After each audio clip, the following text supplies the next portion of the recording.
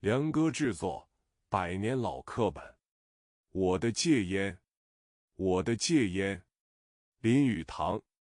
凡吸烟的人，大部曾在一时糊涂发过宏愿，立志戒烟，在相当期内与此烟魔决一雌雄。到了10天半个月之后。Produced by Liang Gu, century-old textbook. My quit smoking. My quit smoking. Lin Yutang. Most people who smoke have once been confused for a while and made great ambitions to quit smoking. Within a certain period of time, they will fight with the smoke demon. After 10 days and a half. 才自醒悟过来。我有一次也走入歧途，忽然高兴戒烟起来，经过3星期之久，才受良心责备，悔悟前非。我赌咒着，再不颓唐，再不失检，要老老实实做吸烟的信徒。Only then did he wake up. I also went astray once and suddenly started quitting smoking. It took 3 weeks before my conscience rebuked me and I repented of my past mistakes. I swore that I would never be decadent or disorderly again, and I would remain a believer in smoking. 一直到老耄为止。到那时期，也许会听青年会检德会3姑6婆的妖言，把他戒绝，因为一人到此时候，总是神经薄弱，身不由主，难待负责。但是意志一日存在，是非一日明白时。Until I am old. At that time, you may listen to the evil advice of the 3 aunts and 6 women of the Youth Association, and give up on it, because at this time, a person will always be weak-minded, unable to control himself, and difficult to take responsibility for himself. But as soon as the will exists, right and wrong become clear. 绝不会再受诱惑，因为经过此次的教训，我已十分明白，无端戒烟断绝我们灵魂的轻浮，这是一件亏负自己而无益于人的不道德行为。据英国生物化学名家夏尔登。Never again will I be tempted. Because after this lesson, I have fully understood that quitting smoking for no reason will cut off the happiness of our souls. This is an immoral act that is detrimental to ourselves and not beneficial to others. According to the famous British biochemist Chardin. Holden 教授说，吸烟为人类有史以来最有影响于人类生活的4大发明之一。其余3大发明之中，记得有一件是接喉腺青春不老之心术，此事题外不提。Professor Haldane said that smoking is one of the 4 most influential inventions in human history. Among the other 3 major inventions, I remember one was a new technique for rejuvenating monkey glands to achieve youthfulness. This is beside the point. 在那3星期中，我如何的昏迷，如何的懦弱，明知于自己的心身有益的一根小小香烟，就没有胆量取来享用，说来真是一段丑史。此时事过境迁，回想起来。During those 3 weeks, I was so comatose and cowardly that I didn't have the courage to enjoy a small cigarette even though I knew it was good for my body and mind. It's really an ugly history. Now that things have changed, I think back on it.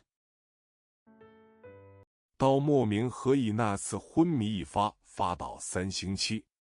若把此3星期中之心理历程细细叙述起来，真是罄竹难书。自然，第一样，这戒烟的念头根本就有点糊涂。为什么人生世上要戒烟呢？ I don't know why the coma lasted for 3 weeks. It would be too much to describe in detail the psychological process during these 3 weeks. Of course, first of all, the idea of quitting smoking is a bit confusing at all. Why should we quit smoking in this world? 这问题我现在也答不出。但是，我们人类的行为总常是没有理由的，有时故意要做不该做的事，有时处境太闲，无事可做，故意将大任于己身，苦其筋骨，饿其体肤，空乏其身。I can't answer this question now. However, there is always no reason for our human behavior. Sometimes we deliberately want to do things we shouldn't do. Sometimes we are too idle and have nothing to do. We deliberately impose heavy responsibilities on ourselves, suffering from the pain of our bones and muscles, and the starvation of our body and skin. Empty of its body. 把自己的天性拂乱一下，预备做大丈夫吧。除去这个理由，我想不出当日何以想出这种下流的念头。这是有点像陶侃之运癖，或是像现代人的健身运动，文人学者无柴可剖。How about messing up your nature and preparing to be a man? Apart from this reason, I can't imagine why I had such an obscene idea that day. This is actually a bit like Tao Can's fortune, or like modern people's fitness exercises. Literati and scholars have nothing to analyze. 无水可吸，无车可拉，两手在空中无目的移上一下，为运动而运动，于社会工业之生产是毫无贡献的。戒烟戒烟，大概就是贤人君子的健灵运动吧。自然，头3天喉咙口里。There is no water to suck, no cart to pull, and the hands are aimlessly moving up and down in the air, moving for the sake of movement, and making no contribution to social and industrial production. Quitting smoking is probably just a healthy exercise for wise men and gentlemen. Naturally, in the first 3 days, it is in the throat. 以致气管上部似有一种怪难堪、似痒非痒的感觉。这倒一般。我吃薄荷糖，喝铁观音，含法国顶上的补喉糖片，3天之内便完全把那种怪痒克服消灭了。Even in the upper part of the trachea, there seems to be a strange and embarrassing feeling that seems to be itchy but not itchy. This is easy to do. I ate mince, drank tiguanyin, and took the top French throat lozenges. Within 3 days, the strange itching was completely eliminated. 这是戒烟历程上之第1期，是纯粹关于生理上的奋斗，一点也不足为奇。凡以为戒烟之功夫只在这点的人，忘记吸烟魂灵上的事业，此一道理不懂，根本就不配谈吸烟。It's no surprise that this is the first period in the journey to quit smoking, and it's purely a physical struggle. Anyone who thinks that this is the only point in quitting smoking has forgotten the spiritual cause of smoking. If you don't understand this truth, you don't deserve to talk about smoking at all.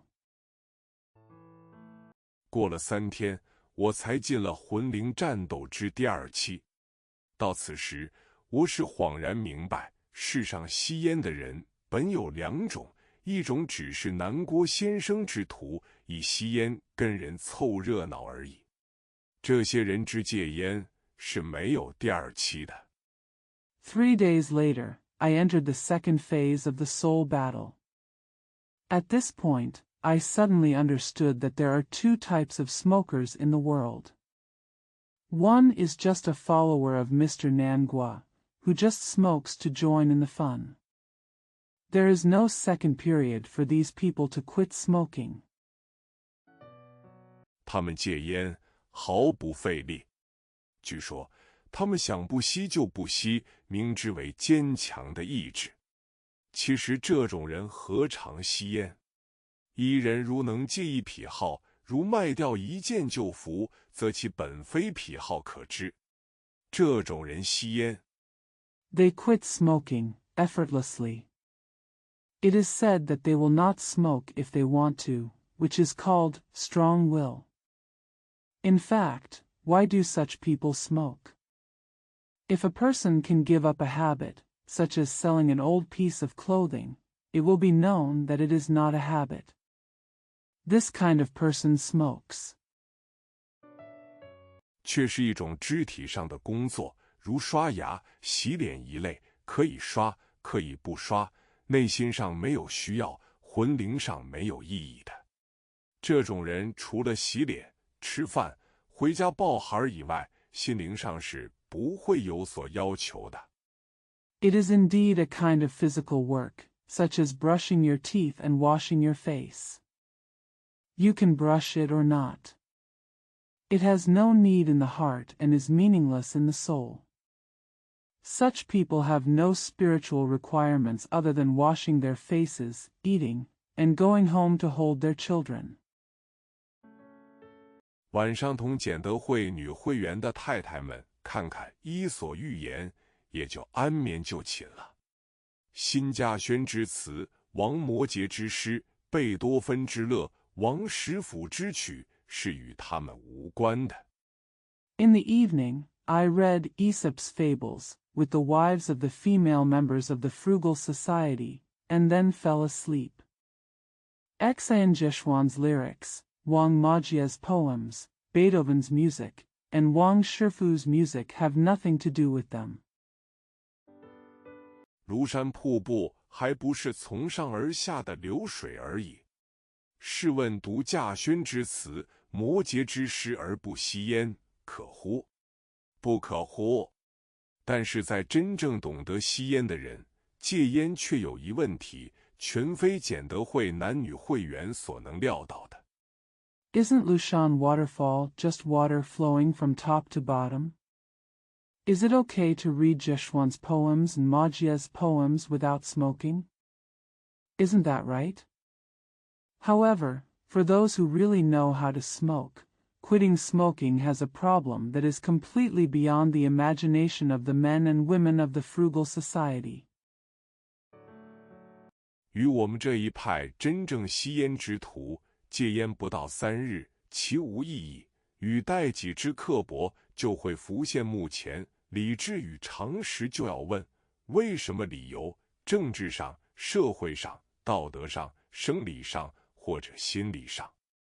For those of us who are real smokers, within 3 days of quitting smoking, the pointlessness and harshness towards ourselves will become apparent. Reason and common sense will have to ask, why, politically, socially, morally, physically, or psychologically. 一人不可吸烟，而故意要以自己的聪明埋没，违背良心，枪贼天性，使我们不能达到那心旷神怡的境地。谁都知道，作文者必经历美满，意导神飞，胸襟豁达，风发韵流。A person must not smoke, but deliberately bury his own intelligence, violate his conscience, and destroy his nature, so that we cannot reach that relaxed and happy state? Everyone knows that a writer must be energetic, creative, open-minded, and sharp. 方有好文出现，读书亦必能会神会意，胸中了无挚爱，神游其间，方算是读。此种心境，不吸烟岂可办到？在这兴会之时，我们觉得伸手拿一支烟乃唯一合理的行为。Only when good articles appear, reading can be understood and comprehended. Only when there are no obstacles in the mind and the mind wanders, can it be considered reading. How can this kind of state of mind be achieved without smoking? In this moment of excitement, we feel that reaching for a cigarette is the only reasonable thing to do. 若是把一块牛皮糖塞入口里，反为俗不可耐之勾当。我孤举1-2件事为证。我的朋友毕军由北京来沪，我们不见面已有3年了。在北平时，我们是晨昏时常过从的。If you put a piece of brown sugar into your mouth, it would be a vulgar and intolerable activity. Let me cite 1 or 2 things as evidence. My friend B came to Shanghai from Beijing. We haven't seen each other for 3 years. In Peiping, we often go there in the morning and evening. 夜间尤其是吸烟瞎谈文学、哲学、现代美术以及如何改造人间宇宙的种种问题。现在他来了，我们正在家里炉旁叙旧，所谈的无非是在平旧有的境况及事态的炎凉。Especially at night, he would smoke and talk nonsense about literature, philosophy, modern art, and various issues on how to transform the human universe. Now he's here and we're talking about old times at home by the fire. What they talked about was nothing more than the current situation of old friends in Xiping and the changing state of the world. 每到妙处，我总是心里想伸一只手去取一支香烟，但是表面上却只有立起而又坐下，或者换换做事。毕军却自自然然地一口一口地吞云吐雾，似有不胜其乐之慨。Whenever I see something wonderful, I always want to stretch out a hand to get a cigarette, but on the surface I can only stand up and sit down again, or change my sitting position. Mr. B, however, naturally puffed away the smoke in mouthfuls, as if he was extremely happy. 我已告诉他我戒烟了，所以也不好意思当场破戒。话虽如此，心坎里只觉得不快，当然若有所失，我的神志是非常清楚的。每回毕军高谈阔论之下，我都能答一个是字。I had told him that I had quit smoking, so I was too embarrassed to break the habit on the spot. Having said that, I only felt unhappy in my heart, as if I had lost something. My mind was very clear. Every time Mr. B talks eloquently, I can always answer yes. 而实际上却恨不能同他一样的兴奋，倾心而谈。这样畸形的谈了1、2小时，我始终不肯破戒，我的朋友就告别了。论坚强的意志与毅力，我是凯旋胜利者。But in fact, I wish I could talk to him with the same excitement. We talked like this for an hour or 2, but I still refused to break the rules, so my friends said goodbye. On strong will and perseverance, I am a triumphant winner. 但是心坎里却只觉得样样不乐。过了几天，毕军途中来信，说我近来不同了，没有以前的兴奋、爽快，谈吐也大不如前了。他说，或者是上海的空气太恶浊所致。到现在 But inside I just felt unhappy. A few days later, Mr. B wrote me a letter on the way, saying that I have been different recently. I am not as excited and cheerful as before, and my conversation is not as good as before.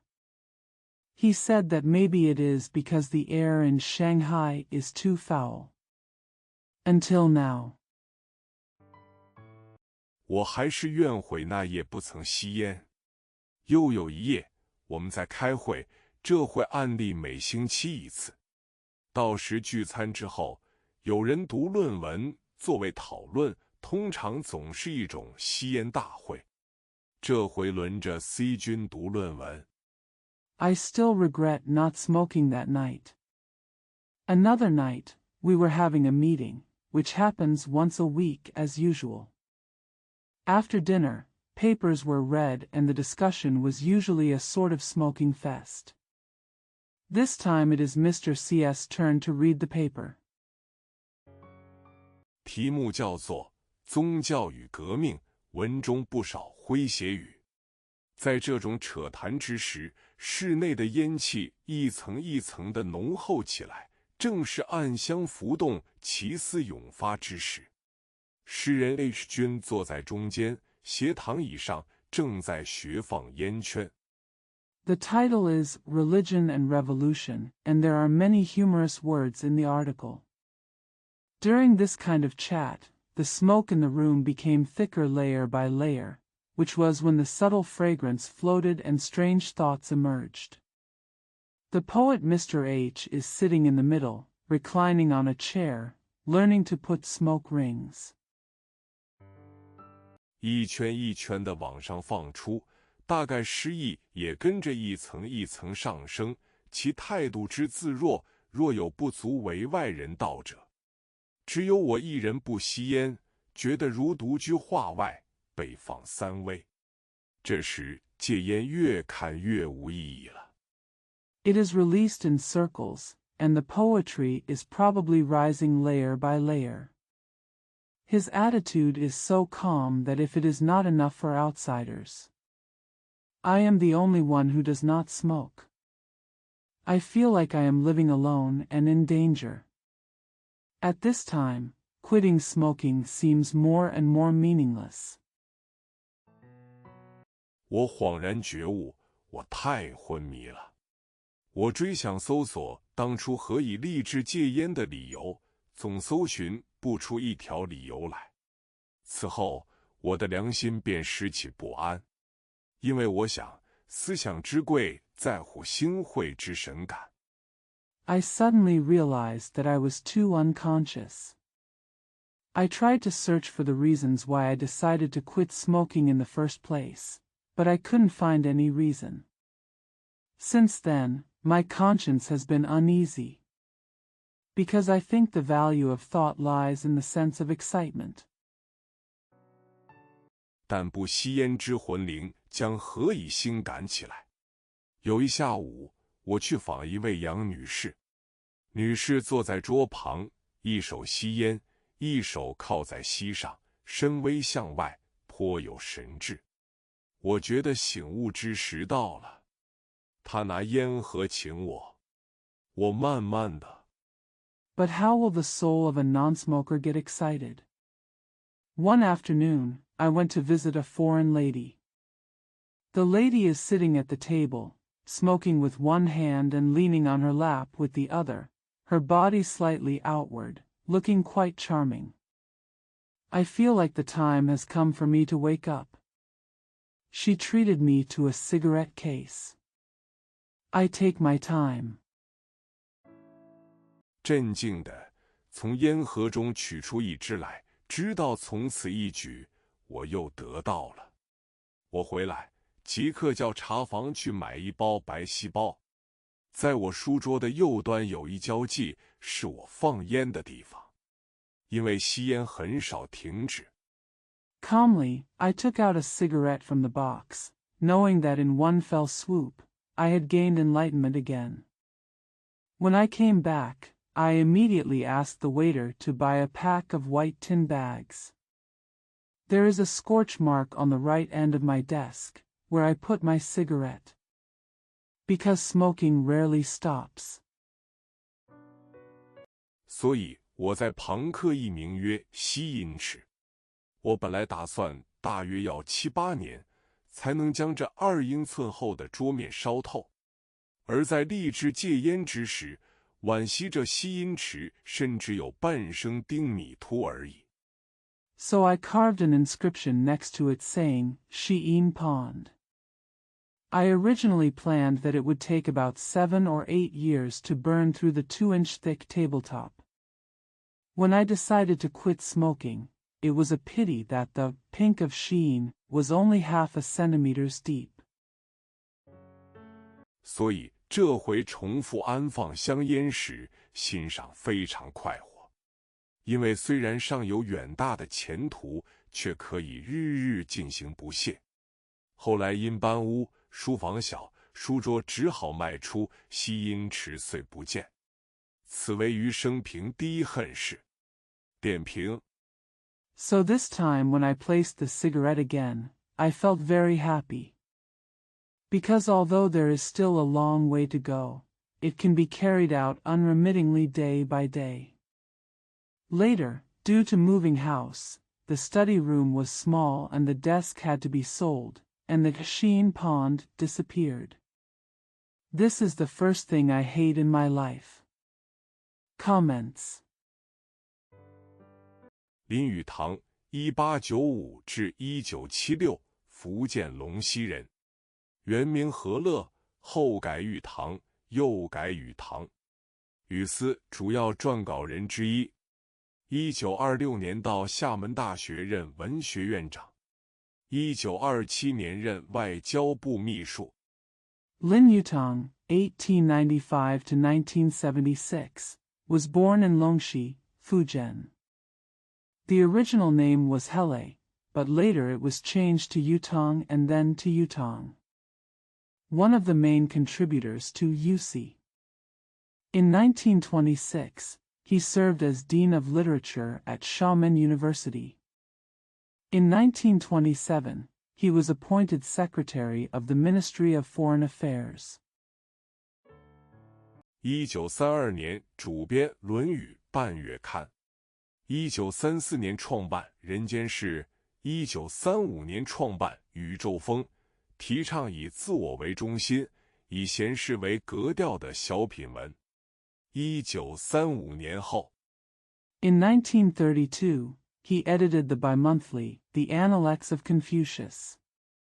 He founded Human World in 1934 and Universe Wind in 1935, advocating self-centered and leisurely style essays.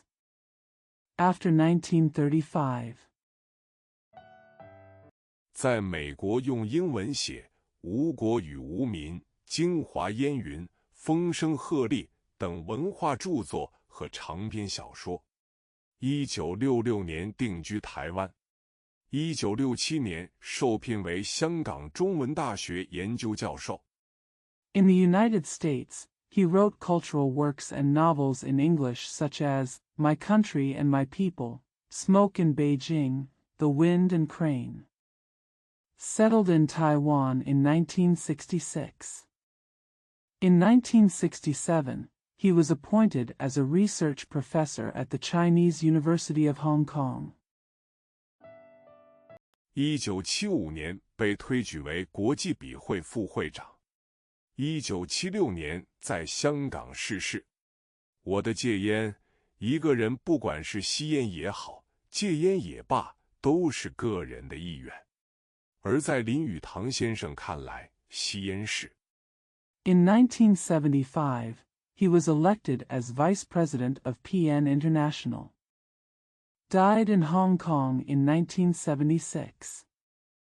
My quit smoking, whether a person smokes or quits smoking, it is a personal wish. In Mr. Lin Yutang's view, smoking is 灵魂的轻浮，而戒烟则是对身心的摧残。先生由此得出了一个结论，那就是看似简单的习惯的改变，却可以引发性情的转变。Blessing of the soul, while quitting smoking is destruction to the body and mind. From this, Mr. Wang came to the conclusion that seemingly simple changes in habits can lead to changes in temperament. 尤其是那些违背自己意愿而屈从于他人意愿的改变，人生的经验也对此做出了最好的印证。文章以小见大，说理透彻，行文自然。扬州得夏日，扬州得夏日。朱自清。Especially those changes that go against one's own wishes and succumb to the wishes of others. Life experience has also provided the best confirmation of this. The article is written from the small to the large, with thorough reasoning and natural writing. Summer in Yangzhou. Summer in Yangzhou. Zhu Ziqing.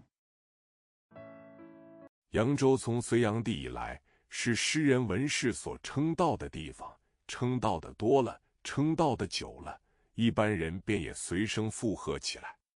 直到现在，你若向人提起扬州这个名字，他会点头或摇头说好地方。Since Emperor Yang of the Sui dynasty, Yangzhou has been a place praised by poets and scribes.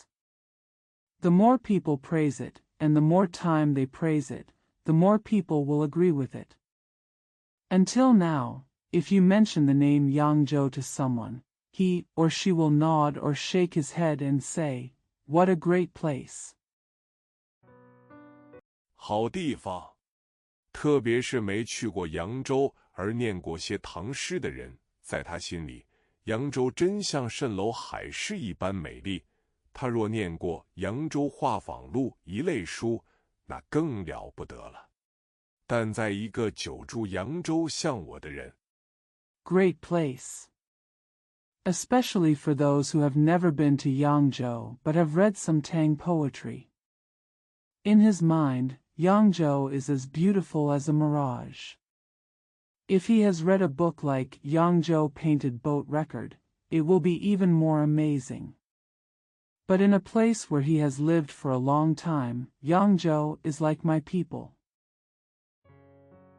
他却没有那么多美丽的幻想，他的憎恶也许掩住了他的爱好，他也许离开了3-4年，并不去想他。若是想呢，你说他想什么？女人，不错，这似乎也有名，但怕不是现在的女人吧。He doesn't have so many beautiful fantasies. His hatred may cover up his hobbies. He may leave for 3 or 4 years and not think about it. If so, what do you think he wants? Women, yes, they seem to be famous, but I'm afraid they're not women now, right? 他也只会想着扬州的夏日，虽然与女人仍然不无关系的。北方和南方一个大不同，在我看，就是北方无水而南方有。诚然，北方今年大雨，永定河、大清河甚至绝了堤防。He can only think about the summer in Yangzhou, although it is still not unrelated to women. One big difference between the North and the South, in my opinion, is that there is no water in the North but there is in the South. It is true that there has been heavy rain in the North this year, and the Yongding River and Daqing River have even burst their embankments. 但这并不能算是有水。北平的三海和颐和园虽然有点水，但太平眼了，一览而尽，船又那么笨头笨脑的。有水的仍然是南方。扬州的夏日，好处大半便在水上，有人称为。But this does not mean there is water. Although the 3 seas and the summer palace in Peiping have some water, they are so flat that they can be seen at a glance, and the boats are so clumsy. The water is still in the south. Most of the benefits of summer in Yangzhou are on the water, some people call it. 瘦西湖这个名字真是太瘦了，假西湖之名已行，雅得这样俗，老实说，我是不喜欢的。下船的地方便是护城河，蔓延开去，曲曲折折，直到平山堂，这是你们熟悉的名字。Slender West Lake. This name is really too skinny. It's a fake name of West Lake. It's so elegant and vulgar.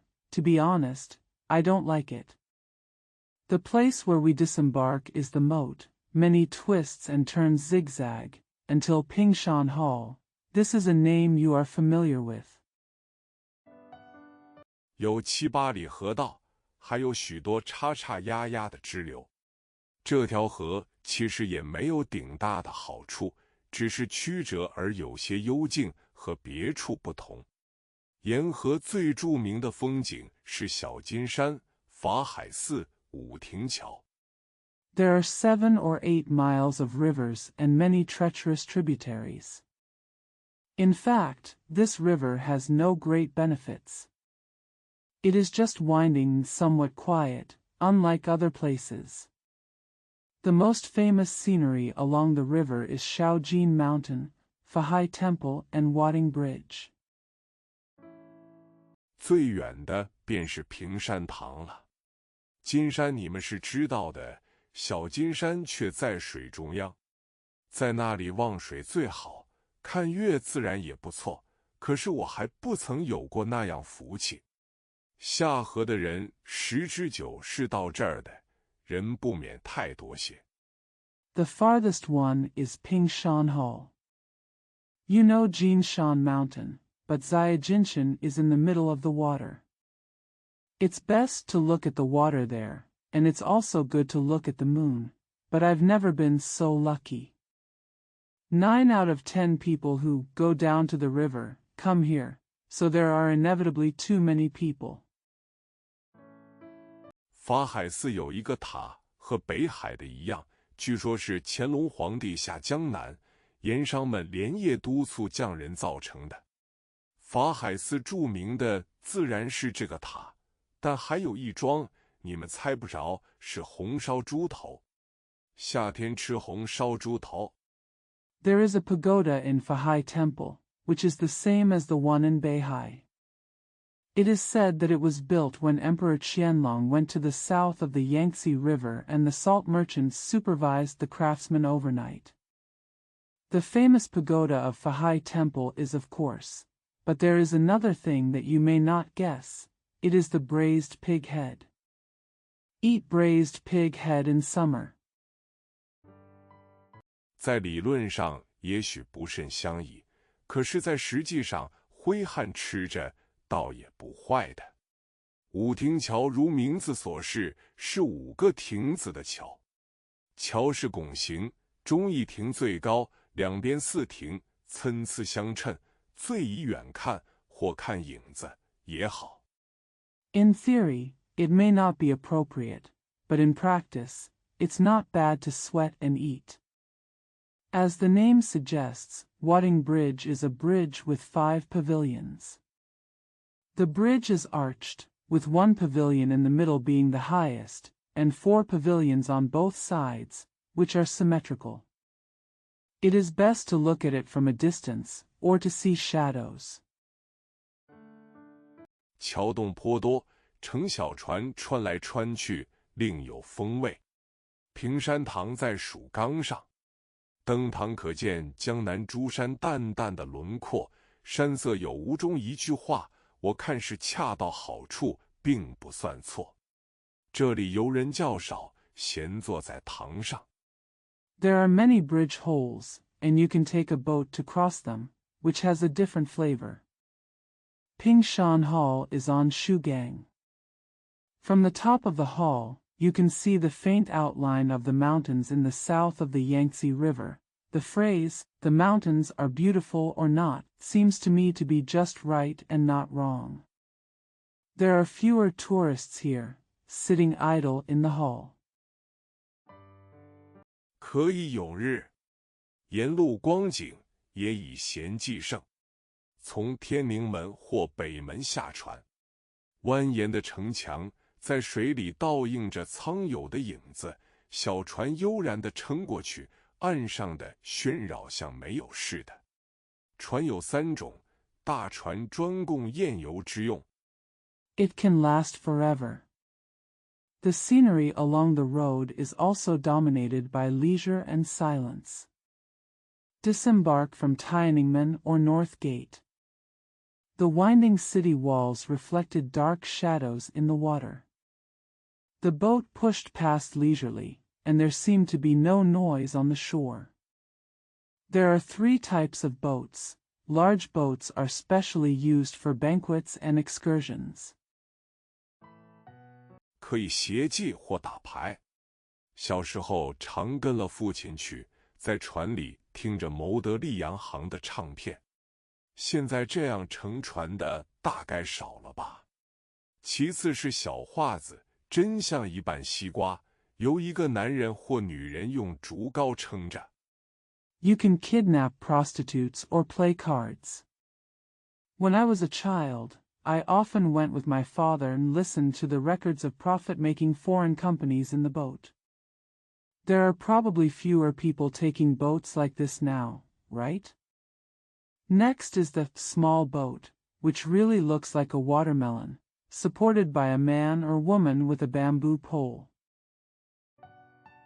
乘的人多了，便可雇两只，前后用小凳子跨着，这也可算的方舟了。后来又有一种洋划，比大船小，比小划子大，上支布棚，可以遮日遮雨。洋划渐渐的多，大船渐渐地少。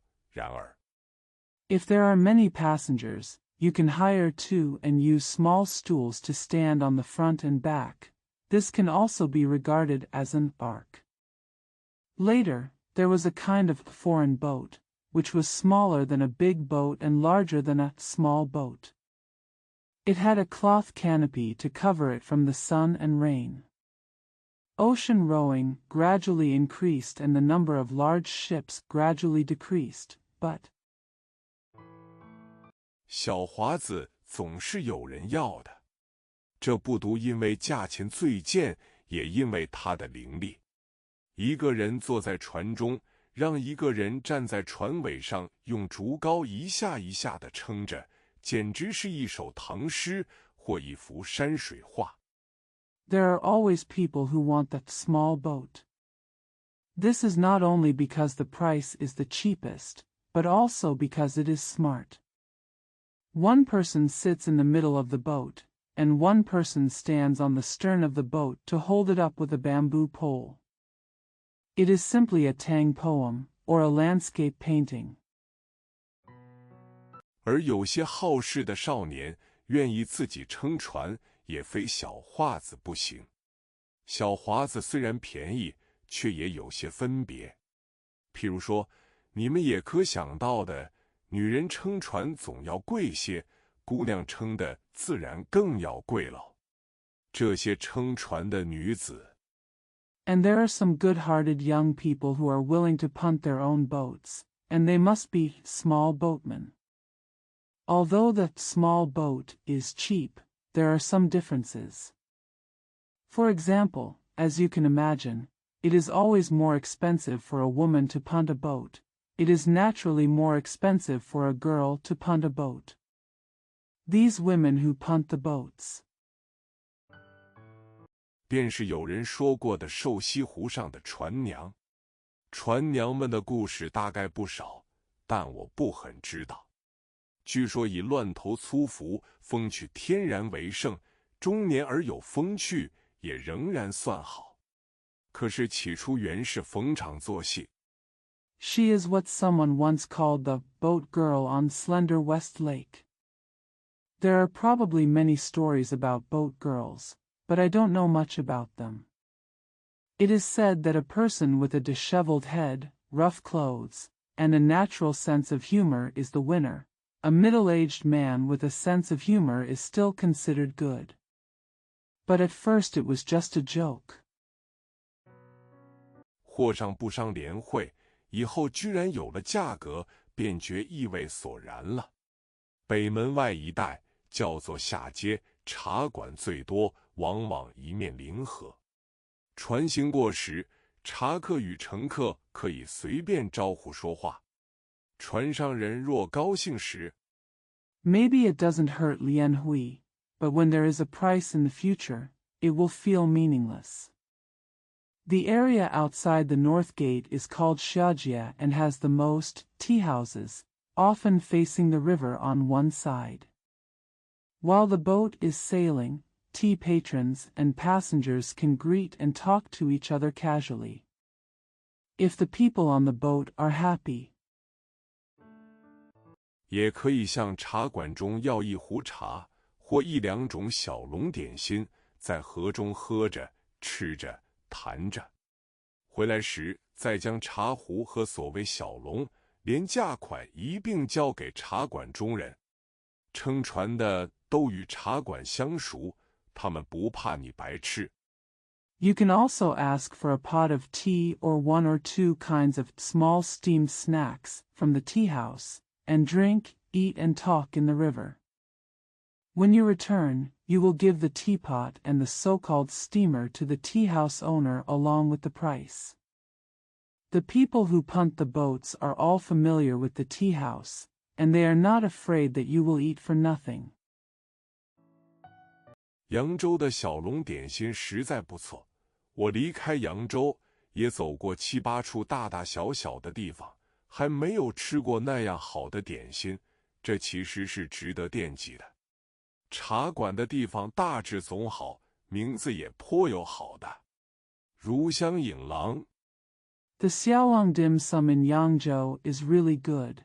I left Yangzhou and visited 7 or 8 places, large and small, but I have never had such good dim sum.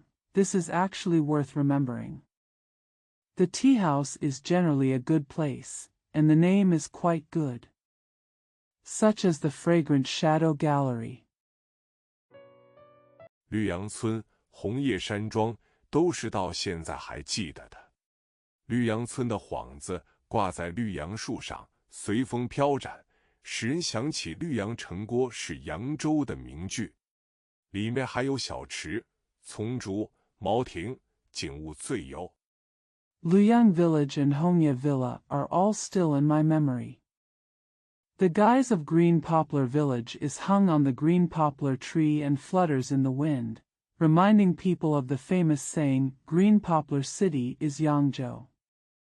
There are also small pools, bamboo clusters and thatched pavilions inside, and the scenery is the most secluded. 这一带的茶馆布置都利落有致，迥非上海、北平方方正正的茶楼可比。下河总是下午，傍晚回来，在暮霭朦胧中上了岸，将大褂折好搭在腕上，一手微微摇着扇子。The tea houses in this area are all well organized and very different from the square tea houses in Shanghai and Beijing. Down to the river is always in the afternoon. I came back in the evening and went ashore in the hazy dusk. I folded my coat and put it on my wrist, shaking the fan slightly with one hand. 这样进了北门或天宁门，走回家中。这时候可以念又得浮生半日闲那一句诗了。原载1929年12月11日《白花旬刊》第4期。点评：朱自清，1898至1948。In this way, you enter the North Gate or Tianning Gate and walk home. At this time, you can recite the poem, I Have Half a Day's Leisure Again. Originally published in the 4th issue of Baihua Xuankan on December 11, 1929. Comments. Zhu Ziqing, 1898 to 1948. 原名字华，字佩贤，号秋实，原籍浙江绍兴，生于江苏省海州。现代散文家、诗人、教授。1948年8月20日，因贫病在北平逝世，著有《踪迹》散文集《背影》《欧游杂记》。His original name is Zihua, with the courtesy name Pei Xian and the nickname Qiushi. He is originally from Shaoxing, Zhejiang Province, and was born in Haizhou, Jiangsu Province. Modern essayist, poet, professor. On August 20, 1948, he died in Peiping due to poverty and illness. He was the author of Traces, essay collections, Back, miscellaneous notes on travels in Europe. 你我，伦敦杂记、文艺论著、诗言志辩、记雅俗共赏等。扬州得夏日，江南，水乡，扬州。一个给文人无限遐想，又被文人赋予无限遐想的地方。You and Me, London Miscellaneous Notes, Literary and Artistic Treatises, Poems and Commentaries, Notes on Refined and Popular Appreciation, etc. Summer in Yangzhou, Jiangnan, Watertown, Yangzhou. A place that gives unlimited reverie to literati, and is endowed with unlimited reverie by literati. 一个带有脂粉烟花味道的地方。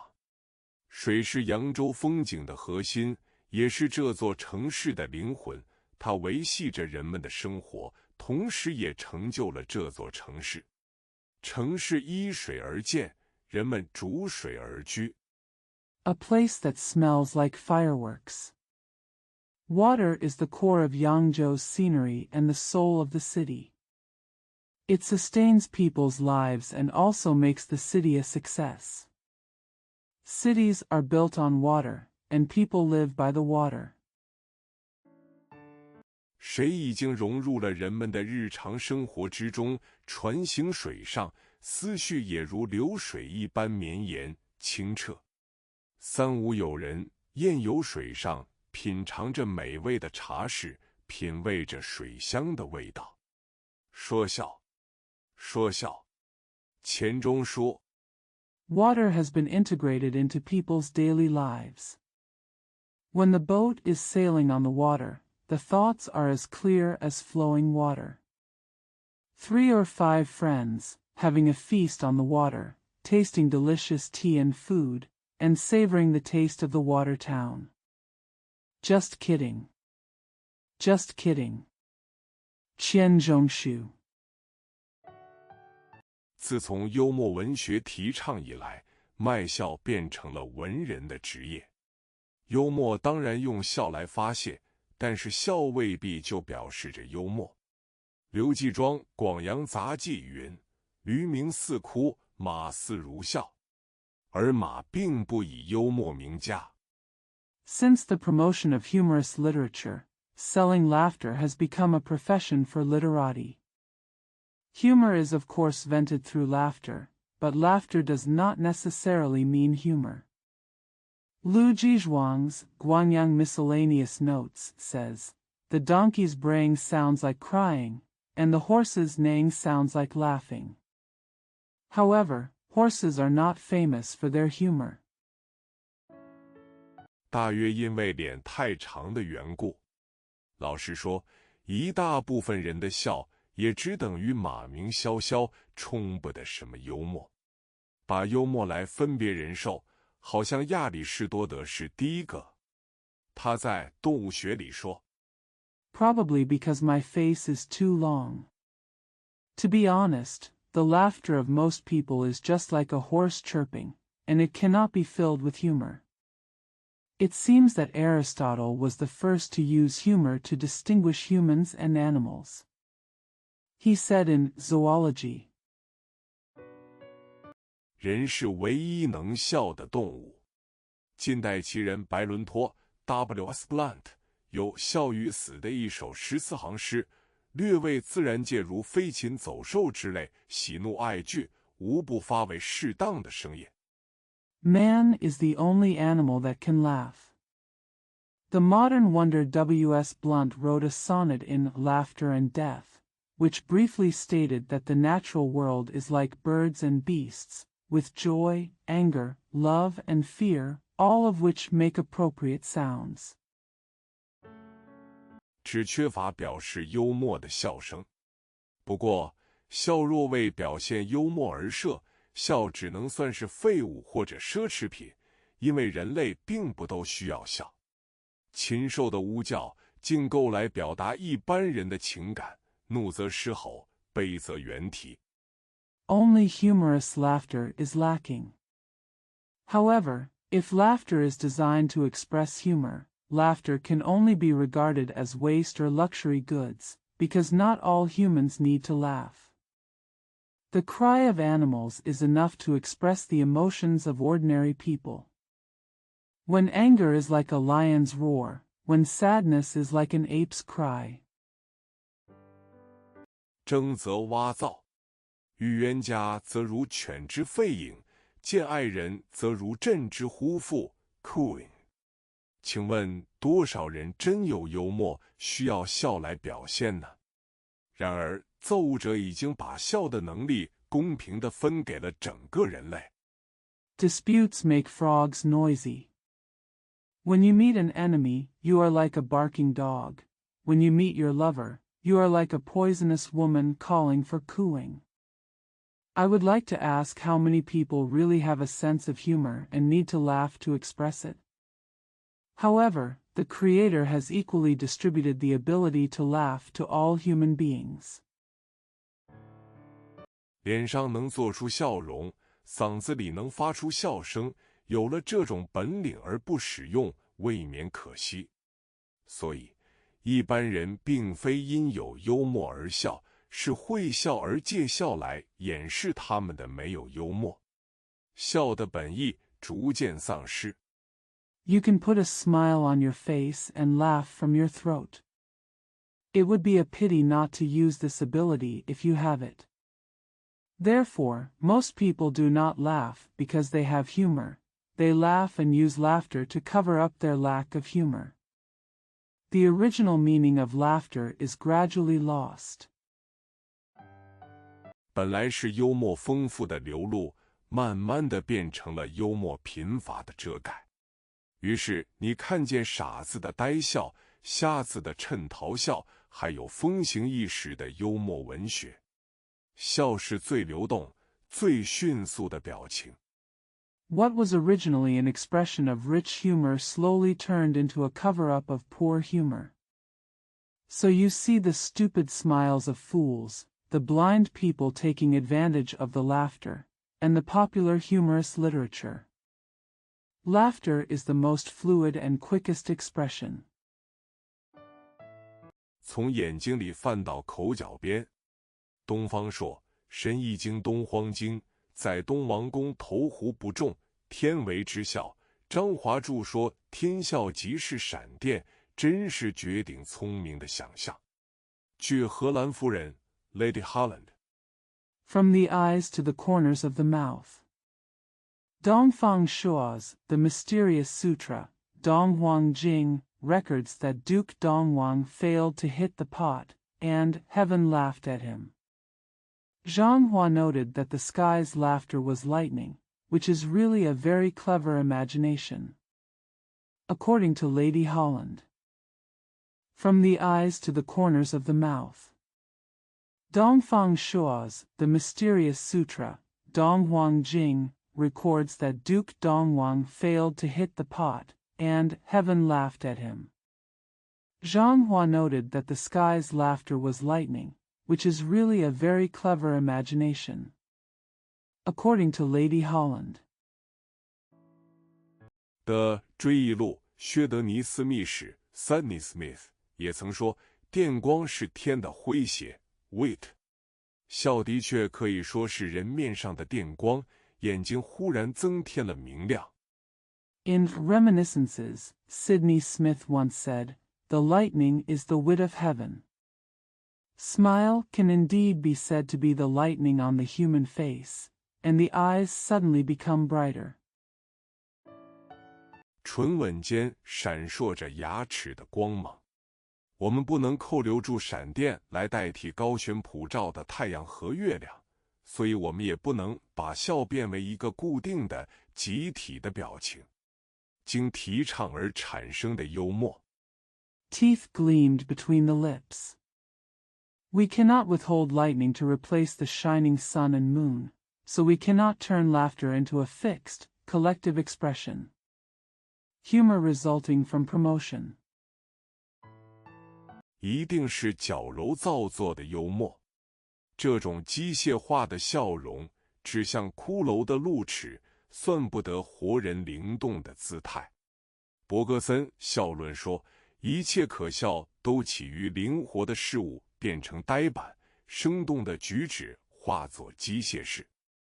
Must be campy humor. This mechanized smile is just like the teeth of a skeleton, not the agile posture of a living person. Bergson's On Laughter said that all laughter begins when flexible things become dull, and lively behaviors become mechanical. 所以，付出单调的言动无不惹笑，像口吃，像口头习惯语，像小孩子的有意模仿大人。老头子常比少年人可笑，就因为老头子不如少年人灵便活动，只是一串僵化的习惯。Therefore, the return of monotonous words and actions will always make people laugh, like stuttering, like oral idioms, like children deliberately imitating adults. Old men are often more ridiculous than young men, simply because old men are not as agile and active as young men. They are just a bunch of rigid habits. 幽默不能提倡，也是为此。一经提倡，自然流露的弄成模仿的，变化不拘的弄成刻板的。这种幽默本身就是幽默的资料，这种笑本身就可笑。一个真有幽默的人，别有慧心。Humor cannot be promoted for this reason. Once promoted, what appears naturally becomes imitated, and what changes constantly becomes stereotyped. This humor itself is humorous material. This kind of laughter is ridiculous in itself. A person with a real sense of humor has a special understanding. 欣然独笑，冷然微笑，替沉闷的人生透一口气。也许要在几百年后、几万里外，才有另一个人和他隔着时间空间的河岸，默逆于心，相视而笑。假如一大批人吸开了嘴。Shinran smiled alone, smiled coldly, and breathed a sigh of relief to the dull life. Maybe it would be hundreds of years later, tens of thousands of miles away, before there would be another person with him, separated by the river bank of time and space, who would look at each other and smile, regardless of his heart. Suppose a large number of people open their mouths. 放宽了嗓子，约齐了时刻，成群结党大笑，那只能算下等游艺场里的滑稽大会串。国货提倡尚且增添了冒牌，何况幽默是不能大批出产的东西。所以幽默提倡以后 They relaxed their voices, agreed on the same time, and laughed in groups. It could only be considered a funny gathering in a low-grade amusement park. The promotion of domestic products even adds to the counterfeiting, not to mention that humor cannot be mass-produced. Therefore, humor is promoted in the future. 并不产生幽默家，只添了无数弄笔墨的小花脸。挂了幽默的招牌，小花脸当然身价大增，脱离戏场而混进文场。反过来说，为小花脸冒牌以后，幽默品格降低。No humorist was created, only countless little colorful faces who used pen and ink were added. After putting up a humorous sign, Xiao Hualian's social status will naturally increase greatly, and he will leave the theater and sneak into the literary field. On the other hand, after passing off Xiao Hualian's brand, his humorous character will decrease. 一大半文艺只能算是游艺，小花脸也使我们笑，不错。但是他跟真有幽默者决然不同。真有幽默的人能笑，我们跟着他笑；假充幽默的小花脸可笑，我们对着他笑。Most of literature and art can only be regarded as entertainment. The little painted face also makes us laugh, not bad. But he is completely different from a real humorist. There are really humorous people who can laugh, and we laugh with them. Those who pretend to be humorous are ridiculous, and we laugh at them. 小花脸使我们笑，并非因为他有幽默，正因为我们自己有幽默。所以，幽默至多是一种脾气，绝不能标为主张，更不能当作职业。我们不要忘掉幽默 （humor）。The little painted face makes us laugh, not because he has humor, but because we ourselves have humor. Therefore, Humor is at best a kind of temperament and can never be labeled as an idea, let alone a profession. Let's not forget humor. 的拉丁文原意是液体，换句话说，好像贾宝玉心目中的女性幽默是水做的，把幽默当为一贯的主义或一生的衣食饭碗，那便是液体凝为固体，生物制成标本。The original Latin meaning of is liquid. In other words, it seems that women and humor in Jia Baoyu's mind are made of water. Treat humor as a consistent principle or a lifelong food, clothing and rice bowl, that is, liquid becomes solid and living things become specimens. 就是真有幽默的人，若要卖笑为生，作品便不甚看的，例如马克·吐温。自18世纪末叶以来，德国人好讲幽默，然而愈讲愈不相干，就因为德国人是做香肠的民族。Even for people who really have a sense of humor, if they want to make a living by selling laughter, their works are not very popular, such as Mark Twain. Since the end of the 18th century, Germans have been fond of humor, but the more they say it, the less relevant it becomes, because the Germans are a sausage-making nation. 错认幽默也像肉末似的，可以包扎得停停当当，作为现成的精神食料。幽默减少人的严重性，绝不把自己看得严重。真正的幽默是能反躬自笑的。Humor of misrecognition is like minced meat, which can be neatly wrapped and used as ready-made spiritual food. Humor reduces the seriousness of people and never takes yourself seriously. True humor is the ability to laugh at oneself.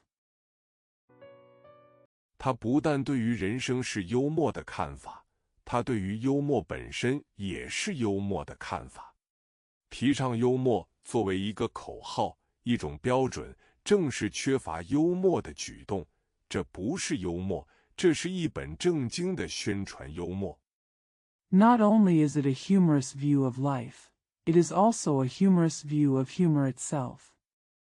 Promoting humor as a slogan and a standard is an act that lacks humor. This is not humor, this is serious promotion of humor.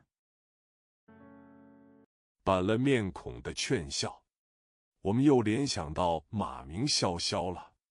听来声音倒是实，只是马脸全无笑容，还是拉得长长的，像追悼会上后死的朋友，又像讲学台上的先进的大师。He smiled with a straight face. We think of Ma Ming Xiao Xiao again. The voice sounded genuine, but the horse's face was still elongated, without a smile at all. Like chasing away a friend who died after meeting, and like an advanced master on the lecture platform. 大凡假充一桩事物，总有两个动机，或出于尊敬，例如俗物尊敬艺术，就收集古董，附庸风雅；或出于利用，例如坏蛋有所企图，就利用宗教道德，假充正人君子。幽默被假借。There are always two motives for pretending to be something. Or out of respect, such as vulgarity respecting art, collecting antiques, arty, or for exploitation.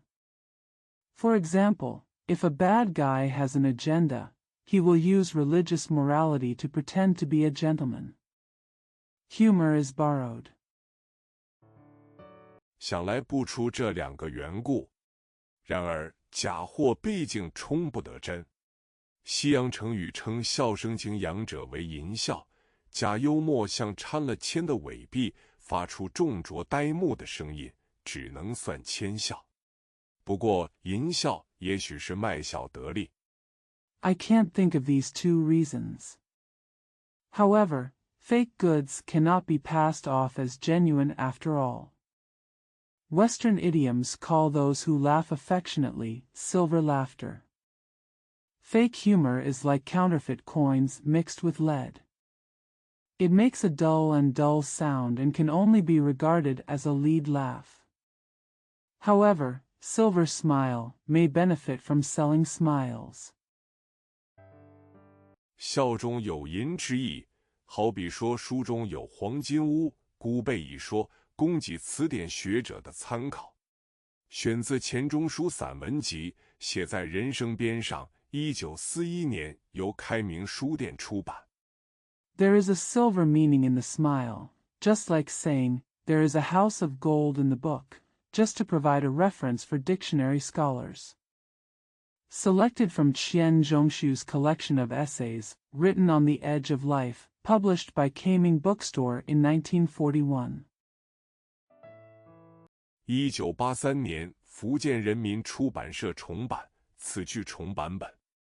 点评：钱钟书，1910至1998，字墨存，号怀巨，著名学者、文学家，江苏无锡人。It was republished by Fujian People's Publishing House in 1983. This is the reprint. Comments. Qian Zhongshu, 1910 to 1998, courtesy name Matsuan and nickname Huaijiu, was a famous scholar and writer. A native of Wuxi, Jiangsu. 早年就读于教会办的苏州陶物中学和无锡人中学。1933年于清华大学外国语文系毕业后，在上海光华大学任教。In his early years, he studied at Suzhou Taowu Middle School and Wuxi Ren Middle School run by the church. After graduating from the Department of Foreign Languages and Literatures of Tsinghua University in 1933, he taught at Guanghua University in Shanghai. 1941年创作了长篇小说《围城》和短篇小说集《人兽鬼》，散文大都收入写在人生边上一书。谈艺录是一部具有开创性的中西比较诗论。In 1941, he created the novel Fortress Besieged and the collection of short stories Man, Beast, Ghost. Most of the essays are included in the book Written on the Edge of Life. Talking about art is a groundbreaking comparative poetry theory between China and the West. 1953年后，在北京大学文学研究所任研究员，所著多卷本《贯追编》对中国著名的经史子古籍进行考试，并从中西文化和文学的比较上阐发辨析。After 1953, he worked as a researcher at the Institute of Literature of Peking University. The multi-volume Guanzhui Bian, he wrote, examines and interprets China's famous ancient classics Jing Shizi, and elaborates and analyzes them from the comparison of Chinese and Western cultures and literature. 曾任中国社会科学院副院长，说笑，一个真有幽默的人，别有慧心，欣然独笑，冷然微笑，替沉闷的人生透一口气。幽默被提倡和推崇是无可厚非的。He once served as vice president of the Chinese Academy of Social Sciences. Joking, a person with a real sense of humor has a unique understanding, laughs happily and coldly, and breathes a sigh of relief into the dull life. It is understandable that humor is promoted and praised. 但是幽默有真幽默和假幽默之区分，并且尖锐地指出一般人并非因有幽默而笑，是会笑而借笑来掩饰他们的没有幽默，并且由此为假充的举动归结出一个共同点。However, humor can be divided into real humor and fake humor, and it is pointedly pointed out that most people do not laugh because they have humor, but they laugh and use laughter to cover up their lack of humor. And from this, we can conclude a common point for the actions of pretending. 甲充一事物出于两种动机，或是尊重，或是出于利用。在钱先生看来，真正的幽默是能反躬自笑的。他不但对于人生是幽默的看法，他对于幽默本身也是幽默的看法。There are two motives for pretending to be something, either respect or use. In Mr. Qian's opinion, real humor can laugh at itself. It is not only a humorous view of life, but also a humorous view of humor itself. 生活的余途，生活的余途。萧乾，费君，你似乎还有点迷信，希望社会对于文艺者优待一点，不要管外国作家受到怎样的待遇，没有诺贝尔奖金。The Map of Life. The Map of Life. Xiao Qian. Fei Jun, you seem to be a bit superstitious and hope that society will treat artists more favorably. Never mind how foreign writers are treated. There is no Nobel Prize. 中国作家就该歇工了吗？许多初期作者曾把精力放到诉苦上了。一切有着才能的人都不缺乏可抱怨的事，正像做了家人就得带病容。这迷信我们得克制。Is it time for Chinese writers to go on strike? Many early authors devoted their energy to complaining. All talented people have nothing to complain about, just like being a beautiful woman has to look sick. We must restrain ourselves from this superstition. 当那么多人在穷苦着、挨着鞭打的时候，一切我们所遭受的还不是应该。你提出了几个极富意味的问题，别位读者将会聚拢来讨论的。这里，我只想做个引子。When so many people are in poverty and being whipped, what we are suffering is not what we deserve. You have raised several very meaningful questions that other readers will gather to discuss. Here, I just want to be an introduction. 我们有些作者太短视，太缺乏野心。出上2本书，名字在读者脑筋上留下个作家影子，在文艺上便知足了，野心就移到了生活上。他得游西湖，而且得有漂亮人陪。Some of our authors are too short-sighted and too unambitious.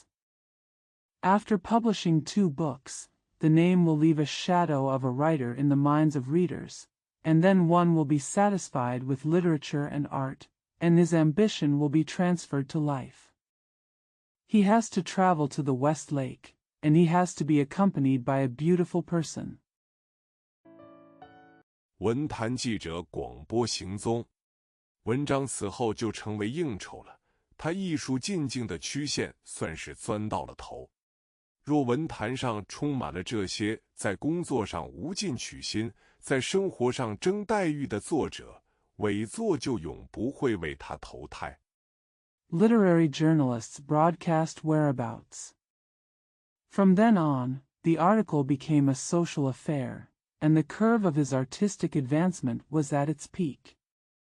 If the literary world is filled with authors who have no ambition in work and strive for remuneration in life, great works will never be reincarnated for them. 灰色的路是留给傻子走的。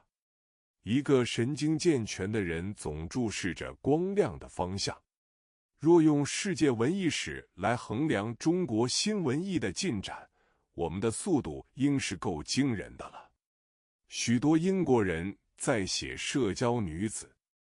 The gray road is for fools. A sane person always looks in the direction of light. If we use the history of world literature and art to measure the progress of China's new literature and art, our speed should be astonishing.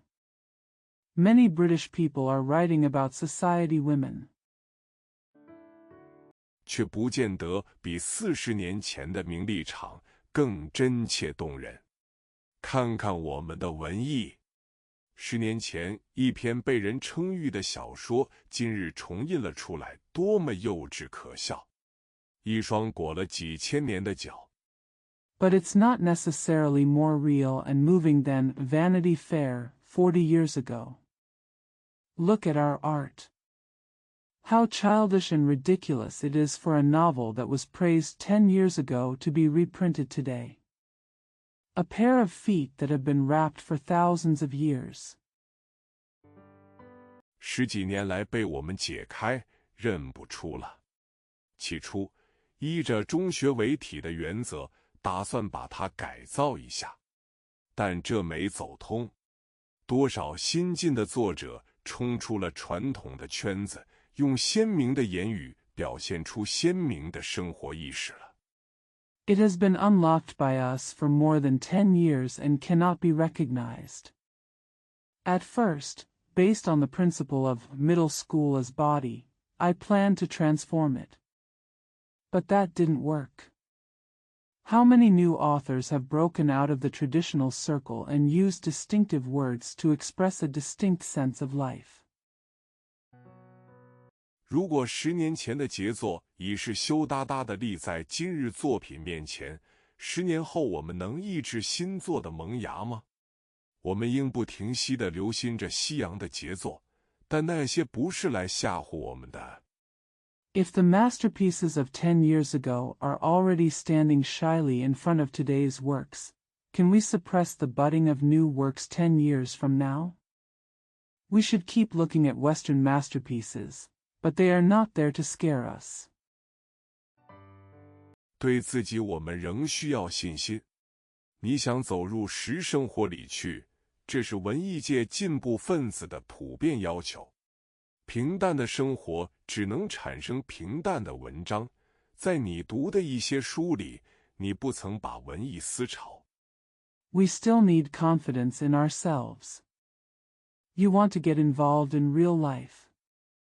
This is a common requirement of progressive elements in the literary and art circles. Ordinary life can only produce ordinary articles. In some of the books you read, you have never included literary trends of thought. 一类流行书籍列入，对于学校，你似乎也不太感兴趣。我觉得你是在走着一条正确的路。一个创作者所需要的，首先是一具敏锐的感官，一对不忽略细节的眼睛。A category of popular books is included. You don't seem to be very interested in school either. I think you are going the right way. What a creator needs first is a keen sense and a pair of eyes that don't ignore details. 和一支听受使唤的笔。这以外，我还得添上一幅观察生活的地图。这里首先是阐明兴衰因果的社会科学，有解释人类行为的心理学和许多其他有用的知识。And a pen that is at your disposal. In addition to this, I have to add a map to observe life. Here are, first of all, the social sciences that elucidate the cause and effect of rise and fall, psychology that explains human behavior, and much other useful knowledge. 但由于与实生活隔绝，许多文学士是突然地握着这样几张地图，闷在房里看地图固然没什么可收获，任性漫游也不是个办法。文艺的价值大不在于认识。However, due to isolation from real life, many Bachelor of Arts hold such maps in vain. There is certainly nothing to gain from sitting in a room looking at maps, and wandering around is not an option. Most of the value of literature and art lies in understanding. 了解和描写的深度。有希望的作者应当是一个手握地图的旅行家，他有着承受现状刺激的敏感，也还不缺乏甄别体验现状的锐利。因此 Depth of understanding and description. A promising author should be a traveler with a map in hand. He has the sensitivity to withstand the stimulation of the current situation, and he also lacks the sharpness to discern and experience the current situation. Therefore, 一些属于地图性质的科学是像你这样一位文艺者所不宜忽略的。点评：萧乾 1910至1999，原名萧秉乾，化名萧若平，祖籍黑龙江省大兴安岭地区，生于北京。蒙古族。Some cartographic sciences should not be ignored by a literary and artistic person like you. Comments: Xiao Qian, 1910 to 1999, whose original name was Xiao Bingqian and pseudonym Xiao Ruoping. His ancestral home is the Daxing'anling area of Heilongjiang province, and he was born in Beijing. Mongolian. 中国现代著名作家、记者、文学翻译家。1961年任人民文学出版社编辑。1979年起历任中国作协理事、中央文史馆馆长、全国政协委员、常委、民盟中央常委等职。Famous modern Chinese writer, journalist, and literary translator. In 1961, he served as editor of People's Literature Publishing House. Since 1979, he has served as a director of the Chinese Writers Association, director of the Central Museum of Culture and History, member and standing committee member of the National Committee of the Chinese People's Political Consultative Conference, and member of the Central Standing Committee of the China Democratic League. 主要著译作有《篱下集》《梦之谷》《人生百味》一本褪色的相册、莎士比亚戏剧故事集《尤里西斯》等。1998年10月出版的萧乾文集1-史。His main translated works include The Collection Under the Fence, The Valley of Dreams, 100 Flavors of Life, A Faded Photo Album, Shakespeare's Dramatic Stories, Ulysses, etc. Collected works of Xiao Qian, published in October 1998, 1-10. 收集了他的主要著译作《生活的舆图》。一切有着才能的人都不缺乏可抱怨的事，正像做了家人就得带病容。时下的文坛浮躁和短视的风气十分盛行。A collection of his major works in translation.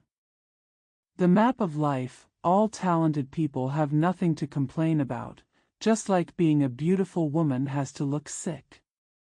Impetuousness and short-sightedness are very prevalent in the literary world nowadays.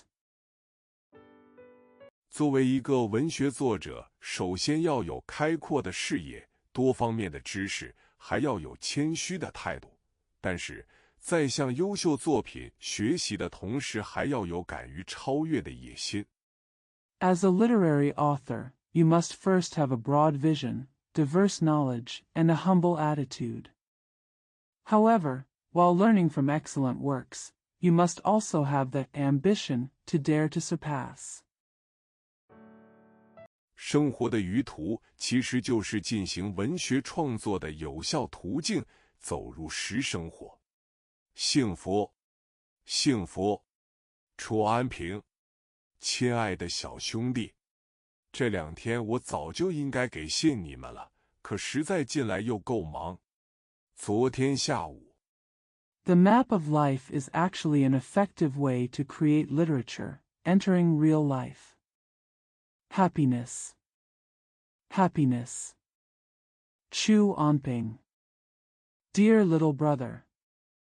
I should have written to you in the past 2 days, but I have been really busy lately. Yesterday afternoon.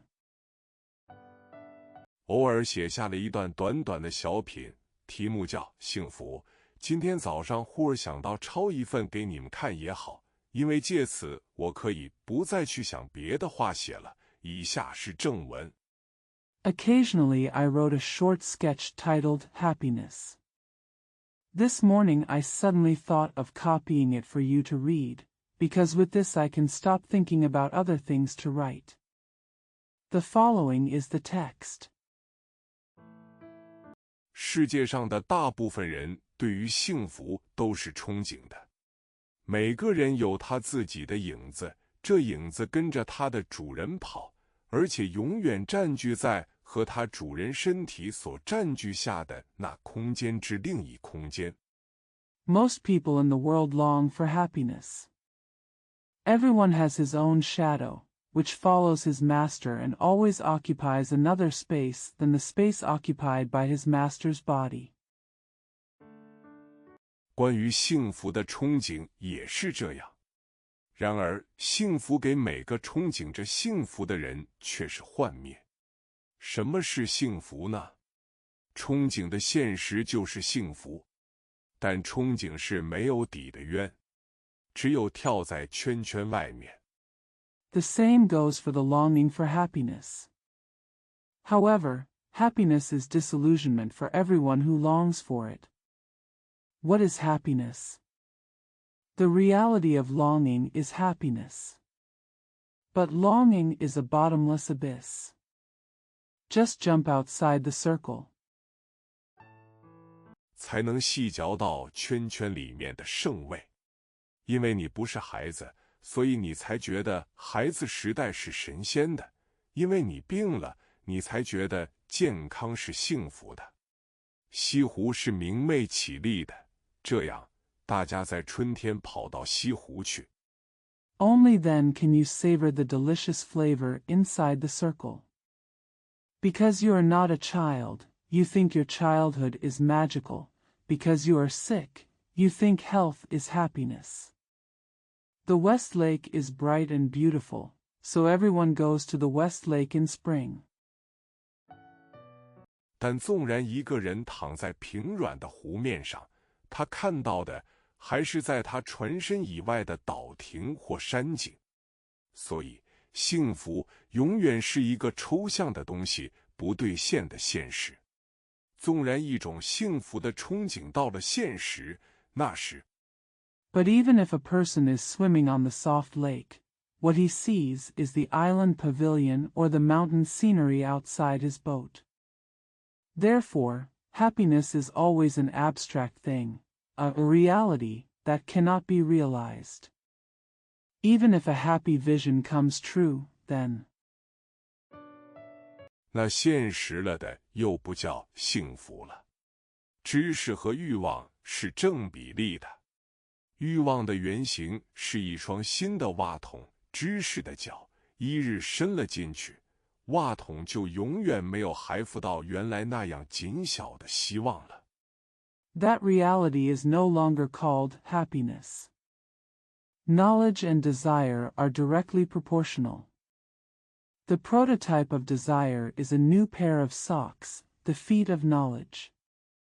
Once you put your feet in, there is no hope that the socks will ever return to their original tightness. 但知识和欲望虽然是正比例，而知识与幸福却成反比例。如知识为零，幸福就无限大。大部分人希望以增加知识而得到增加他们的幸福，结果是一个不幸的相反。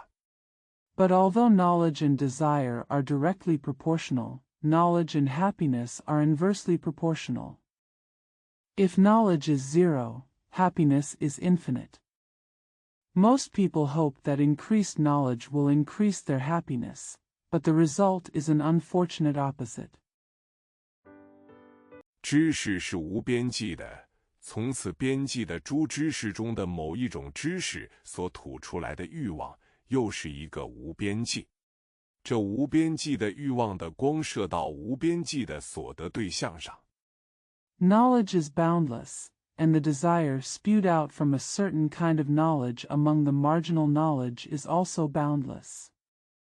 The light of this boundless desire shines on the boundless object of acquisition. 在一所得对象上记下了满足的思，立刻另一所得对象又和你的欲望在传情。在一切无边际中，你的能力和年龄是有限制的。幸福的憧憬从几千年前挂下来。Tie a thread of satisfaction to one object of acquisition, and immediately another object of acquisition is flirting with your desire. In all boundlessness, your ability and age are limited.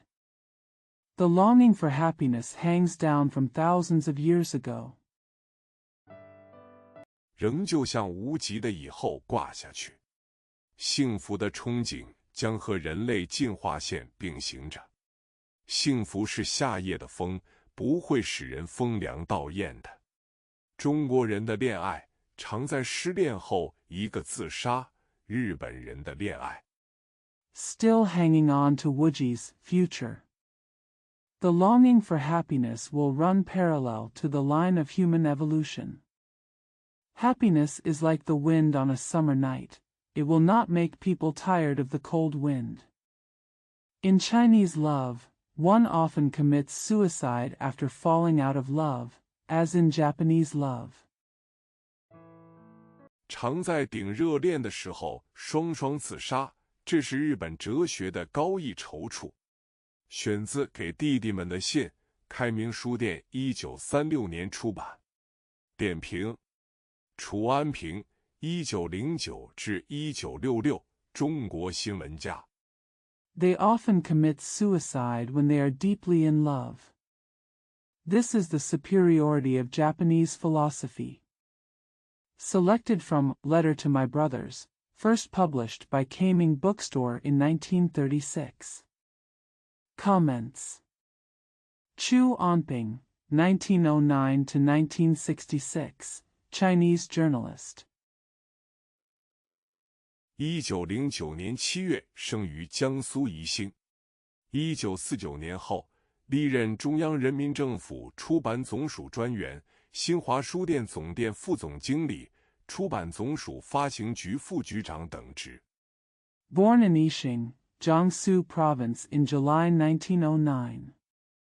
After 1949, he successively served as Commissioner of the General Administration of Publication of the Central People's Government, Deputy General Manager of the Xinhua Bookstore Main Store, and Deputy Director of the Publishing Bureau of the General Administration of Publication. 1957年任《光明日报》总编辑。同年，在反右派斗争中被划为右派分子。幸福，世界上的人憧憬幸福，追求幸福，幸福是人们永远不会过时的话题。In 1957, he served as editor-in-chief of Guangming Daily. In the same year, he was classified as a rightist during the anti-rightist struggle. Happiness, people in the world long for happiness and pursue happiness. Happiness is a topic that will never go out of style. 因为时空的不同，不同的人对于幸福就会有不同的诠释。而在作者看来，幸福的憧憬就像影子一样，每个人都有他自己的影子，这影子跟着他的主人跑。Because of differences in time and space, different people will have different interpretations of happiness. In the author's view, the longing for happiness is like a shadow. Everyone has his own shadow, and this shadow follows his master. 而且永远占据在和他主人身体所占据下的那空间之另一空间。其实幸福也很简单，那些得不到的和已经失去的，其实就是幸福的憧憬目标。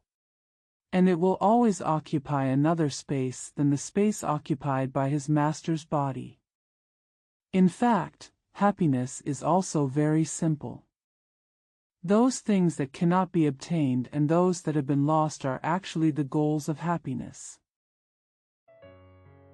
作者还提出了一系列与众不同的观点，知识和欲望是成正比例的，而知识与幸福是成反比例的。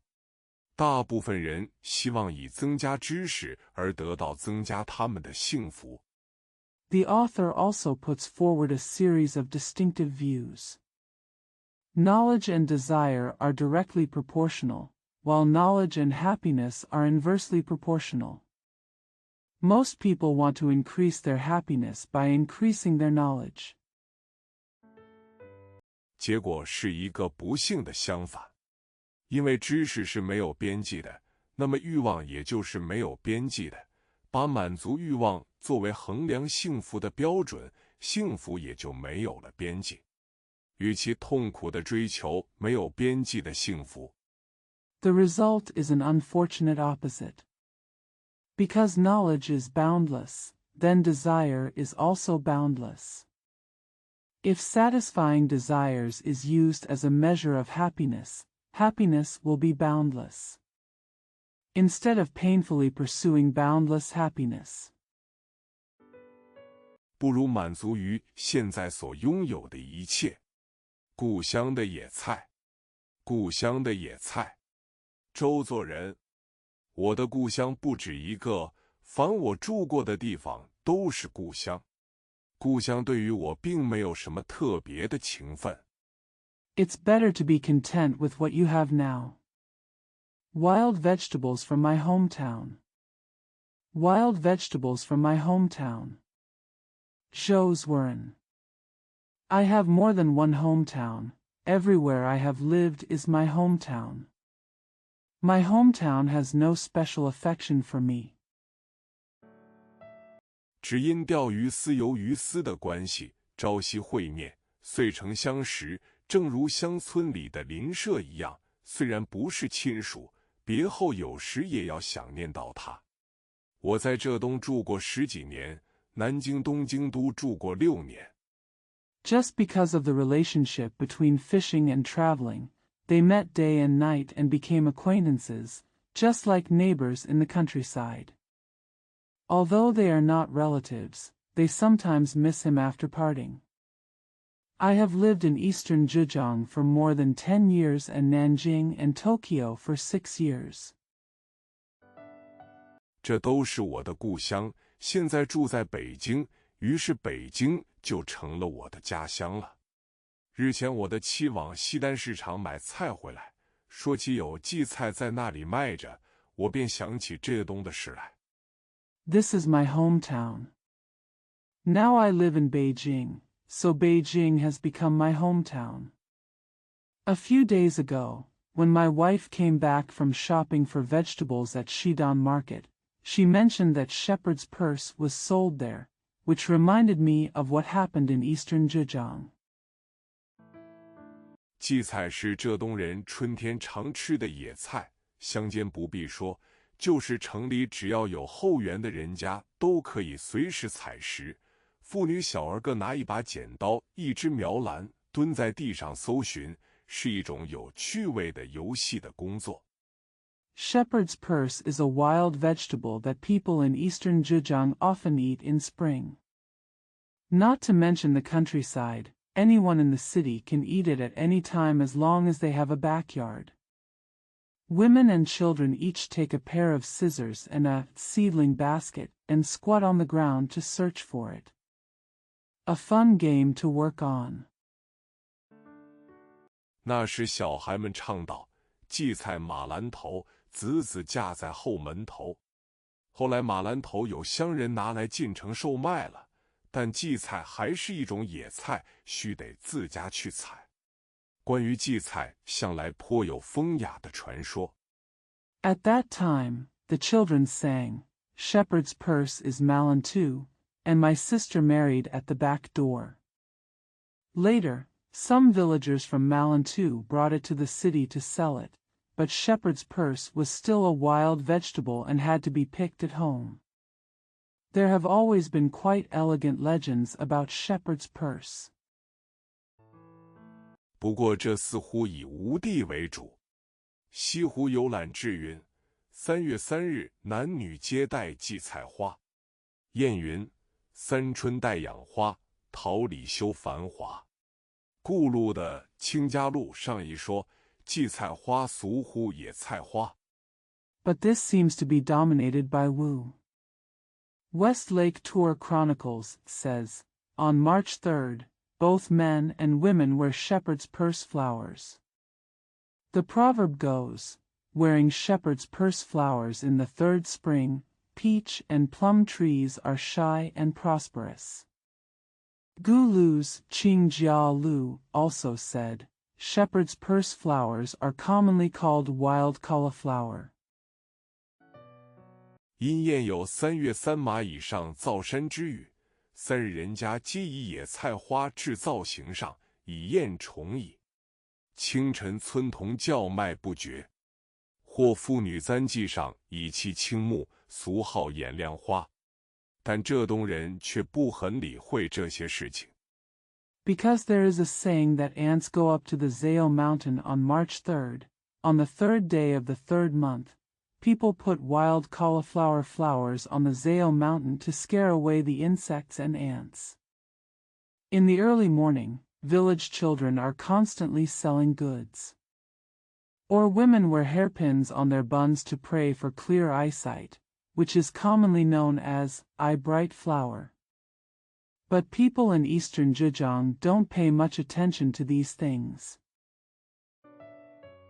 只是挑来做菜或炒年糕吃罢了。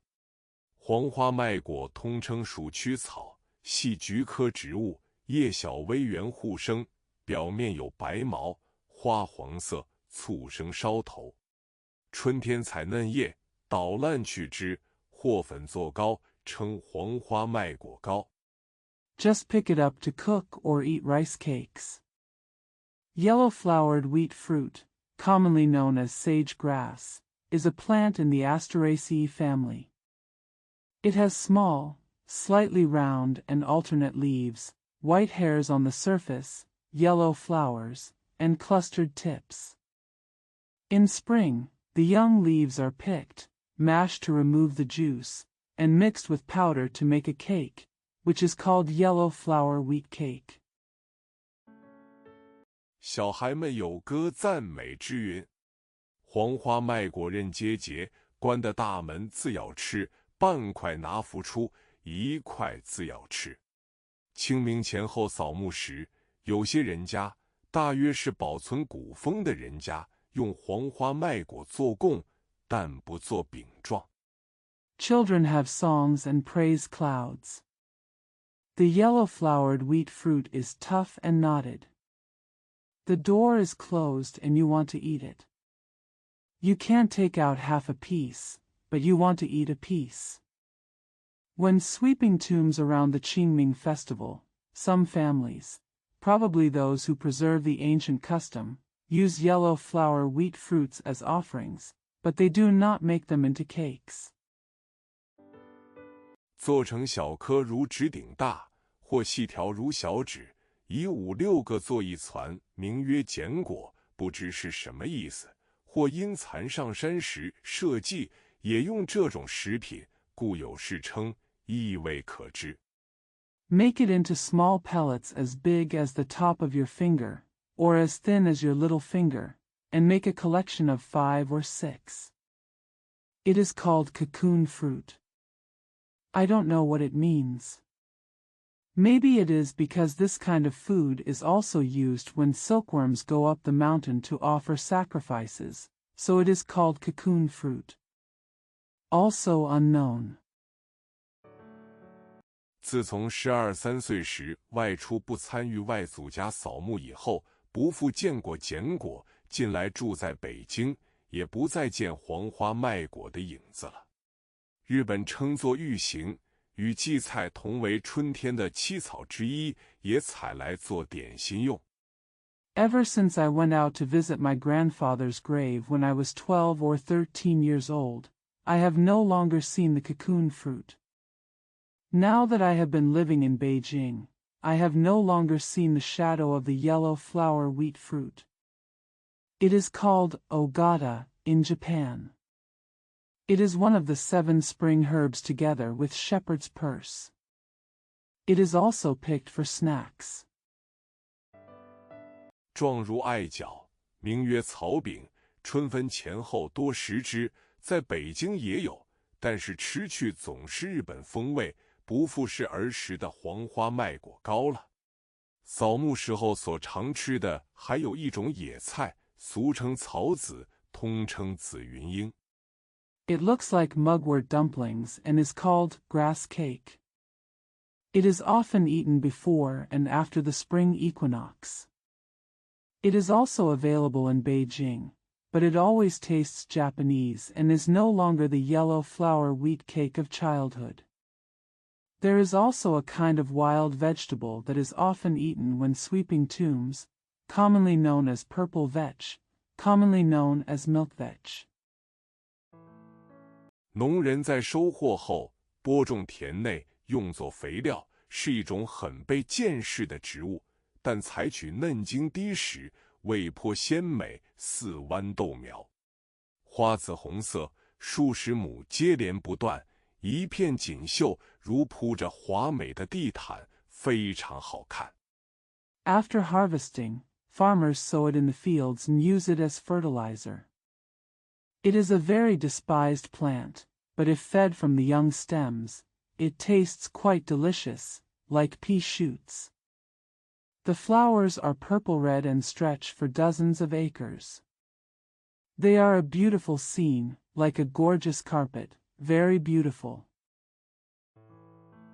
而且花朵状若蝴蝶，又如鸡雏，尤为小孩所喜，见有白色的花，相传可以治痢，很是珍重，但不易得。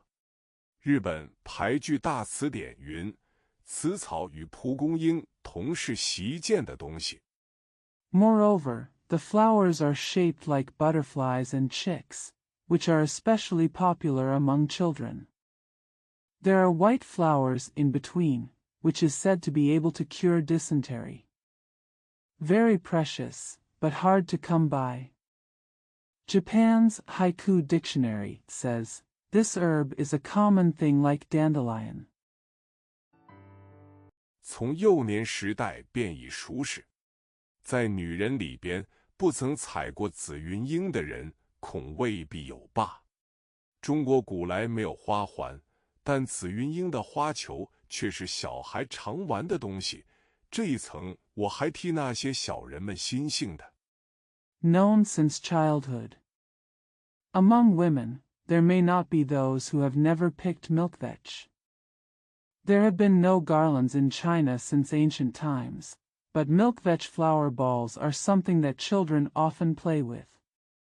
I am very happy for those little people at this level. 浙东扫墓用鼓吹，所以少年常随了乐音去看上坟船里的娇娇。没有钱的人家虽没有鼓吹，但是船头上篷窗下总露出些紫云英和杜鹃的花束。In eastern Zhejiang, drums are used to sweep tombs, so young people often follow the music to see the beauties in the boat going to the grave. Although people without money do not drum up the drums, there are always bouquets of milk vetch and azaleas exposed under the awning windows on the bows of the boats. 这也就是上坟船的确实的证据了。13年2月，1924年2月作，选自雨天的书。点评：周作人，1885至1967，现代散文家、诗人、文学翻译家，字兴韶。This is the conclusive evidence of the grave-going ships. February of the 13th year. Written in February 1924, selected from The Book on a Rainy Day. Comments. Jules Verne, 1885–1967, a modern essayist, poet, and literary translator, also known as Xing Piao. 后改名魁缓，字号启梦，起名又作启明、知堂等，笔名仲密，药堂、周霞寿等，浙江绍兴人。鲁薛二弟。主要著作有散文集《自己的园地》、雨天的书、泽泻集、谭龙吉。Later, his name was changed to Kuei Su, and his nicknames were Meng, Qiming, also Qiming, Zhitang, etc., and his pen names were Zhongmi, Yaotang, Zhou Xianshou, etc. He was a native of Shaoxing, Zhejiang. Lu Sun's second brother. His major works include essay collections, My Own Garden, books on rainy days, Allah's Matus collection, talking about long. 谈虎集、永日集、看云集、夜读抄、苦茶随笔、风雨谈、瓜豆集、秉烛谈、苦口甘口、过去的工作、知堂文集、诗集、过去的生命。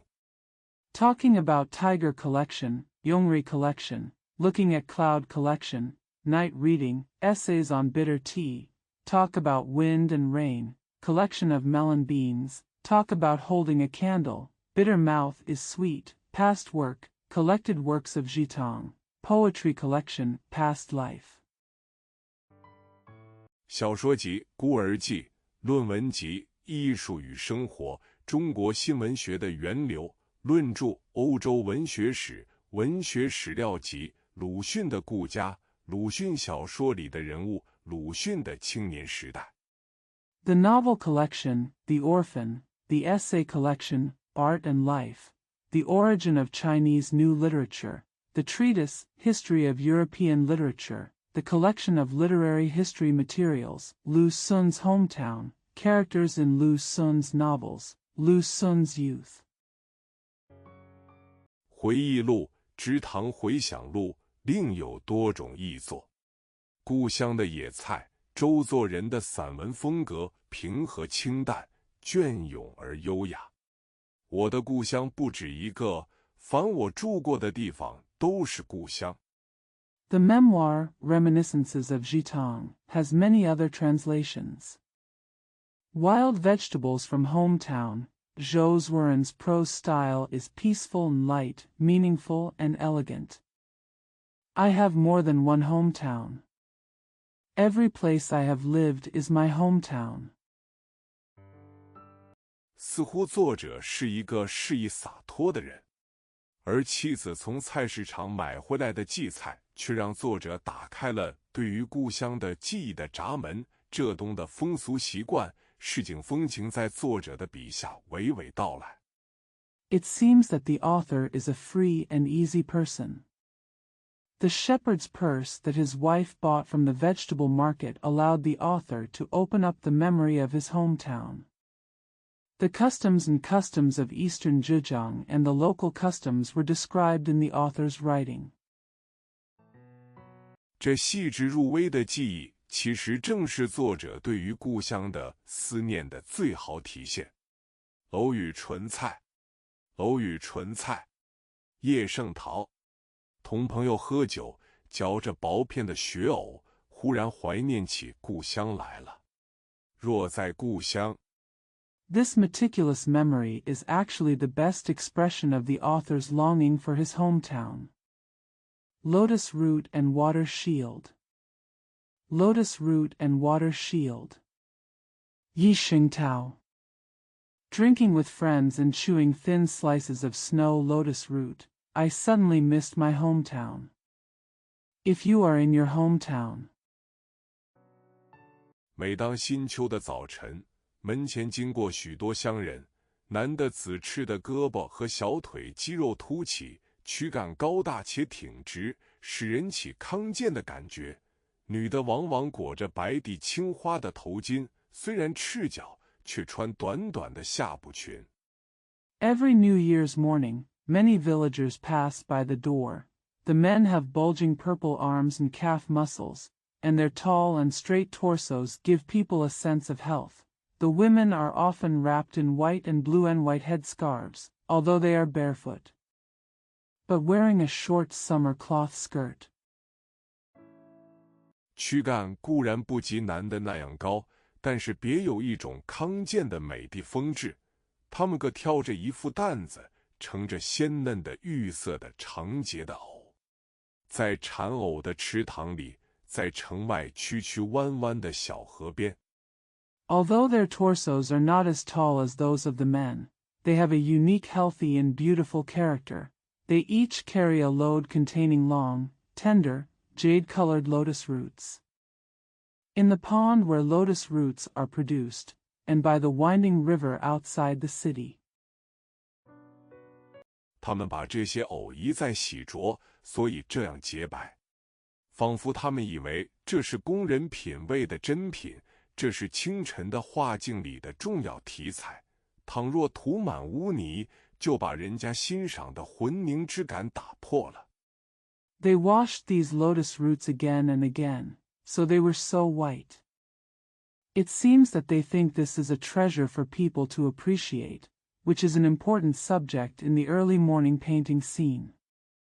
If it is covered with mud, it will break the sense of condensation that people appreciate.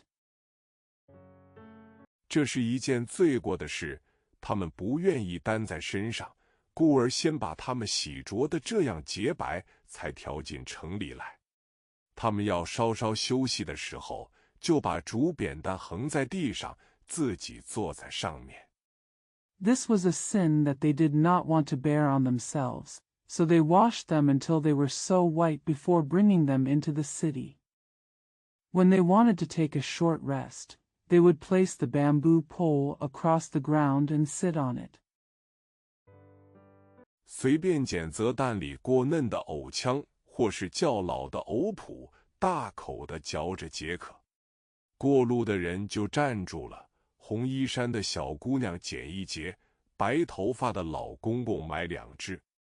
You can choose the overly tender lotus root gun or the older lotus root poo, and chew it to quench your thirst. The passers-by stopped. The little girl in red clothes picked 1 piece, and the old man with white hair bought 2 branches. 清淡的甘美的滋味，于是普遍于家家户户了。这样情形差不多是平常的日课，直到叶落秋深的时候。在这里，藕这东西几乎是珍品了，大概也是从我们故乡运来的。The light and sweet taste is now common in every household. This situation is almost the usual daily routine, until the leaves fall in the depths of autumn. Here, lotus root is almost a treasure. It was probably also brought from our hometown. 但是数量不多，自有那些伺候豪华公子、硕富巨贾的帮闲茶房们把大部分抢去了，其余的就要供在较大的水果铺里，位置在金山苹果吕宋香芒之间，专待善价而沽。But the quantity was not large, and most of them were taken away by the waiters who served the luxurious young men and wealthy businessmen. The rest had to be stored in larger fruit shops, between the golden mountains, apples, and fragrant mangoes of Luzon. Sell at a good price. 至于挑着担子在街上叫卖的，也并不是没有，但不是瘦得像乞丐的臂和腿，就是色得像未熟的柿子，实在无从新鲜。因此，除了仅有的一回，我们今年竟不曾吃过藕。As for those who carry burdens and hawk on the street, there are not none, but they are either as thin as beggars' arms and legs, or as astringent as unripe persimmons, which is really unenviable. Therefore, except for one occasion, we have never eaten lotus root this year. 这仅有的一回不是买来吃的，是邻舍送给我们吃的。他们也不是自己买的，是从故乡来的亲戚带来的。这藕离开他的家乡大约有好些时候了，所以不复成玉样的颜色。This is the only time we didn't buy something to eat. It was something given to us by our neighbors. They didn't buy it themselves. They were brought by relatives from their hometown. This lotus root has been away from its hometown for a long time, so it no longer has a jade-like color. 却满背着许多锈斑。削去皮的时候，刀锋过处，很不爽利。切成片送进嘴里嚼着，有些儿甘味，但是没有那种鲜嫩的感觉，而且似乎含了满口的渣，第二片就不想吃了。But it is covered with many rust spots. When peeling off the skin, the blade of the knife went too far, which was very unpleasant. Cut it into slices and put it in your mouth to chew. It has a sweet taste, but it doesn't have that fresh and tender feeling, and it seems to be full of residue in your mouth. I don't want to eat the second slice. 只有孩子很高兴，他把这许多片嚼完，居然有半点钟功夫不再做别的要求。想起了藕，就联想到纯菜。在故乡的春天，几乎天天吃纯菜。纯菜本身没有味道。Only the child was very happy. He chewed all the slices and actually made no other requests for half an hour. When I think of lotus root, I think of water shield. In spring in my hometown, I eat water shield almost every day. Water shield itself has no taste. 味道全在于好的汤，但是嫩绿的颜色与丰富的诗意，无味之味真足令人心醉。在每条街旁的小河里，石埠头总歇着一两条没篷的船，满舱盛着纯菜，是从太湖里捞来的。Taste is all about good soup. But the green color, rich poetry, and tasteless taste are really intoxicating. In the small river next to each street, there are always one or two boats without a roof resting at the stone pier, filled with water shields, fished from Taihu Lake. 取得这样方便，当然能日餐一碗了。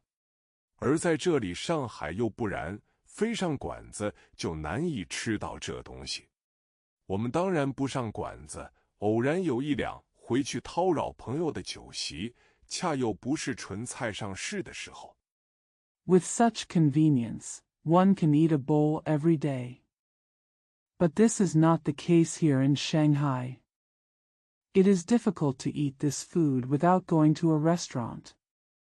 Of course we don't go to restaurants, but occasionally we go back to disturb our friends' banquets, which happens to be not the time when water shield is in season. 所以今年竟不曾吃过。直到最近，博祥的杭州亲戚来了，送他瓶装的西湖纯菜，他送给我一瓶，我才算也尝了心了。向来不恋故乡的我，想到这里，觉得故乡可爱极了。So I haven't eaten it this year. It wasn't until recently that Buxiang's relative from Hangzhou came and gave him a bottle of West Lake Water Shield. He gave me a bottle, and I was able to taste something new. I have never been in love with my hometown, but when I think of this, I feel that my hometown is very cute. 我自己也不明白为什么会起这么深浓的情绪。再一思索，实在很浅显，因为在故乡有所恋，而所恋又只在故乡有，就萦系着不能割舍了。譬如亲密的家人在那里。I don't understand myself. Why do I have such deep emotions? After thinking about it again, it is actually very simple, because I have a love in my hometown, and the love only exists in my hometown. I can't let go of it. For example, close family members are there. 知心的朋友在那里，怎得不恋恋？怎得不怀念？但是仅仅为了爱故乡吗？不是的，不过在故乡的几个人把我们牵系着罢了。若无所牵系，更何所恋念？像我现在。How can you not fall in love when your close friend is there? How can you not miss it? But is it just for the love of hometown? No, it's just a few people in our hometown who tie us down. If there is nothing to tie me to, why should I miss you? Like me now.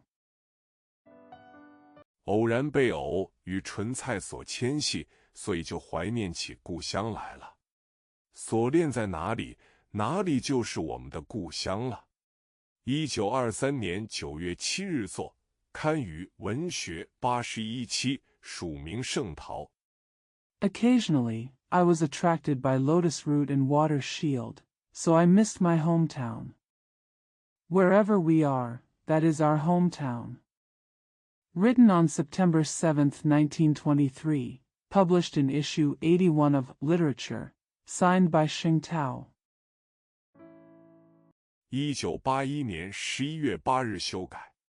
本篇最初发表于北京晨报1921年6月23日。点评：叶圣陶，1894至1988，现代作家、儿童文学作家、教育家。原名少君，字圣陶。Revised on November 8, 1981. This article was originally published in Beijing's Morning News on June 23, 1921. Comments: Yi Xingtao, 1894–1988, a modern writer, children's literature writer and educator. His original name was Xiao Jun and his courtesy name was Xingtao. 主要笔名有盛陶、桂山等。江苏苏州人。代表作品有《隔膜》《火灾》《线下》《城中》《微燕集》等短篇小说集，以及倪焕之《潘先生在难中》叶。The main pen names include Xingtao, Guishan, etc. A native of Suzhou, Jiangsu. His representative works include short story collections such as Separation, Fire, Offline, In the City, Wei Tian Collection, as well as Ni Huanji, Mr. Pan in Difficulty, Night. 多收了3、5斗等。主要散文集有《脚步集》《魏燕居习作》《西川集》《小记诗篇》等。偶与纯菜5月31日给予中，牵牛花。I received 3 to 5 buckets more, and so on. The main collections of essays include Collection of Footsteps, Studies of Huayanju, Collection of Sichuan, 10 short notes, etc. Lotus Root and Water Shield, In the Heavy Rain on May 31st, Morning Glory. 春联等是他散文中各具特色的名篇。叶圣陶还是中国现代童话创作的拓荒者。童话集《稻草人》古代英雄的石像。Spring Couplets and so on are famous works with unique characteristics in his prose. Yi Xingtao is also a pioneer in the creation of modern Chinese fairy tales. Collection of fairy tales, Scarecrow, and stone statues of ancient heroes.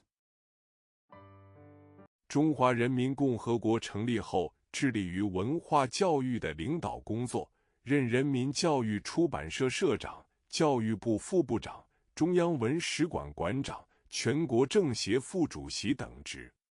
偶与纯菜嚼着雪白的藕片。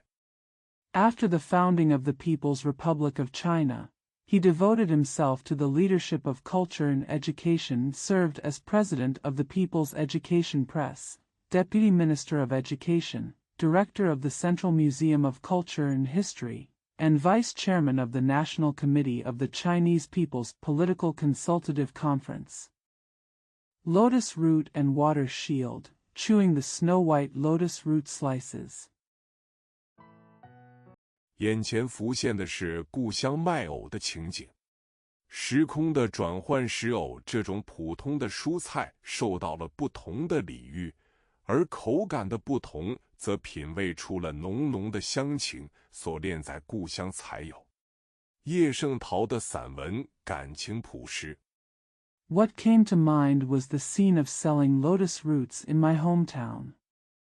The change of time and space has caused ordinary vegetables like lotus root to receive different courtesy, and the different tastes reveal a strong sense of nostalgia, a love that can only be found in hometown. Yi Xingtao's prose is emotionally simple. 意趣隽永，语言洁净，大多具有厚实的社会内容。劝菜，劝菜。王乐一。中国有一件事最足以表示合作精神的，就是吃饭。10个或12个人共一盘菜，共一碗汤。The meaning is meaningful, the language is clean, and most of them have rich social content. Persuading vegetables. Persuading vegetables. Wang Yi. One thing in China that best expresses the spirit of cooperation is eating. 10 or 12 people share a plate of food and a bowl of soup. 酒席上讲究同时起筷子，同时把菜夹到嘴里去，只差不曾嚼出同一的节奏来。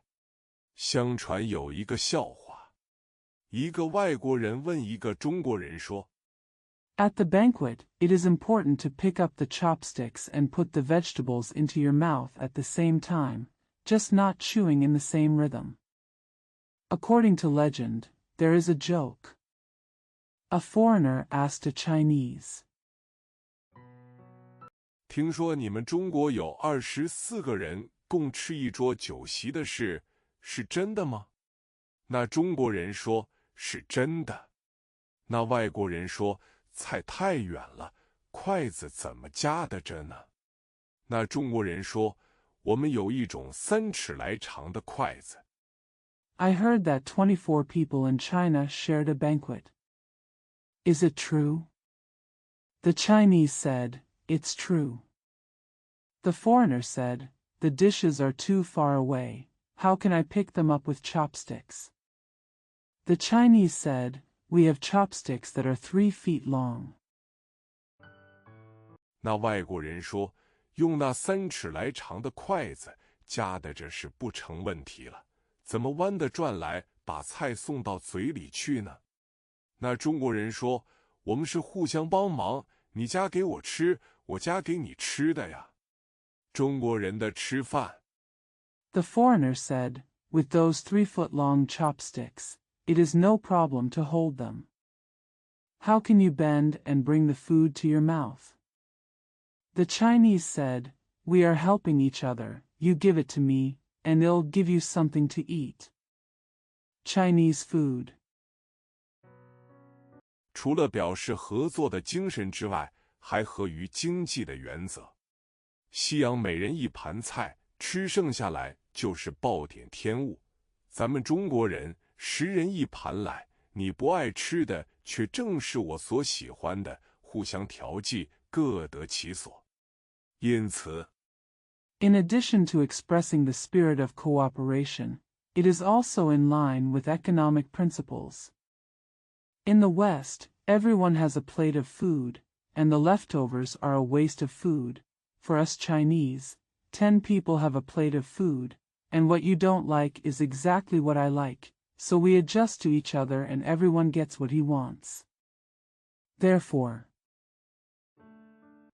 中国人的酒席往往没有剩菜，即使有剩，它的总量也不像西餐剩菜那样多。假使中西酒席的菜本来相等的话，有了这2个优点，中国人应该踌躇满志，觉得圣人治理作乐。there are often no leftovers at Chinese banquets. Even if there are leftovers, the total amount is not as large as the leftovers from Western food, even if the dishes at Chinese and Western banquets are originally equal. With these 2 advantages, Chinese people should feel confident that saints make rituals and enjoy themselves. 关于吃这一层，总算是想得尽善尽美的了。然而，咱们的先哲犹嫌未足，以为食而不让，则近于禽兽，于是提倡食中有让。起初是消极的让，就是让人先加菜，让人多吃好东西。I finally thought about how to eat this layer perfectly. However, our sages still felt that this was not enough and believed that refusing to give in to food would be close to an animal, so they advocated giving in food. At first, it is a passive giving, that is, letting people take the food first and letting people eat more good things. 后来又加上积极的让，就是把好东西加到了别人的碟子里、饭碗里，甚至于嘴里。其实积极的让也是由消极的让生出来的，遇着一样好东西，我不吃或少吃，为的是让你多吃。Later, active giving was added, which meant putting good things into other people's plates, rice bowls, and even mouths. In fact, positive giving is also born from negative giving. When I encounter a good thing, I will not eat it or eat less, in order to let you eat more. 同时，我以君子之心夺君子之腹，知道你一定也不肯多吃，为的是要让我。在这僵局相持之下，为了使我的让得战胜你的让得起见，我就非和你争不可。At the same time, I judge a gentleman's belly with a gentleman's heart, and I know that you will definitely not be willing to eat more, just to let me. In this deadlock, in order for my concession to prevail over yours, I have to fight with you. 于是，劝菜这件事也就成为乡饮酒礼中的一个重要项目了。劝菜的风俗处处皆有，但是素来著名的礼让之乡，如江浙一带尤为盛行。男人劝的马虎些。Therefore, the matter of persuading vegetables has become an important item in the country drinking ceremony. The custom of persuading vegetables can be found everywhere, but it is particularly popular in the famous courtesy towns such as Jiangsu and Zhejiang. Men are advised to be more careless. 加了菜放在你的碟子里就算了，妇女界最为殷勤，非把菜送到你的饭碗里去不可。照例是主人劝客人，但是主人劝开了头之后，凡自认为主人的至亲好友， Just put the food on your plate. Women are the most attentive and have to put the food in your rice bowl. As usual, it is the host who persuades the guests. However, after the host has begun to persuade, anyone who considers himself the host's close relatives and friends 都可以带主人来劝客。有时候，一块好菜被10双筷子传关，周游列国之后，却又物归原主。假使你是一位新姑爷，情形又不同了。你始终成为众矢之的，全桌的人都把好菜。They can all come to persuade guests on behalf of the host. Sometimes, a piece of good food is passed around by 10 pairs of chopsticks. After traveling around the world, it is returned to its original owner. If you are a new uncle, the situation is different. You are always the target of public criticism, and everyone at the table regards good dishes as 堆到你的饭碗里来，堆得满满的，使你鼻子碰着鲍鱼，眼睛碰着鸡丁，嘴唇上全糊着肉汁，简直吃不着一口白饭。我常常这样想，为什么不开始就设计这样一碗什锦饭？ Pile it into your rice bowl, so much that your nose touches the abalone, your eyes touch the diced chicken, and your lips are covered with gravy. You can hardly eat a mouthful of white rice. I often think like this, why not design such a bowl of jambalaya from the beginning? 专为上宾贵客预备的，倒反要大家临时大忙一阵呢。劝菜固然是美德，但是其中还有一个嗜好是否相同的问题。孟子说：“口之于味，有同事也。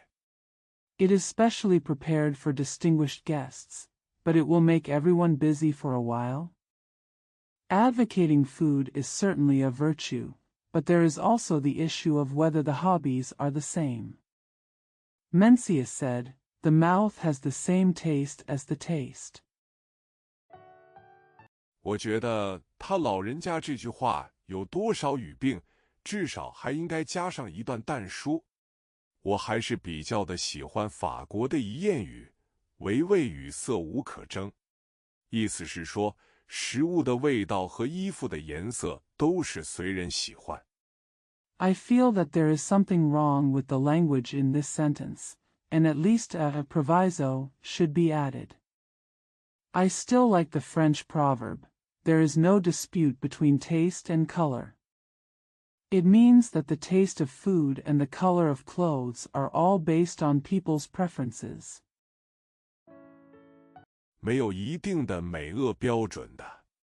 这样说来，主人所喜欢的好菜，未必是客人所认为好吃的菜。窑转的原料和烹饪的方法，在个人的见解上，尤其是籍贯不相同的人。There is no certain standard of good and evil.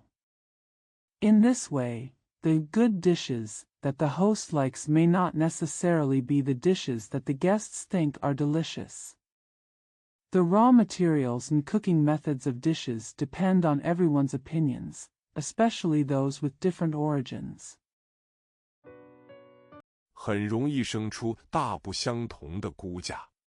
有时候，把客人所不爱吃的东西硬塞给他吃，与其说是有礼貌，不如说是令人难堪。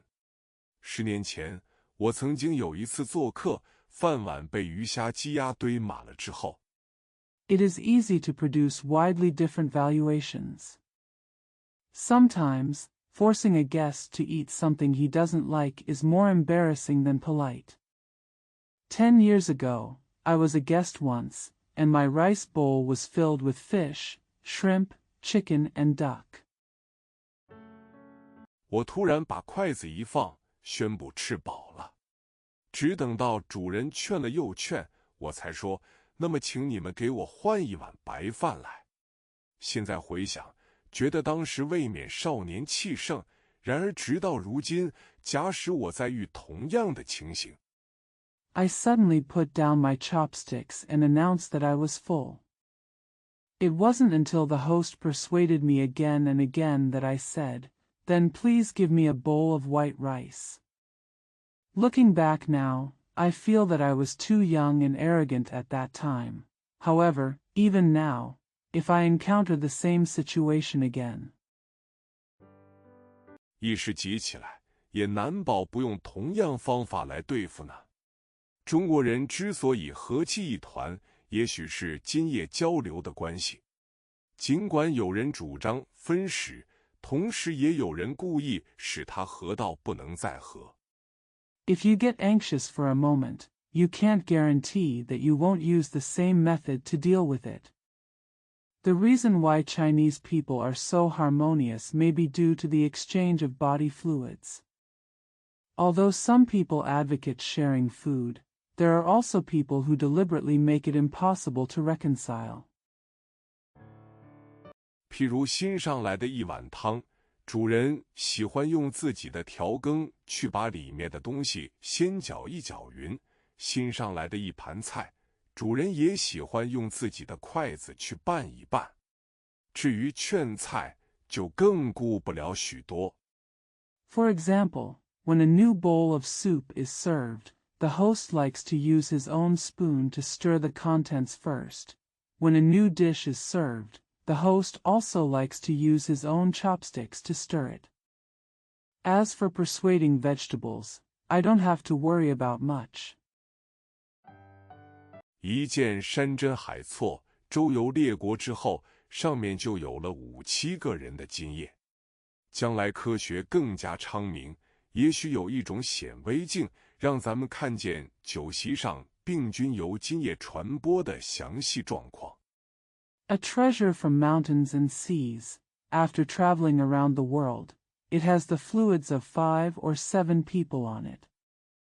In the future, when science becomes more advanced, there may be a microscope that allows us to see the detailed situation of germs spread by body fluids at banquets. 现在只就我的肉眼所能看见的情形来说，我为坐席就留心观察，主人是一个津液丰富的人。他说话除了喷出若干唾沫之外，上齿和下齿之间常有津液像蜘蛛网般弥缝着。Now I'm just talking about what I can see with my naked eyes. I observed carefully before I sat down at the table. The host was a man with rich fluids. In addition to spitting out some spit when he spoke, there was often fluid like a spider web between his upper and lower teeth.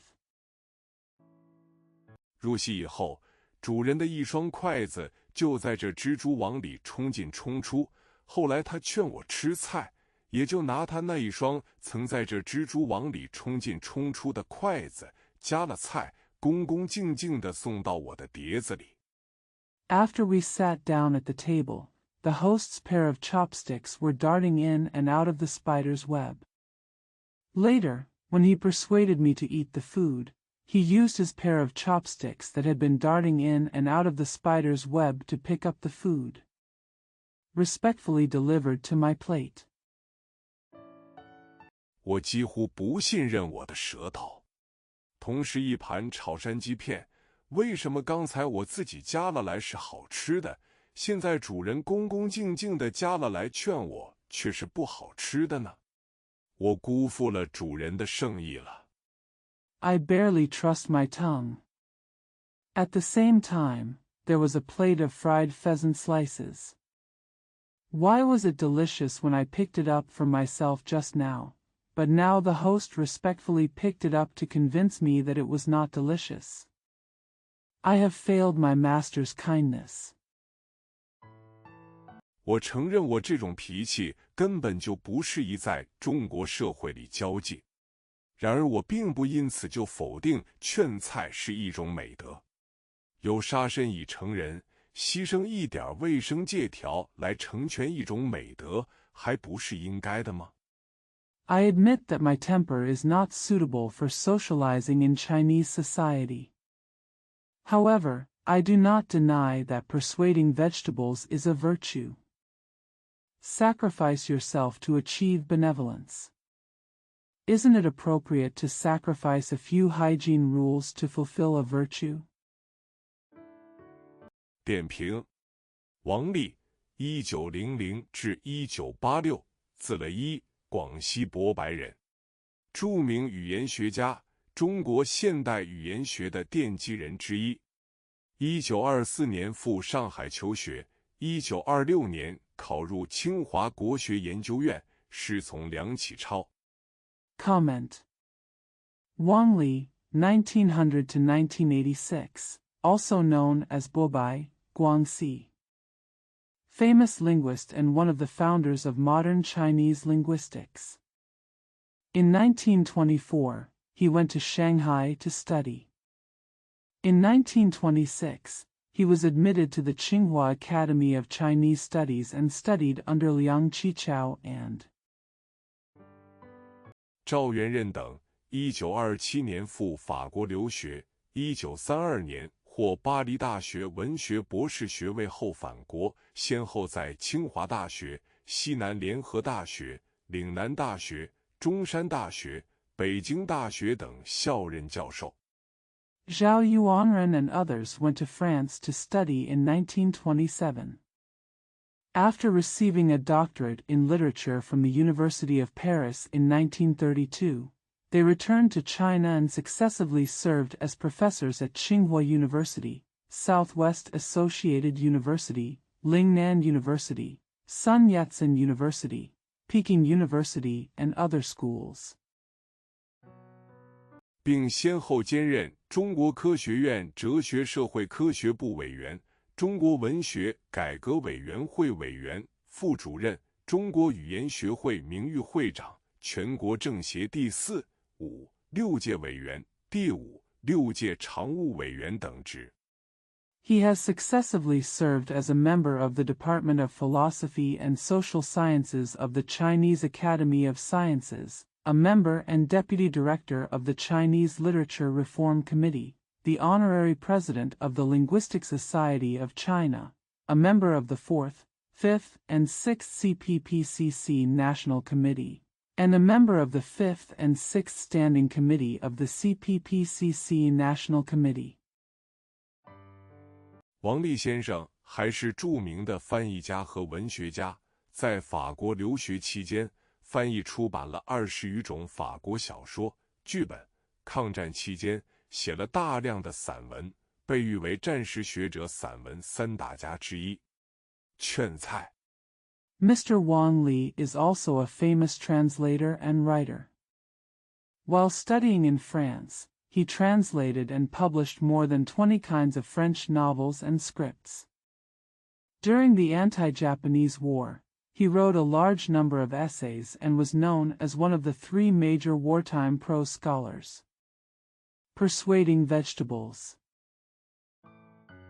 劝菜在中国司空见惯，但深究这一举动深层的意义，却可以发现中西文化的差异。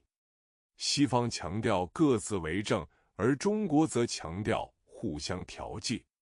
其实，劝菜这一简单的、看似文明友好的举动 Persuading vegetables to eat is common in China, but if we delve deeper into the deeper meaning of this move, we can discover the differences between Chinese and Western cultures. The West emphasizes individual management, while China emphasizes mutual adjustment. In fact, asking for food is a simple, seemingly civilized and friendly act. 背后却隐藏着一种虚伪的处事态度，同时也是忽视个人喜好、成就个人礼貌的表现。再从卫生的角度来看，却是成全了美德而牺牲了卫生和健康。而最后得出的结论则是 Behind it lies a hypocritical attitude towards life. At the same time, it is also a manifestation of ignoring personal preferences to achieve personal courtesy. From the perspective of hygiene, it is a matter of fulfilling virtue at the expense of hygiene and health. The final conclusion is that 中国人之所以和气一团，也许是今夜交流的关系。腊叶，腊叶，鲁迅。灯下看，《雁门集》忽然翻出一片压干的枫叶来，这使我记起去年的深秋，繁霜夜降。The reason why Chinese people are so harmonious may be due to the exchange of body fluids. Wax leaves. Wax leaves. Lu Sun. While reading The Collection of Yenmen Under the Lamp, I suddenly pulled out a dried maple leaf. Come. This reminds me of the frosty night last year. 木叶多半凋零，庭前的一株小小的枫树也变成红色了。我曾绕树徘徊，细看叶片的颜色。当它青葱的时候，是从没有这么注意的。它也并非全树通红，最多的是浅降。Most of the leaves are withered, and a small maple tree in front of the garden has also turned red. I once wandered around the tree and carefully looked at the color of the leaves. I had never paid so much attention when it was green. Not all trees are red. Most of them are light crimson.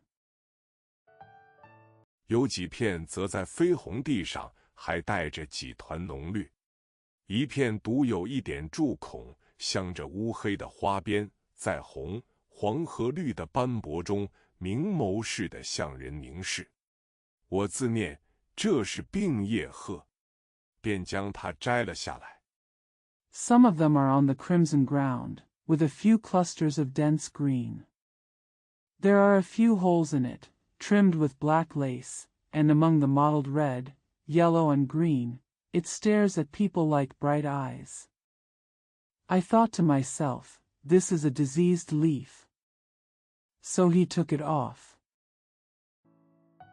夹在刚才买到的雁门集里，大概是院士浙江坠的被时而斑斓的颜色暂得保存，不及与群叶一同飘散罢。但今夜它却黄蜡似的躺在我的眼前。Wrapped in the Yenmen collection I just bought. Probably because he hopes that the eroded and colorful colors that are about to fall will be preserved for the time being, rather than drifting away with the leaves. But tonight he lies in front of me like yellow wax. 那眸子也不复似去年一般灼灼。假使再过几年，旧时的颜色在我记忆中消去，怕连我也不知道它何以加在书里面的原因了。将坠的病叶的斑斓。Those eyes are no longer as bright as they were last year. If a few years pass and the old color disappears from my memory, I'm afraid I won't even know the reason why it was included in the book. The colorful leaves that are about to fall. 似乎也只能在极短时中相对，更何况是葱郁的呢？看看窗外，很能耐寒的树木也早经秃尽了，枫树更何消说得。当深秋时，想来也许有和这去年的模样相似的病叶的罢。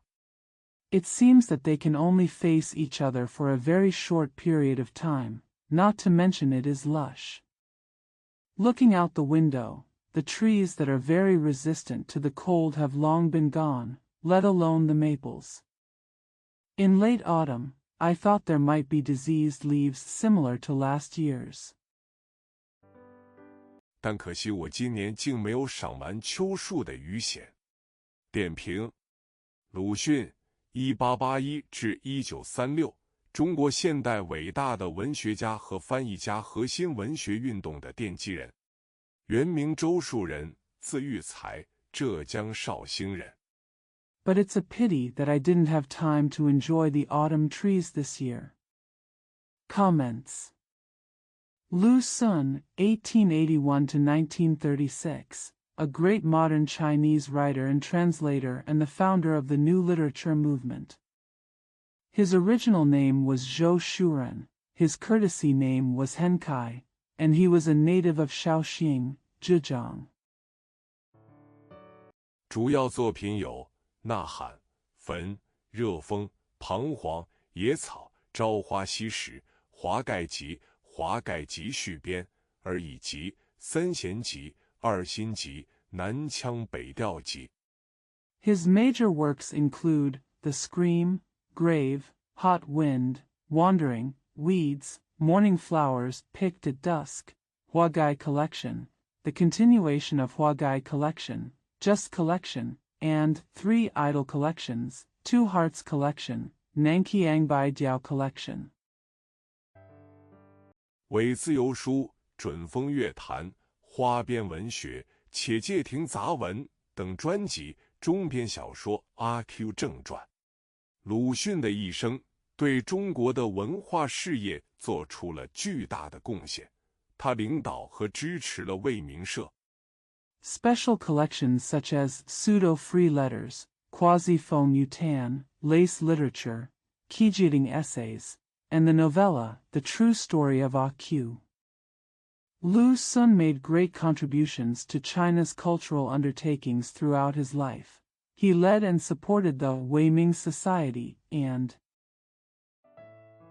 朝花社等进步的文学团体，主编了《国民新报》副刊、《莽原》《奔流》《萌芽》《译文》等文艺期刊，还编著了《中国小说史略》《汉文学史纲要》。Progressive literary groups such as Chaohua Society, editor-in-chief of National Newspaper Supplement, Wang Yuan, Running, Grudge, Translation, and other literary journals. He also edited A Brief History of Chinese Novels, Outline of the History of Chinese Literature. 唐宋传奇集、小说旧文钞等等。1936年10月19日病逝于上海。蜡叶，书页中掉落的一枚带有蛀孔的蜡叶，勾起了作者的遐想和回忆。Collection of legends of the Tang and Song dynasties, old news notes on novels, etc. He died of illness in Shanghai on October 19, 1936. Wax leaves. A wax leaf with holes fell from the page of the book, which evoked the author's reverie and memories. 物与人都在随着时间的推移而发生着变化。蜡叶斑斓的颜色已经不复存在，而作者的心境也好像那蜡叶一样在干枯褪色。第2章，润物有声。好书谈，好书谈。Things and people are changing over time. The colorful colors of the wax leaves no longer exist, and the author's state of mind is drying and fading just like the wax leaves. Chapter 2, Moisturizing Things with Sound. Good Book Talk. Good Book Talk. 梁实秋，从前有一个朋友说，世界上的好书他已经读尽，似乎再没有什么好书可看了。当时许多别的朋友不以为然，而较长一些的朋友就更以为狂妄。现在想想， Liang Shiqiu. Once upon a time, a friend said that he had read all the good books in the world and there seemed to be no good books left. At that time, many other friends disagreed, and older friends thought it was even more arrogant. Now think about it. 却也有些道理。世界上的好书本来不多，除非爱书成癖的人，那就像抽鸦片抽上瘾一样的，真正心悦诚服的手不释卷，实在有些稀奇。还有一件最令人气短的事。But there is some truth to it. There are not many good books in the world. Unless someone is addicted to books, which is like being addicted to opium, it is really strange to be truly convinced and stick to the book. There is another most annoying thing. 就是许多最伟大的作家往往没有什么凭借，但却做了后来2、3流的人的精神上的财源了。柏拉图、孔子、屈原，他们一点一滴都是人类的至宝，可是要问他们从谁学来的？ It is that many of the greatest writers often have little to rely on, but they have become a spiritual source of wealth for second and third-rate people. Plato, Confucius, Chu Yuan, they are all human treasures bit by bit, but we have to ask who they learned it from. 或者读什么人的书而成就如此，恐怕就是最善于说谎的考据家也束手无策。这是有点怪。难道真正伟大的作家读书不读书没有什么关系吗？ Or reading someone's book and achieving this, I am afraid that even the best liar will be at a loss. This is a bit strange. Doesn't it matter whether a truly great writer studies or not? 读好书或读坏书也没有什么影响吗？叔本华曾经说，好读书的人就好像惯于坐车的人，久而久之就不能在思想上迈步了。这真唤醒人的迷梦不小。 Doesn't it make any difference whether you read good books or bad books? Schopenhauer once said that people who are good at reading are like people who are used to riding in cars. Over time, they will not be able to move forward mentally. This really wakes people up from their dreams. 小说家瓦塞曼竟又说过这样的话，认为倘若为了要鼓起创作的勇气，只有读2流的作品，因为在读2流的作品的时候，他可以觉得只要自己一动手就准强。 The novelist Wasserman once said something like this: if you want to muster the courage to create, you can only read second-rate works. Because when he reads second-rate works, he can feel that he will be strong as long as he takes action. 倘读低流的作品，却往往叫人减去了下笔的胆量。这话也不能说没有部分的真理。也许世界上天生有种人是作家，有种人是读者，这就像天生有种人是演员。Reading first-class works often makes people less courageous to write. This cannot be said to be without partial truth. Maybe there is a certain kind of person in the world who is born to be a writer, and a certain kind of person to be a reader. It's like being a born actor. 有种人是观众，有种人是名厨，有种人却是所谓老饕。演员是不是十分热心看别人的戏，名厨是不是爱尝别人的菜，我也许不能十分确切的肯定，但我见过一些作家。Some people are the audience, some people are celebrity chefs, and some people are the so-called gourmets.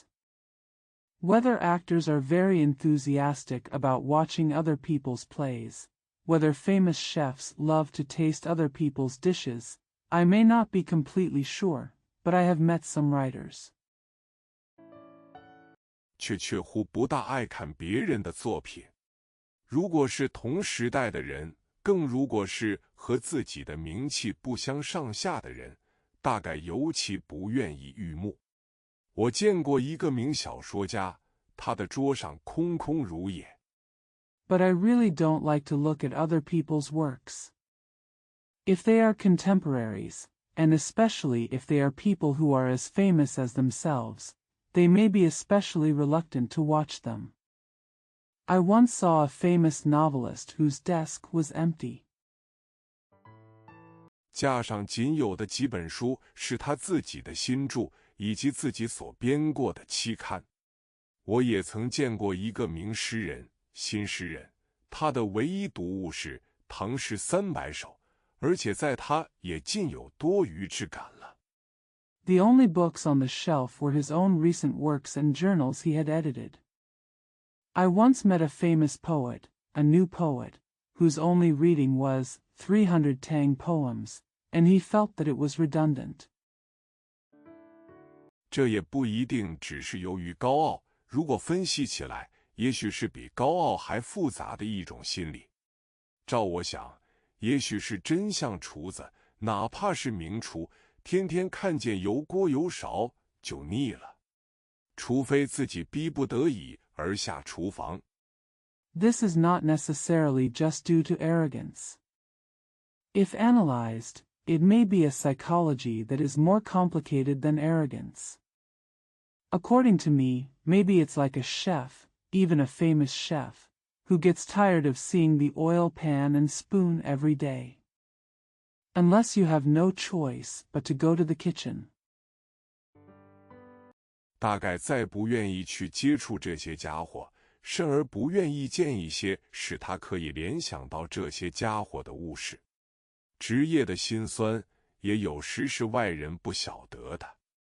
He probably no longer wants to come into contact with these guys, or even see things that remind him of these guys. The bitterness of the profession is sometimes unknown to outsiders. 唐代的严厉本不是不愿意自己的儿子在做画师吗？以教书为生活的人，也往往看见别人在声嘶力竭的讲授，就会想到自己，于是觉得惨不忍闻。Didn't Yan Liben in the Tang dynasty not want his son to be a painter again? People who make a living by teaching often think of themselves when they see others teaching at the top of their lungs, and feel too miserable to hear. 做文章更是一桩呕心血的事，成功失败都要有一番惨痛，大概因此之故不忍读他人的作品了。撇开这些不说，站在一个纯粹读者而论，却委实有好书不多的实感。Writing an article is a painstaking job, and there are labor pains when you succeed or fail. Maybe that's why I can't bear to read other people's works. Putting all this aside, as a pure reader, I really feel that there are not many good books. 分量多的书，糟粕也就多。读杜甫的选集十分快意，虽然有些佳作也许漏过了选者的眼光。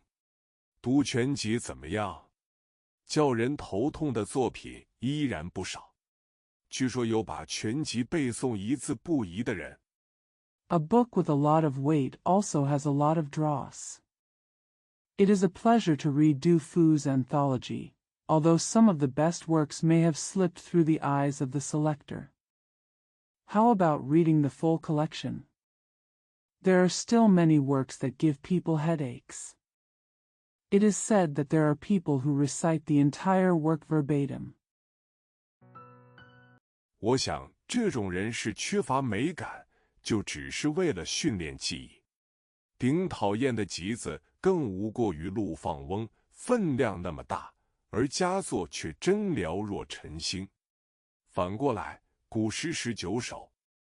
I think this kind of people lack the sense of beauty and just do it to train their memory. The most annoying collection is none other than Lu Fangwen's. It's so heavy, but its masterpieces are so few and far between. In turn, 19 ancient poems. 郭璞游仙诗14首，却不能不叫人公认为人类的珍珠宝石。钱钟书的小说里曾说到一个产量大的作家，在房屋恐慌中忽然得到一个新居，满心高兴，谁知一打听。The 14 poems of Guopu's Poems on Immortals cannot but be recognized as the pearls and gems of mankind. Qian Zhongshu's novel once talked about a writer who produced a lot. In the midst of a housing crisis, he suddenly got a new home and was full of joy. Who knows when he inquired about it? 才知道是由于自己的著作汗牛充栋的结果，把自己原来的房子压塌，而一直落在地狱里了。这话诚然有点刻薄，但也许对于像陆放翁那样不知趣的笨伯有一点点益处。Only then did I realize that it was because of the overwhelming volume of my writings that my original house collapsed and I ended up in hell. This is admittedly a bit harsh, but it may be of some benefit to an ignorant fool like Lu Fangwen. 古今来的好书，假若让我挑选，我举不出10部。而且因为年龄、环境的不同，也不免随时有些迥异。单就目前论，我想是柏拉图对话集、论语、史记、世说新语。If I were asked to choose among the great books from ancient to modern times, I wouldn't be able to name 10. And because of differences in age and environment, it is inevitable that it will be easier at any time. As far as the current discussion is concerned, I think it is Plato's dialogues, the Analects, historical records, 诗书新语。水浒传、庄子、韩非子如此而已。其他的书名我就有些踌躇了。或者有人问你自己的著作不可以列上？我很悲哀，我只有毫不踌躇地放弃负己之想了。Water margin, Zhuangzi, Han Fizi, that's all. As for other book titles, I hesitated a bit. Or someone might ask, can your own works be listed?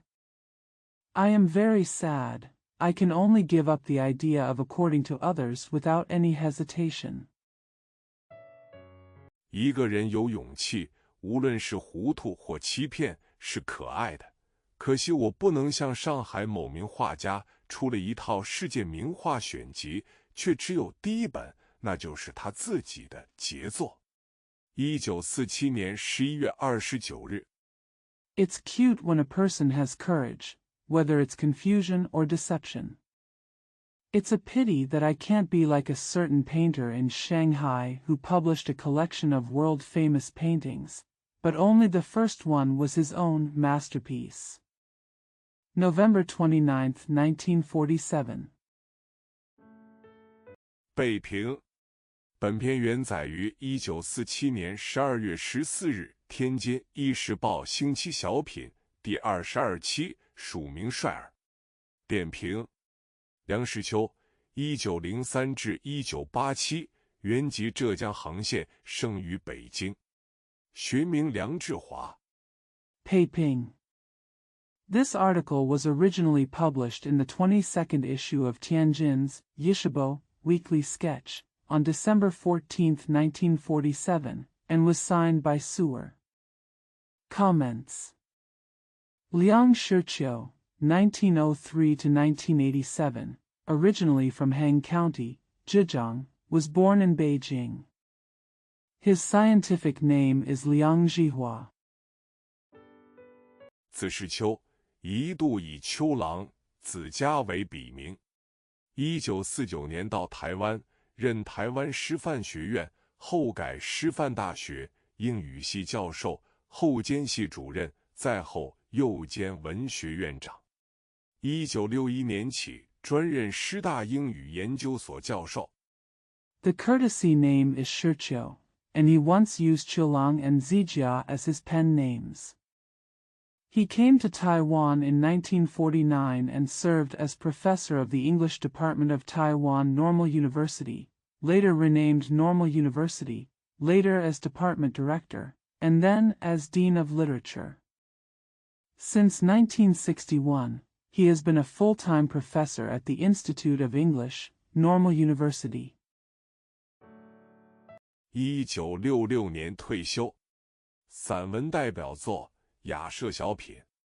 30年代开始翻译莎士比亚作品，持续40载，到1970年完成了全集的翻译，记剧本37册，13册。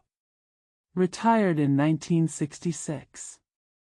The representative work of prose is Yash Essay. He began to translate Shakespeare's works in the 1930s and continued for 40 years. By 1970, he had completed the translation of the complete works, with a planned volume of 37 volumes of plays and 3 volumes of poems. 晚年用7年时间完成100万言著作《英国文学史》。好书谈，朋友说自己已经读遍了世间的好书，梁先生却提出了自己的质疑：世间好书有多少？ In his later years, he spent 7 years completing the million-word book, History of British Literature. Good book talk. A friend said that he has read all the good books in the world, but Mr. Liang raised his own question. How many good books are there in the world? 伟大著作的作者的学问又是从哪里学来的？读书是一个学习和积累的过程，但是不应该仅满足于吸纳知识，还应该有自己的思考，形成自己的思想。从读书来说， Where did the authors of great works acquire their knowledge? Reading is a process of learning and accumulation, but you should not just be satisfied with absorbing knowledge, you should also have your own thinking and form your own thoughts. In terms of reading, 重要的是有选择的、有辨别的阅读，不应该片面注重数量而忽视书的质量。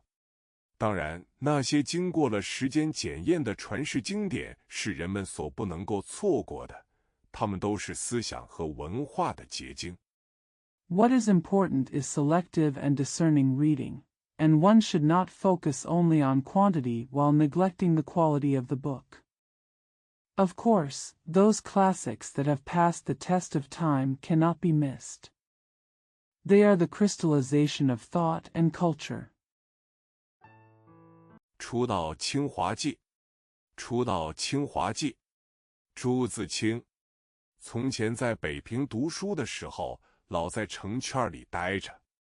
4年中虽也游过3-5回西山，却从没来过清华，说起清华，只觉得很远很远而已。Notes on first arriving at Tsinghua University. Notes on first arriving at Tsinghua University. Zhu Ziqing. When I was studying in Peking, I always stayed in the city circle. Although I have traveled to Xishan 3 or 5 times in the past 4 years, I have never been to Tsinghua University. When I talk about Tsinghua University, I only feel that it is very far away. 那时也不认识清华人，有一回北大和清华学生在青年会举行英语辩论，我也去听。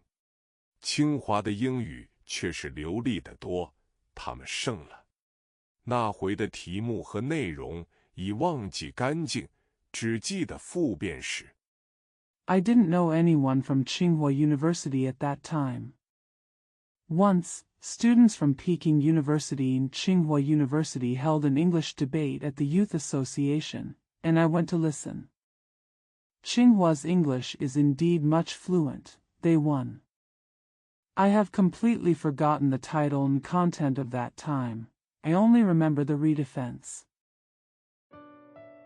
清华那位领袖很神气，引着孔子的什么话？北大答辩时，开头就用了 furiously 一个字叙述这位领袖的态度。这个字也许太过，但也倒着一点儿。The leader of Tsinghua University was very impressive, quoting something Confucius said. During the defense at Peking University, the word furiously was used at the beginning to describe the leader's attitude. This word may be too much, but it also means something.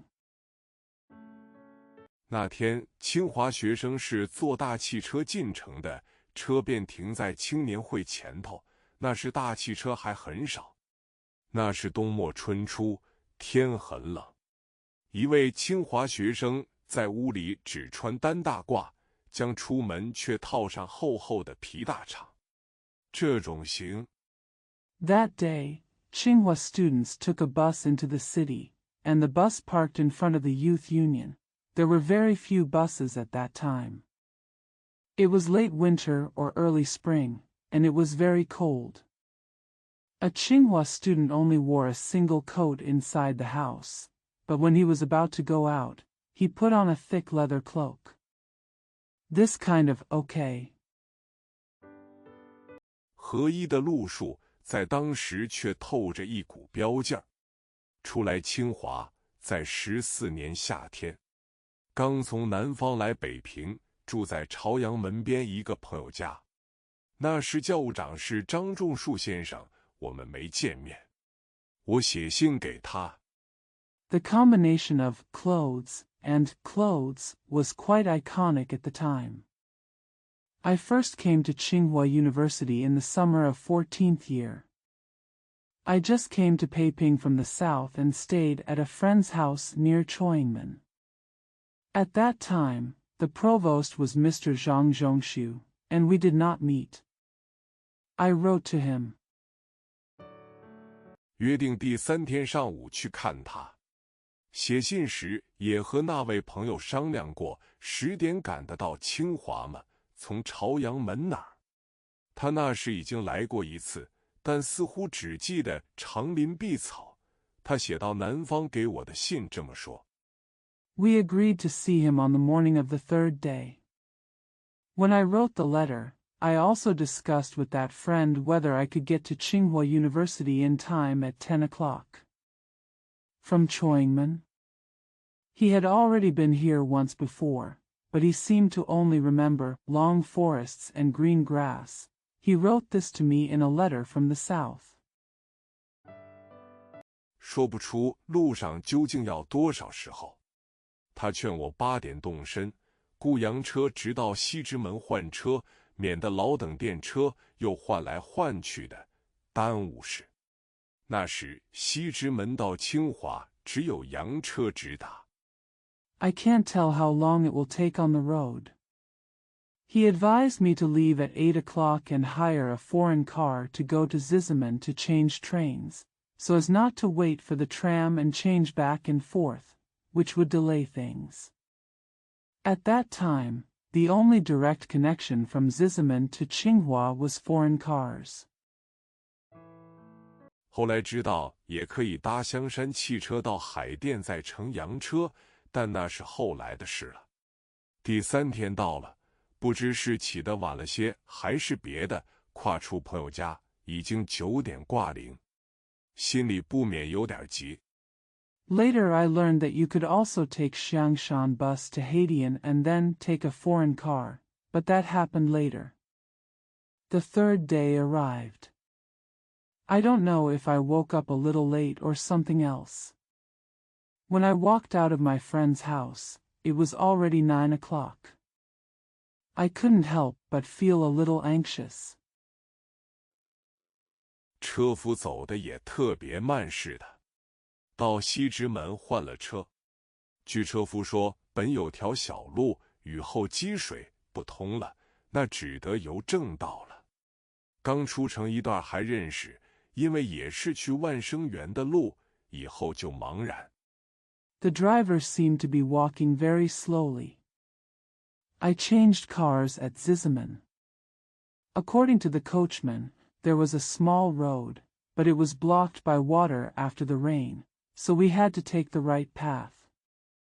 We got to know each other a little while after we left the city, because it was also the way to Wancheng Garden, but after that we were at a loss. 到黄庄的时候，瞧这些屋子，以为一定是海淀了，心里想清华也就快到了吧，自己安慰着。快到真的海淀时，问车夫到了吧？没啊，这是海淀。这一下更茫然了，海淀这么难到。When I arrived at Huangzhuang, I looked at the houses and thought it must be Haidian.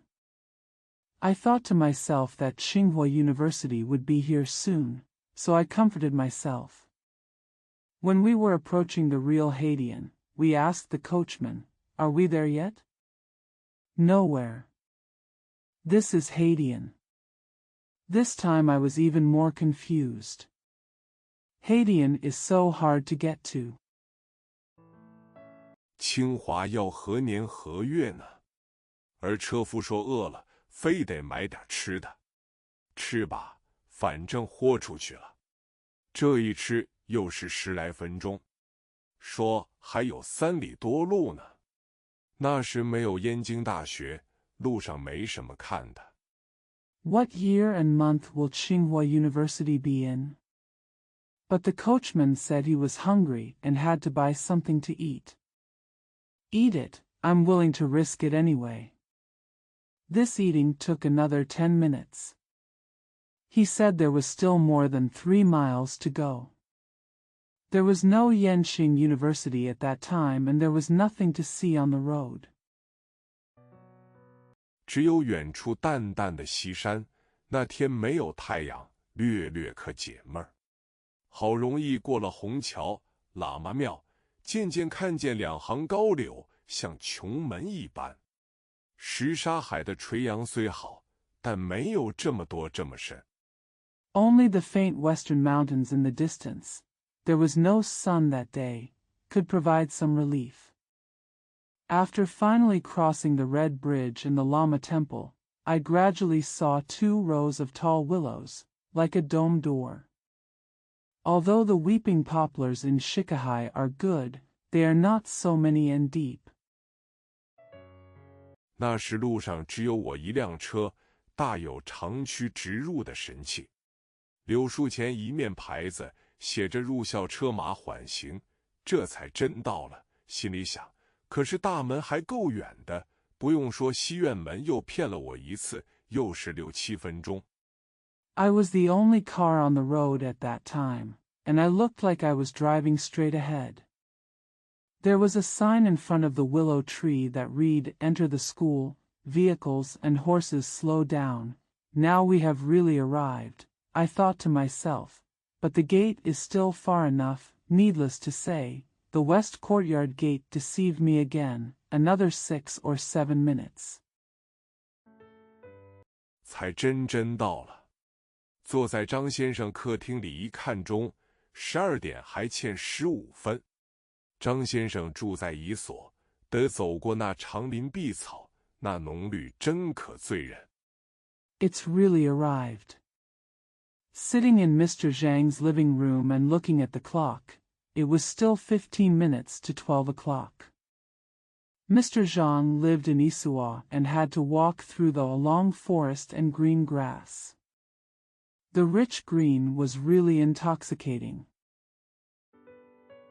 张先生客厅里挂着一副有证书局印的邓完白隶书长联。我有一个会写字的同学，他喜欢邓完白，他也有这一副对联，所以我这时如见故人一般。张先生出来了。In Mr. Zhang's living room hangs a pair of long couplets in the official script of Deng Wanbai with the official seal of the official bookstore. I have a classmate who can write. He likes Deng Wanbai, and he also has this couplet, so it's like meeting an old friend. Mr. Zhang came out. 他比我高得多，脸也比我长得多。一眼看出是个顶能干的人。我向他道歉来得太晚，他也向我道歉，说刚好有个约会，不能留我吃饭。谈了不大功夫，12点过了，我告辞。到门口。He is much taller than me and has a much longer face. You can tell at first glance that he is a very capable person. I apologized to him for coming too late, and he also apologized to me, saying that he had a date and couldn't keep me to dinner. After talking for a short time, it was past 12 o'clock and I took my leave. Go to the door. 原车还在，坐着回北平吃饭去。过了1、2天，我就搬行李来了。这回却坐了火车，是从环城铁路朝阳门站上车的。以后城内城外来往的多了，逮着一个诀窍。The original car is still there, and I'm going back to Peking for dinner. After a day or two, I moved my luggage. This time I took the train and got on the train from Choingmen Station on the Ring Railway. From now on, there were more people traveling inside and outside the city, and I learned a trick.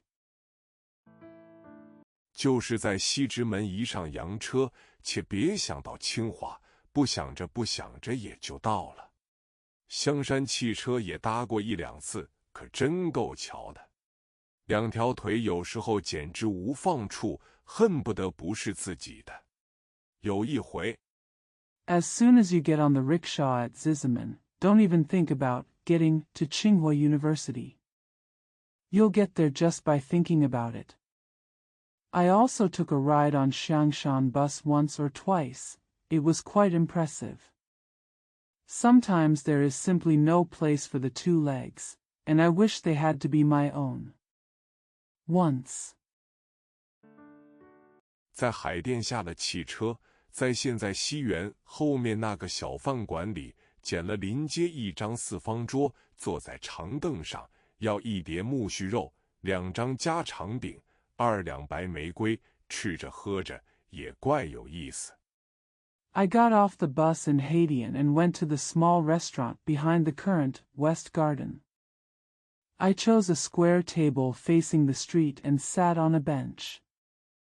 I ordered a plate of alfalfa meat, 2 homemade cakes and 2 tails of white roses. It's quite interesting to drink. 而且还在那桌上写了我的南方一首歪诗。那时海淀到清华一路常有穷女人或孩子跟着车要钱，他们除您修好等等常用语句外，有时会说您将来做校长。And he also wrote a crooked poem, My South, on that table. At that time, there were often poor women or children following the bus from Haidian to Tsinghua, asking for money. In addition to common phrases such as, you fix it, they sometimes say, you will be the principal in the future. 这是别处听不见的。1936年4月18日作，原载1936年清华周刊副刊第44卷第3期。点评：朱自清，1898至1948，江苏扬州人，著名诗人、作家、教授。This is not heard elsewhere. Written on April 18, 1936. Originally published in Tsinghua Weekly, Supplement, Volume 44, Issue 3, 1936. Comments. This is not heard elsewhere. Written on April 18, 1936. Originally published in Tsinghua Weekly, Supplement, Volume 44, Issue 3, 1936.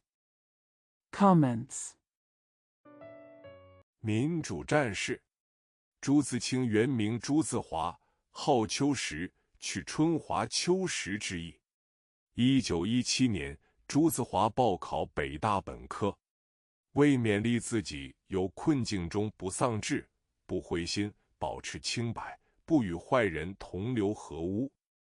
Democracy fighter. Zhu Ziqing's original name was Zhu Zihua, and his nickname was Qiushi, which means taking the spring flowers and autumn fruits. In 1917, Zhu Zihua applied for undergraduate study at Peking University. To encourage myself not to lose heart or get discouraged when faced with difficulties, to remain innocent and not to join in the bad deeds. 便取楚辞补居，宁廉洁正直，以自清乎中自清二字，改名朱自清，字佩贤。佩贤出自韩非子官行，董安于之性缓，故佩贤以自极。意为弓弦常紧张。So he took the word Ziqing from Ning Lianjia Ziqing who, in Chu Xiai Buju, and changed his name to Zhu Ziqing, with the character Pei Xian. Pei Xian comes from Han Fizi Guanxing, Dong Anyu's nature is slow, so he wears the string to make himself anxious.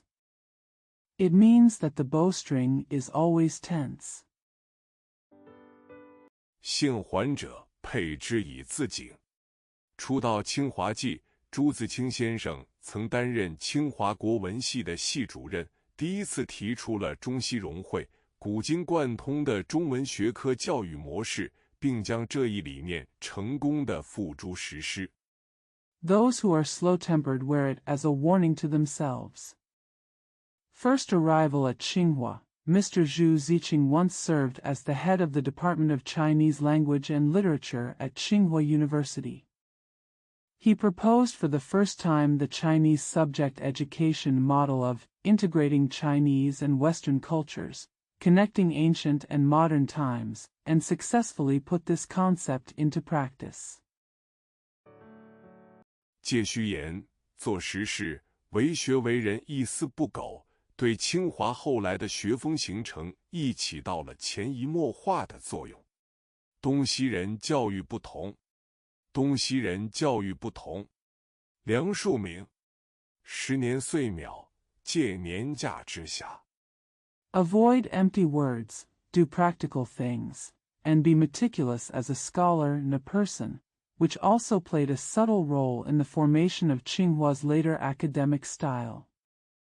The education of Eastern and Western people is different.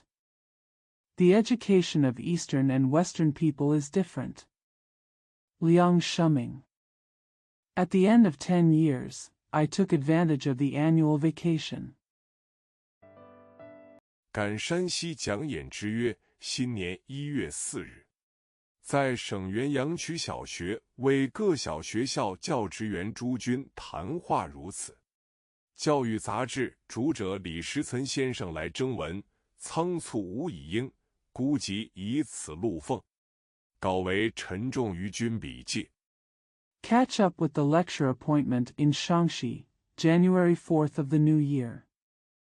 This is what I said to the teachers and staff of the primary schools in Yangtze Primary School in the provincial capital. Mr. Li Schertzen, the owner of Education magazine, came to solicit articles, but he was hasty and unable to respond, so I recorded it here. The manuscript is from Chen Zonggyugen's notes. 记得辜鸿铭先生在他所作批评东西文化的一本书所谓《春秋大义》里边说到西方人教育的不同。他说，西洋人入学读书所学的一则曰知识，再则曰知识，三则曰知识。I remember that Mr. Gu Hongming mentioned the differences in Western education in a book he wrote that criticized Eastern and Western cultures called Spring and Autumn Days.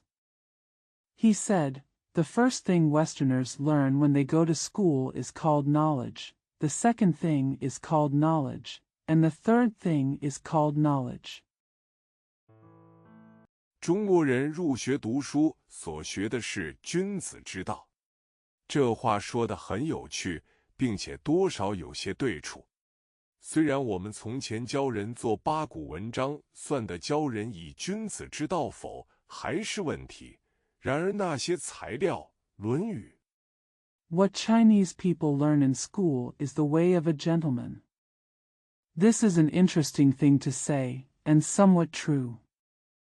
Although we used to teach people to write eight-legged essays, whether it can be regarded as teaching people to be a gentleman is still a question.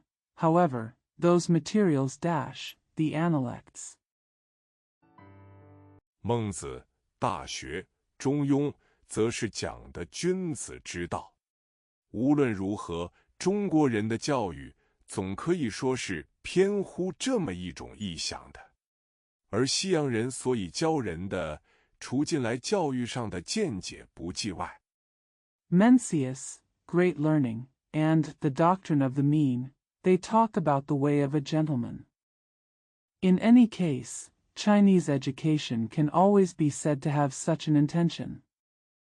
The only thing Westerners teach others is their recent educational insights. 以前的办法尽是教给人许多知识，什么天上几多星，地球怎样转。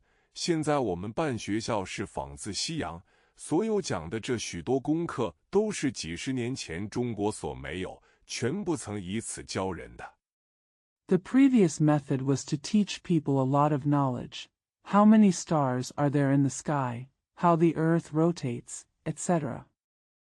Now we run schools that are imitated from the West, and all the lessons we teach were not available in China a few decades ago, and were never taught at all. To teach people by this.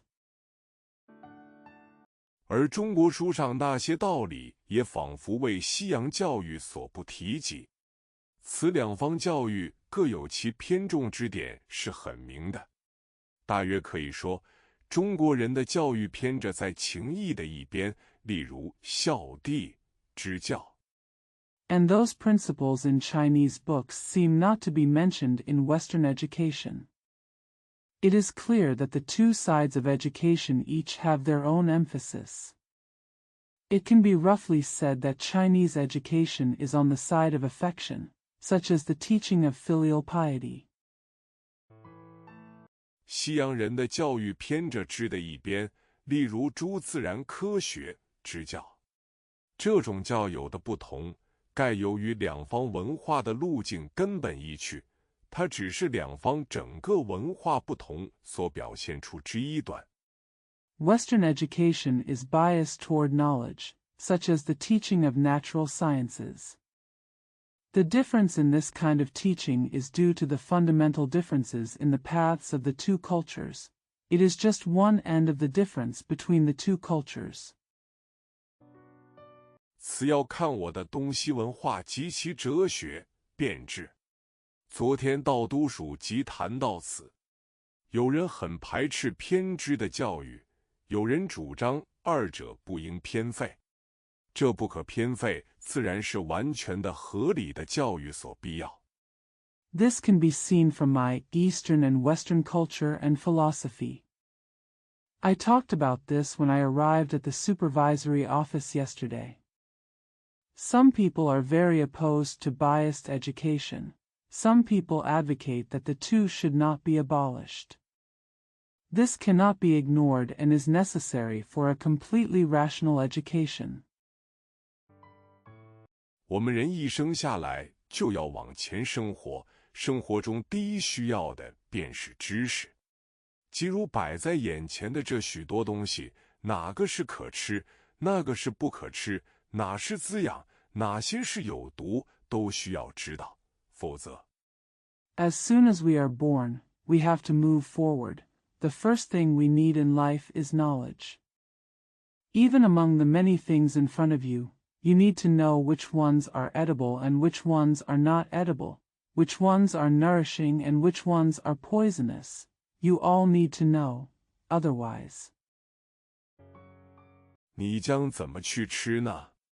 若都能知道，即为具有这一方面的知识，然后这一小方面的生活才对付得下去。无人生活各方面都要各有其知识或学术才行。How will you eat it? If you can know everything, you have this aspect of knowledge, and then you can cope with this small aspect of life. We all need to have our own knowledge or academic talents in every aspect of our lives. 学问及知识之精细，确实贯穿成套者。知识或学问，也可出于自家的创造，由个人经验推理而得，也可以从旁人指教而来，前人所创造的交给后人。但知识或学问 Knowledge is when the fine details of knowledge are truly integrated into a complete set. Knowledge or learning can also come from one's own creation, derived from personal experience and reasoning. It can also come from the advice of others. What the predecessors created is taught to future generations. But knowledge or learning, 除一部分纯理科学，如数理论理而外，大多是必假经验才得成就的。如果不走承受前人所经验而创造的一条路，而单走个人自家的创造一路，那一个人不过几十年。except for some purely rational sciences such as mathematical theory, most of them can only be achieved through experience. If you do not follow the path of creation based on the experience of the predecessors, but only follow the path of personal creation, then a person will only be a few years old. 10 years. 其经验能有几何？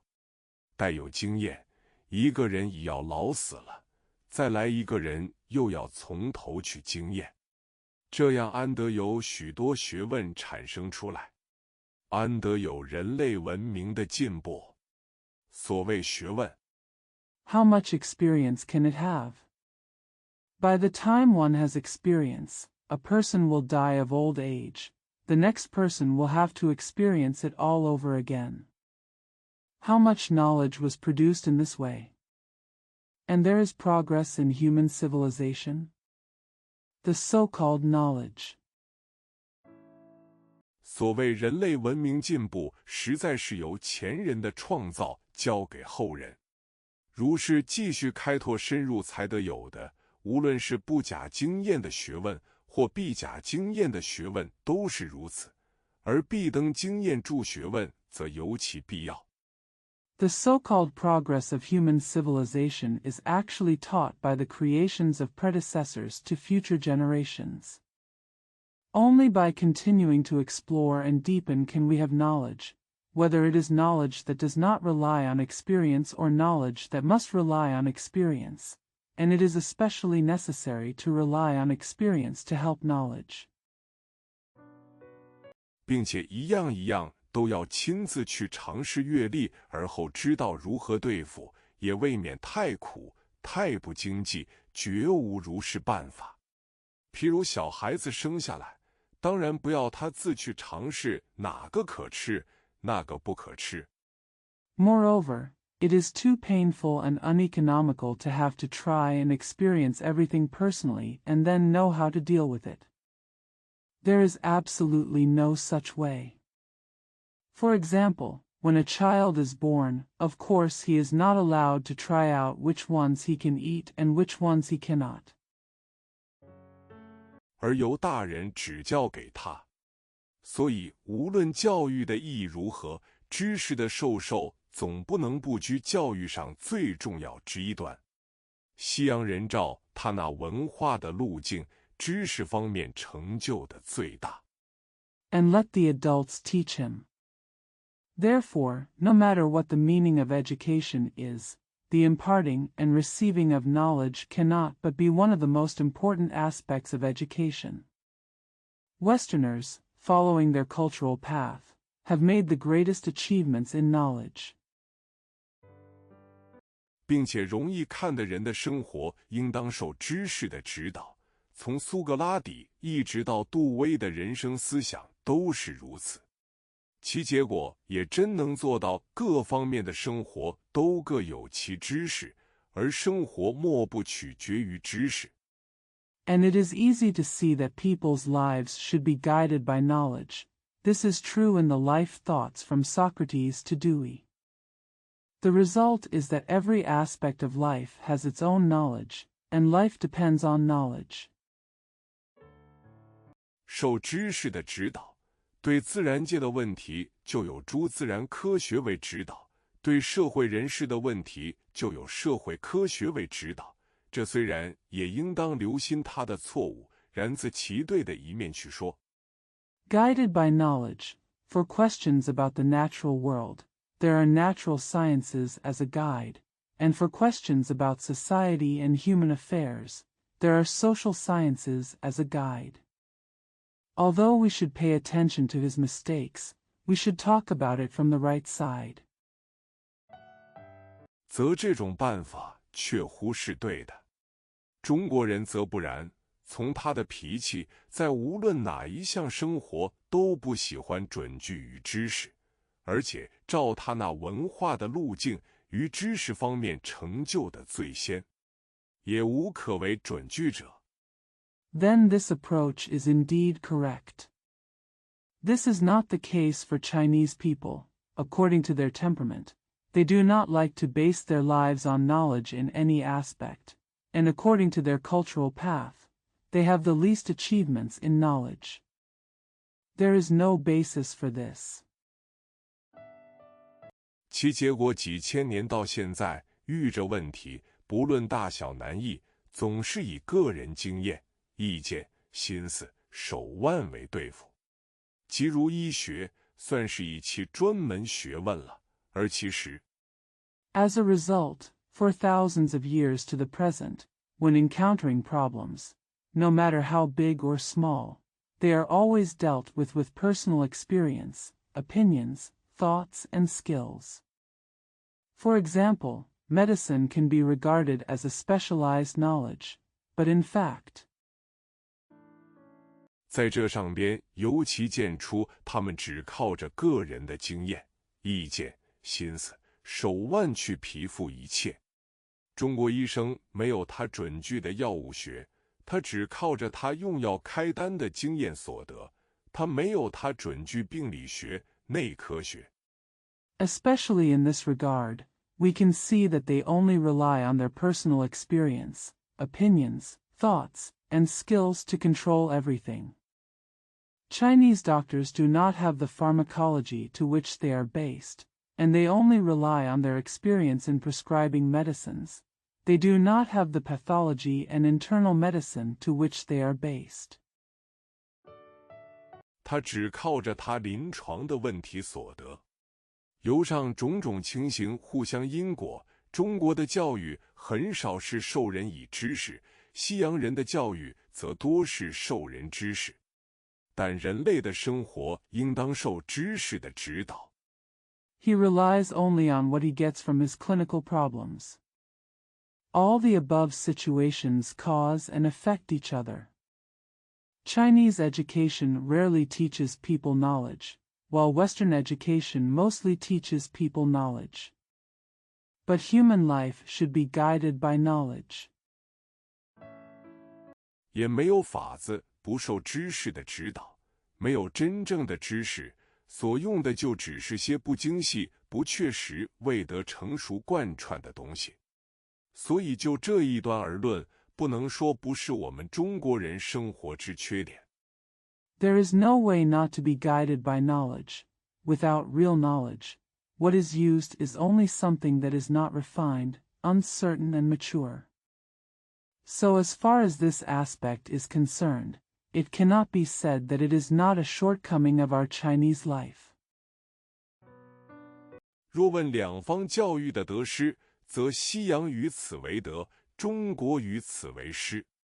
以后我们自然应当鉴于前此之失，而于智慧的其有、知识的授给加益。好在自从西洋派教育输入， If we ask about the gains and losses of education between the two sides, the West gains and China loses. In the future, we should naturally take into account our previous mistakes and pay more attention to the enlightenment of wisdom and the imparting of knowledge. Fortunately, since the introduction of Western education, 已经往这一边去做了。情义一面之教育根本与之的一面之教育不同，即如我们上面所说之的教育之所必要，在情义一面则无有。it's already been done this way. The emotional side of education is fundamentally different from the intellectual side of education.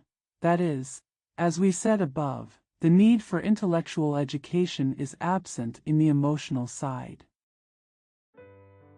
故其办法一极之的教育，故不仅为知识的授给，而有且着意智慧的其有。然实则论如何，知识的授给，终为之的教育最重要之一端，此则与情义的教育截然不同之所在也。Therefore, its method, that is, the education of knowledge is not only the impartation of knowledge, but also the enlightenment of wisdom. However, no matter what, the imparting of knowledge is ultimately the most important aspect of the education of knowledge. This is completely different from the education of affection. 智慧的其有，其办法与情义教育或不相远；知若知识的授给，其办法与情义教育乃全不相应。盖情义是本能，所谓不学而能，不虑而知的，为一个人生来所具有无缺欠者。The method of enlightening wisdom may not be far from that of emotional education, but the method of imparting knowledge is completely different from that of emotional education. Because affection is instinctive, it is said to be capable without learning, and known without thinking. It is something that a person is born with without any shortcomings. 不同乎知识，为生来所不具有，为后天所不能加进去者；不同乎知识，悉从后来得来，不论出于自家的创造或承受前人，均为从外面的起的，后进去的。既然这样， It is different from the fact that knowledge is not present at birth and cannot be added in the future. It is different from the fact that knowledge is acquired later, whether it is created by one's own family or inherited from predecessors. It is acquired from outside and entered later. In this case, 似乎情义既不待教育，亦非可教育者。此殊不然。生活的本身全在情义方面，而知的一边，包括固有智慧与后天的知识，只是生活之工具。工具弄不好，固然生活不好，生活本身。It seems that affection neither needs education nor can be taught. This is not the case. Life itself is all about emotion, and the intellectual side, including inherent wisdom and acquired knowledge, is just a tool for life. If the tools are not made well, life will not be good, but life itself. 即情义方面，如果没有弄得妥帖恰好，则工具虽立将无所用之，或转自待期，所以情义教育更是根本的。这就是说，怎样要生活本身弄得恰好是第一个问题。That is, the emotional aspect. If it is not done properly, the tool will be of no use even though it is useful, or it will be turned into a dead relative, so emotional education is even more fundamental. That is to say, how to make life itself just right is the first question. 生活工具的讲求固是必要，无论如何，不能不居于第二个问题。所谓教育，不但在智慧的起有和知识的创造授受，犹在调顺本能，使生活本身得其恰好。本能虽不待教给。It is necessary to pay attention to the tools of life. In any case, it cannot but be the second issue. The so-called education is not only the enlightenment of wisdom and the creation and transfer of knowledge, but also the adjustment of instinct so that life itself can be just right. Although instinct does not need to be taught. 非可教给者，但仍旧可以教育的，并且很需要教育。因为本能极容易搅乱失宜，即生活很难妥帖恰好，所以要调理它得以发育活动到好处，这便是情义的教育所要用的功夫。Not teachable, but still teachable, and in need of education. Because instinct is easily disturbed and inappropriate, that is, life is difficult to live in a proper and correct manner, so it must be adjusted to develop and move to its advantage. This is the work of emotional education. 其功夫与智慧的其有或尽，与知识的教给便大不同。从来中国人的教育很着意于要人得有合理的生活，而极顾虑情义的失宜。从这一点论，自然要算中国的教育为德。The skill may be close to the enlightenment of wisdom, but it is very different from the teaching of knowledge. Chinese education has always been very focused on enabling people to live a reasonable life, and is extremely concerned about emotional inappropriateness. From this point of view, Chinese education is naturally considered to be a success. 而西洋人忽视此点为师。盖西洋教育着意生活的工具，中国教育着意生活本身，各有所得，各有所失也。然中国教育虽以常能着意生活本身故谓为德，却是其方法未尽得矣。It would be a mistake for Westerners to ignore this point. While Western education focuses on the tools of life, Chinese education focuses on life itself. Each has gains and losses. However, although Chinese education is said to be able to always pay attention to life itself, its methods are not entirely appropriate. 盖未能审查情的教育与知的教育之根本不同，常常把教给知识的方法用于情义教育。譬如，大家总好以干燥无味的办法给人以孝悌忠信等教训，如同教给他知识一般。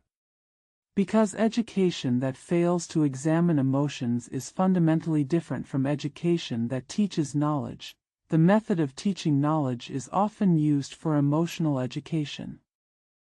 For example, we always use dry and tasteless methods to teach people the lessons of filial piety and loyalty, just like teaching them knowledge. 其实这不是知识，不能当作知识去授给他，应当从怎样使他那为这孝悌忠信所从来之根本本能得以发育活动，则他自然会孝悌忠信。这种干燥的教训只注入知的一面。In fact, this is not knowledge and cannot be taught to him as knowledge.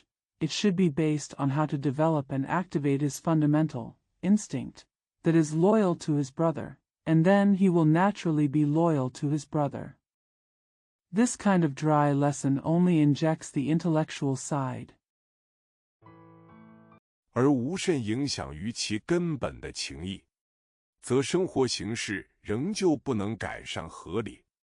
人的生活行动在以前大家都以为出于知的方面，纯受知识的支配，所以苏格拉底说知识即道德。It does not affect its underlying sentiment. Then life and behavior still cannot be improved and reasonable. In the past, everyone thought that human life and actions were based on knowledge and were purely controlled by knowledge. Therefore, Socrates said that knowledge is morality. 为人只要明白，他做事就对，这种思想，直到如今才由心理学的进步给他一个翻案。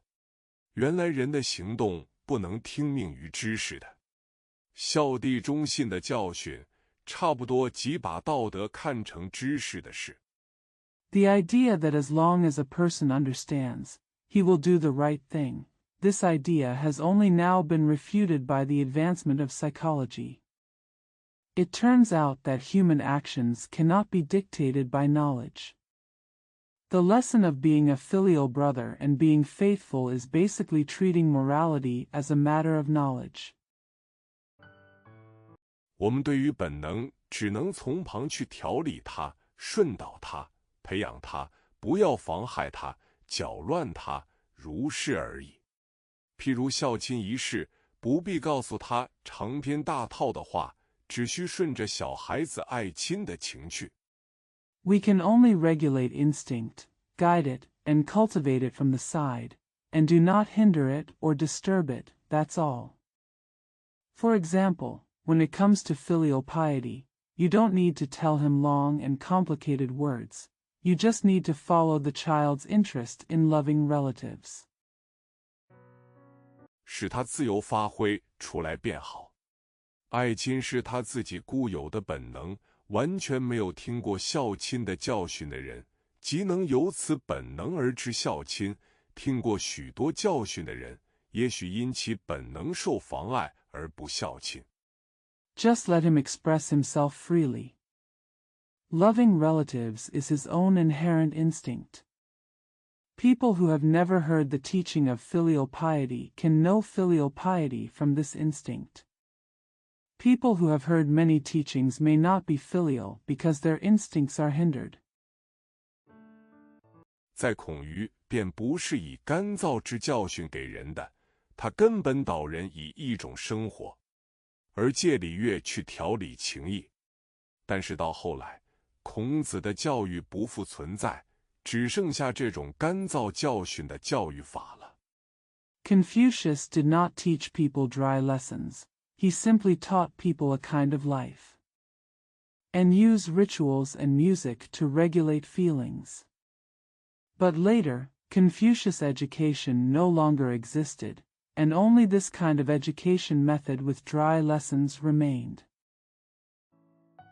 这也是我们以后教育应当知所见戒而改正的。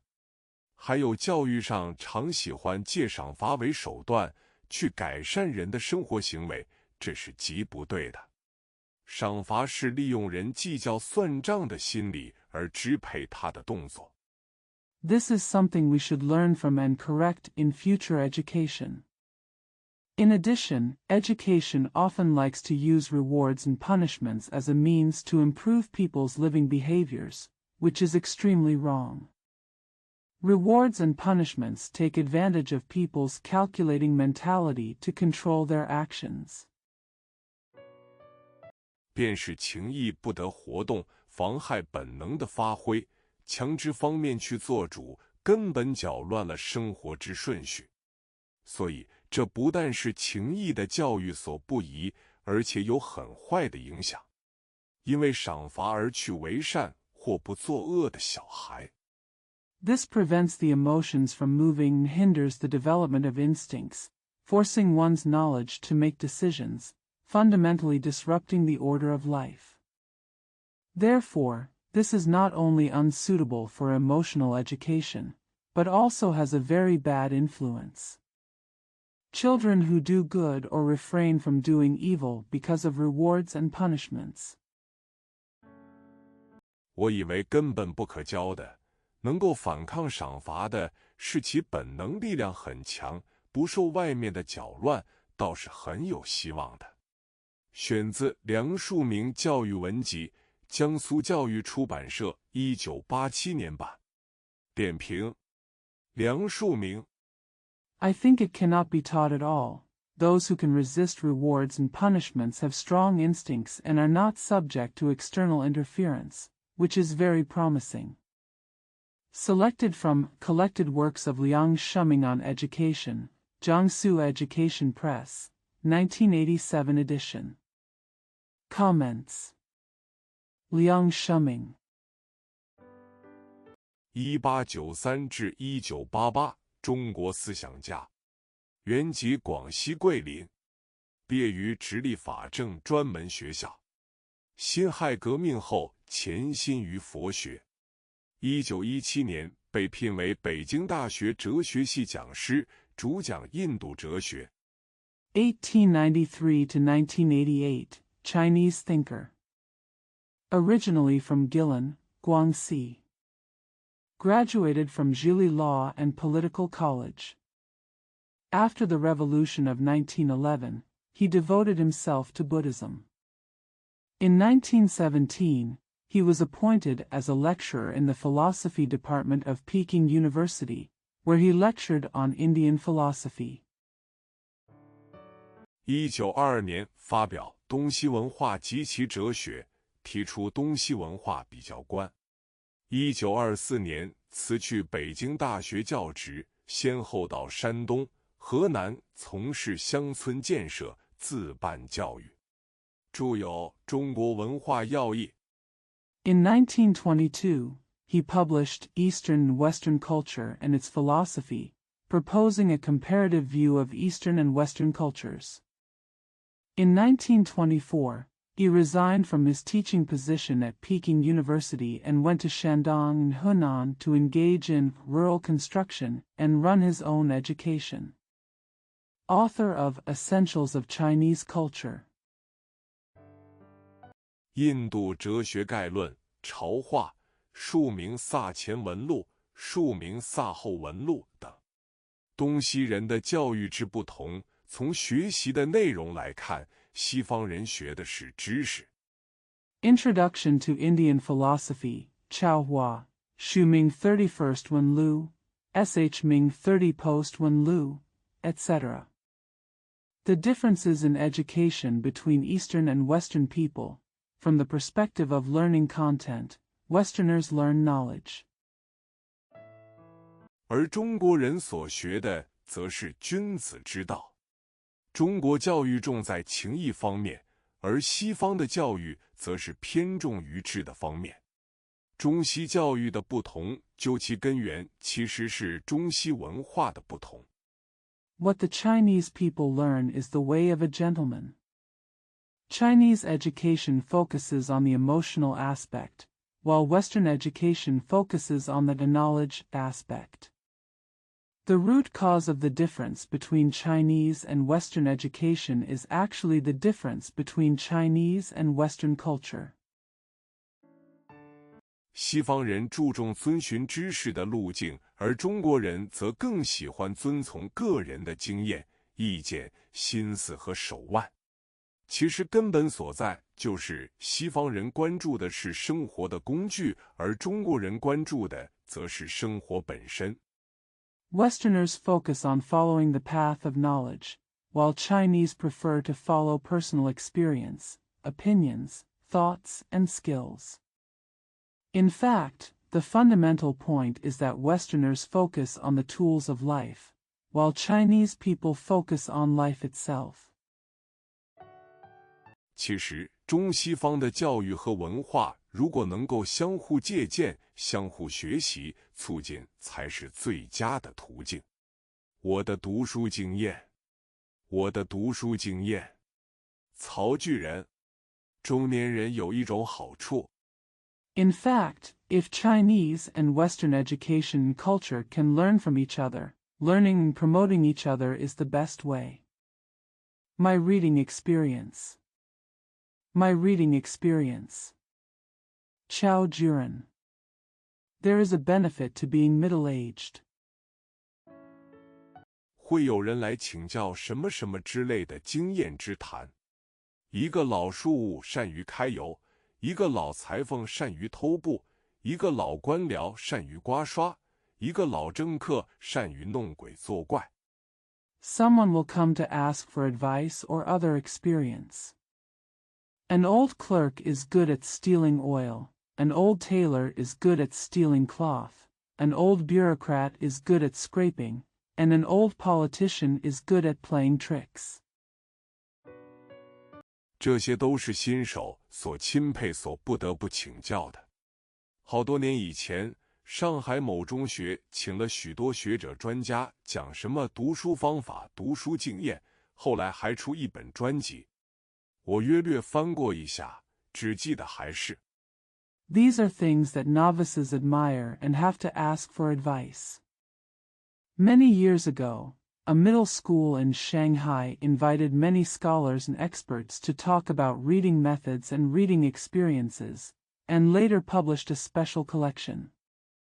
I flipped through it briefly, and all I remember is that 多读多看多做那些好方法，也就懒得翻下去。现在轮到我来谈什么读书的经验，悔当年不到某中学去听讲，又不把专辑仔细看一看，提起笔来，觉得实在没有话可说。Those good methods of read more, watch more, do more, are too lazy to read on. Now it is my turn to talk about my experience in reading. I regret that I did not go to a certain middle school to listen to the lectures, and did not read the special album carefully. I picked up the pen. Come on, I feel like I really have nothing to say. 记得4岁时，先父就叫我读书，从大学、中庸读起，一直读到刚健一之路、近思路，诗经统背过9次，礼记、左传念过2遍。I remember when I was 4 years old, my late father asked me to study. I started reading The Great Learning and The Doctrine of the Mean, and continued to Gang Jian E Ji Lu and Jean C. Lu. I memorized the Book of Songs 9 times, and read the Book of Rites and Zhuan Weiss. 只有尔雅只念过1遍。要说读经可以救国的话，我该是救国志士的老前辈了。那时候读经的人并不算少，仍无补于满清的威王，终于做圣朝的遗民。Only Arya was read once. If reading the Bible can save the country, I should be a senior figure in saving the country. At that time, there were not many people who read the scriptures, but they still did not help the Manchu Qing dynasty's peril, and they finally became the remnants of the victorious dynasty. 先父大概也是维新党，光绪32年就办起小学来了。虽说小学里有读经的科目，我读完了《近思录》，就读商务印书馆出版的高等小学图文教科书。My late father was probably a member of the Reform Party, and he opened a primary school in the 32nd year of Guangxu's reign. Although there was a subject of Bible reading in primary school, I finished reading Records of Modern Thoughts and read the illustrated textbook for primary schools, published by the commercial press. 我仿读史的成立，用红笔把那部教科书从头圈到底，已是倾倒爱慕的热忱，还换了先父一顿重手心。我的表弟在一只大柜上读看图识字，那上面有彩色图画。I imitated the example of reading history and circled the textbook from beginning to end with a red pen to show my overwhelming enthusiasm. I also gave my late father a heavy hand. My cousin was reading Picture Literacy, on a large cabinet with colorful pictures on it. 趁先父不在的时候，我就抢过来看。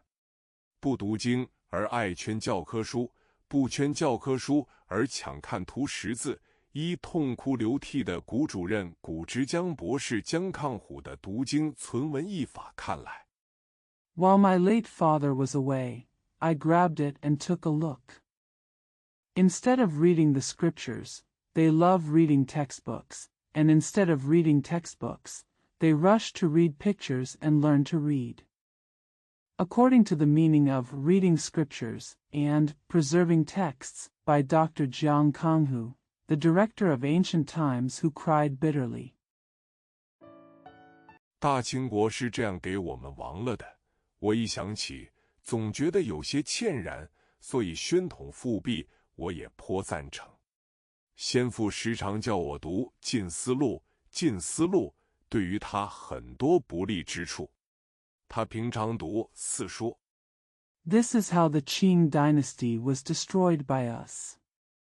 When I think about it, I always feel a little apologetic, so I quite approve of the restoration of Xiantong. My late father often asked me to read Recent Thoughts. Recent Thoughts had many disadvantages for him. He usually reads the 4 books.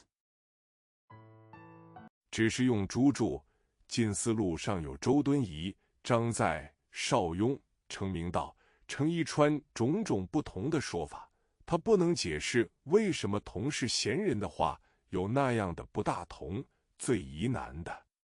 Just using Zhu's annotation, Jin Si Lu contains various different opinions from Zhou Dunyi, Zhang Zai, Xiao Yong, Qing Mingdao, and Cheng Yichuan. He cannot explain why the words of the same sages are so different. The most difficult thing is. 明道和伊川兄弟俩也那样不大同，不知偏向那一面为是。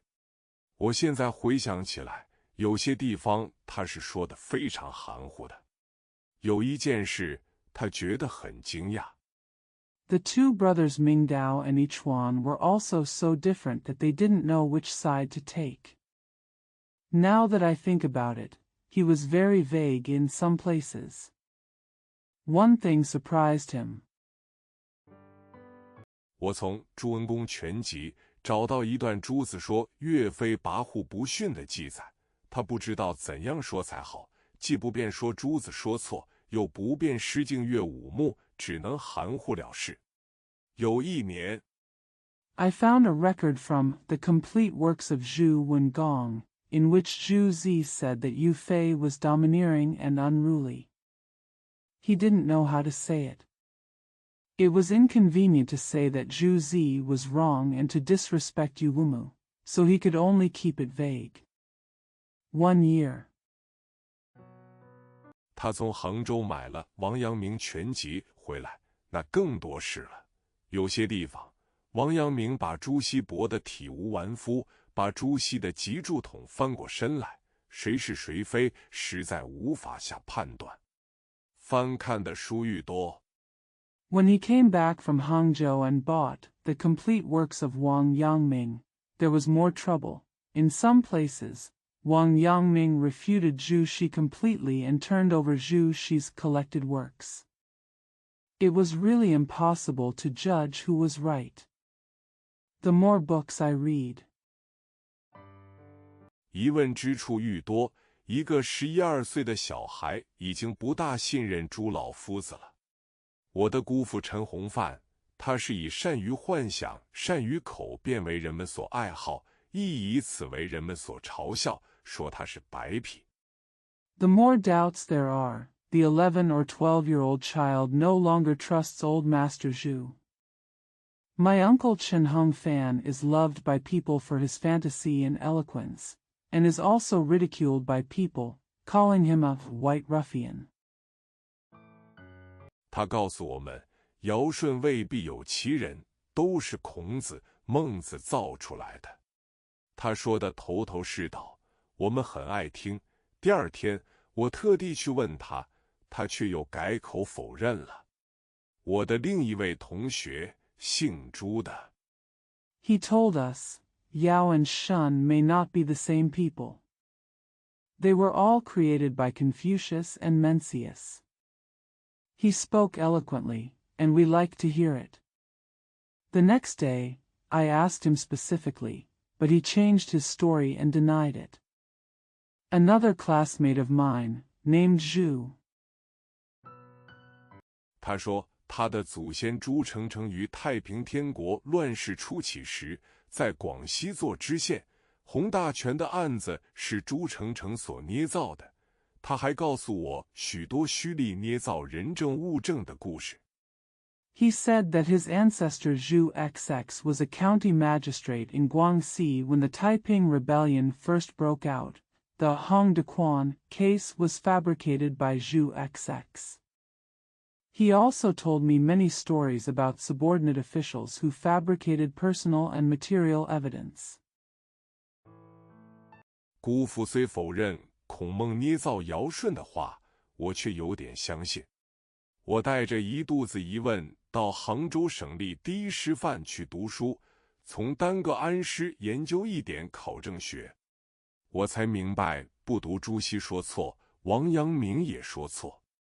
Although my uncle denies that Confucius and Mencius fabricated the words of Yao and Shun, I somewhat believe it.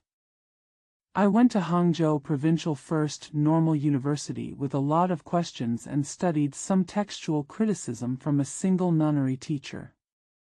Only then did I realize that not only Zhu Shi was wrong, but Wang Yangming was also wrong. 不读明道和伊川之间有不同，朱熹的晚年本与中年本亦有不同。不读宋人的说法分歧百出，汉、魏、晋、唐多代亦纷纭万状，一部经书可以打不清的官司。本来想皈依朴学。Not only are there differences between Mingdao and Yichuan, Zhu Shi's late version, middle-aged version are also different. Not only are people in the Song dynasty different, but there are also many differences in the Han, Wei, Jin, and Tang dynasties. A single classic can be incomparable. Qing's lawsuit. Originally I wanted to convert to Pu Shui. 定于一尊，而吴、宛之学又有不同，段、王之学亦出入，即是一个极小的问题，也不能一为两可，非以批判的态度，便无从接受前人的意见的。姑父所幻设的孔、孟捏造尧、舜的论议。It is settled on the same subject, but the schools of Wu and Anhui are different, and the schools of Duan and Wang are also different. Even if it is a very small problem, you cannot rely on two things. You cannot accept the opinions of the predecessors without a critical attitude. My uncle imagined that Confucius and Mencius fabricated the discussion of Yao and Shun.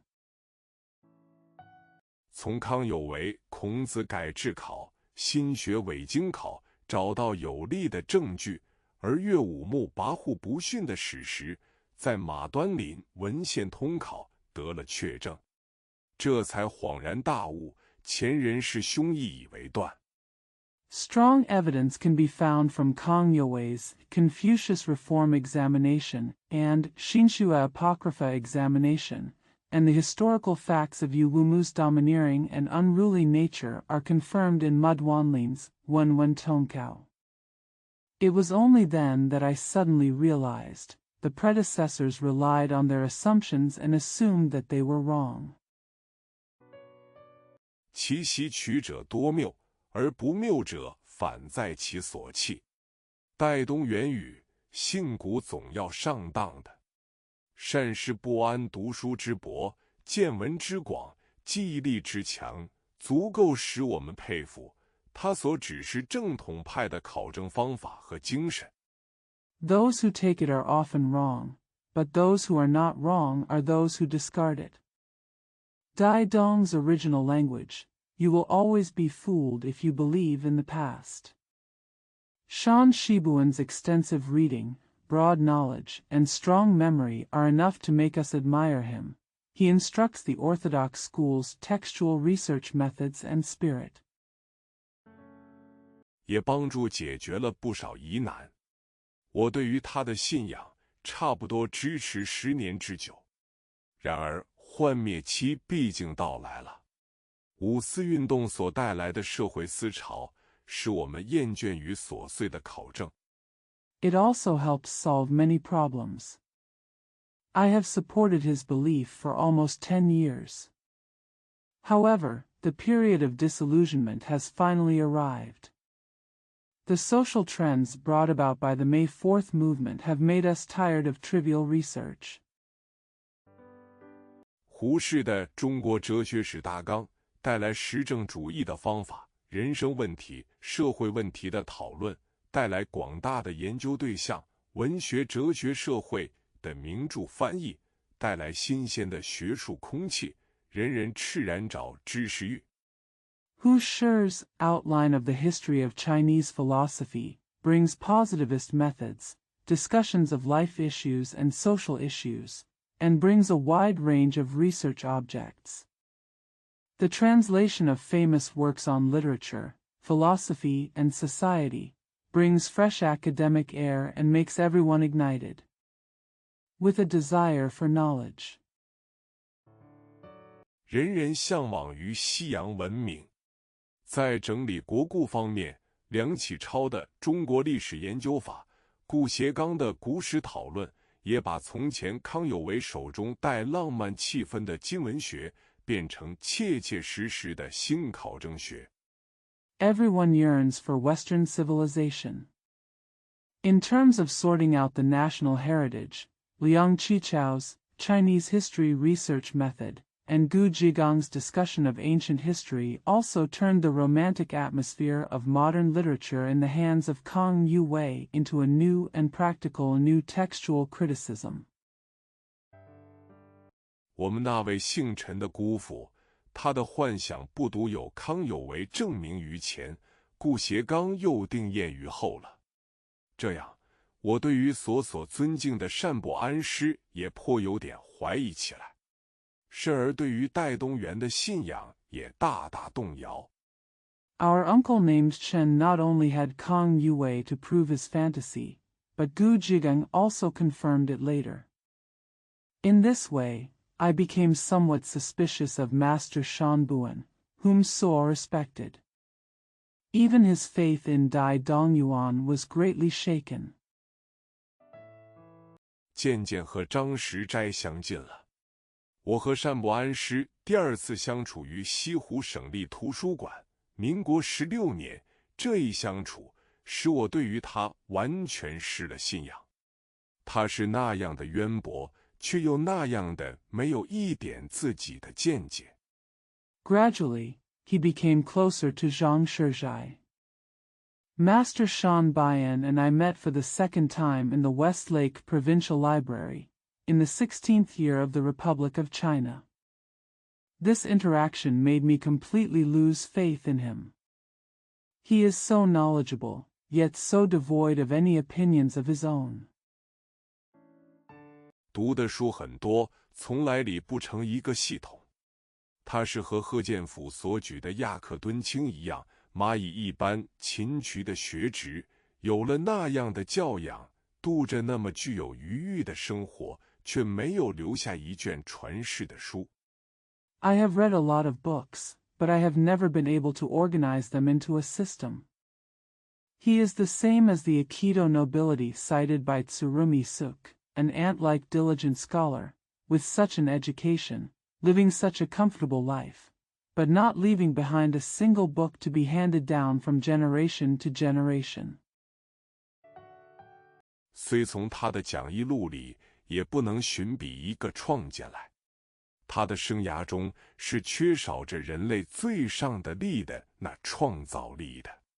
他就像戈壁的沙漠的溪流水一样，吸收了知识，却并一泓清泉。Even though we can't find a single original idea in his lecture notes. In his life, he lacks the creativity that is the highest power of mankind. He is like the water in the Gobi Desert, absorbing knowledge, but there is no clear spring. 也不能喷到地上面来。省立图书馆中还有一位同事，嘉兴陆仲乡先生也是这样的。这可以说是上一代那些读古书的人的共同悲哀。我有点佩服德国大哲人康德。Nor can it be sprayed on the ground. There is also a colleague in the provincial library, Mr. Lu Zhongxiang of Jiaxing. The same is true. This can be said to be the common sorrow of those who read ancient books in the previous generation. I kind of admire the German university, the philosopher Kant. Kant， 他能那样的看了一种书，接受了一个人的见解，又立刻能把那人那书的思想排除了出去，永远不把别人的思想砖头在自己的周围砌起墙头来，那样博学。Kant, he can read a book like that, accept a person's opinions, and immediately expel that person's thoughts in that book, and never build a wall around himself with other people's ideological bricks. So knowledgeable. 又能那样构成自己的哲学体系，真是难能可贵的。我读了30年，实在没有什么经验可说。若非说不可，那只能这样。第一，时时怀疑古人和古书；第二， It is really commendable to be able to form one's own philosophical system in that way. I have been studying for 30 years and I really have no experience to speak of. If you have to say it's impossible, then you can only do this. First, always doubt the ancients and ancient books. Second, 有胆量背叛自己的父师；第三，组织自我的思想系统。若要我对青年们说一句经验之谈，也只能这样：爱惜精神，默读古书。点评：曹巨人，1900至1972，后听涛，浦江。having the guts to betray his master. Third, organize your own ideological system. If I were to say a word of experience to young people, it could only be this: cherish the spirit and don't read ancient books. Comments. Chao Juran, 1900 to 1972, Hao Tingtao, Pujiang. 金兰溪人，学者、作家、报界名流。1915至1921年在一师求学，师承朴学家单补偿等，曾任学生自治会主席、主编《钱江评论》。毕业后整理出版章太炎的《国学概论》。Today's Lanshi, people. Scholars, writers, and newspaper celebrities. From 1915 to 1921, he studied at the First Normal University, where he studied under the tutelage of Pu Jia, Shan Buchang, and others. He served as the chairman of the Student Government Association and the editor-in-chief of Qianjiang Review. After graduation, he compiled and published Zhang Taiyan's Introduction to Chinese Studies. 9·18事变前夕，创办《涛声》周刊，力主抗日。7·7事变后，任战地记者，后历任《前线日报》《正气日报》总编辑，香港《星岛日报》主笔。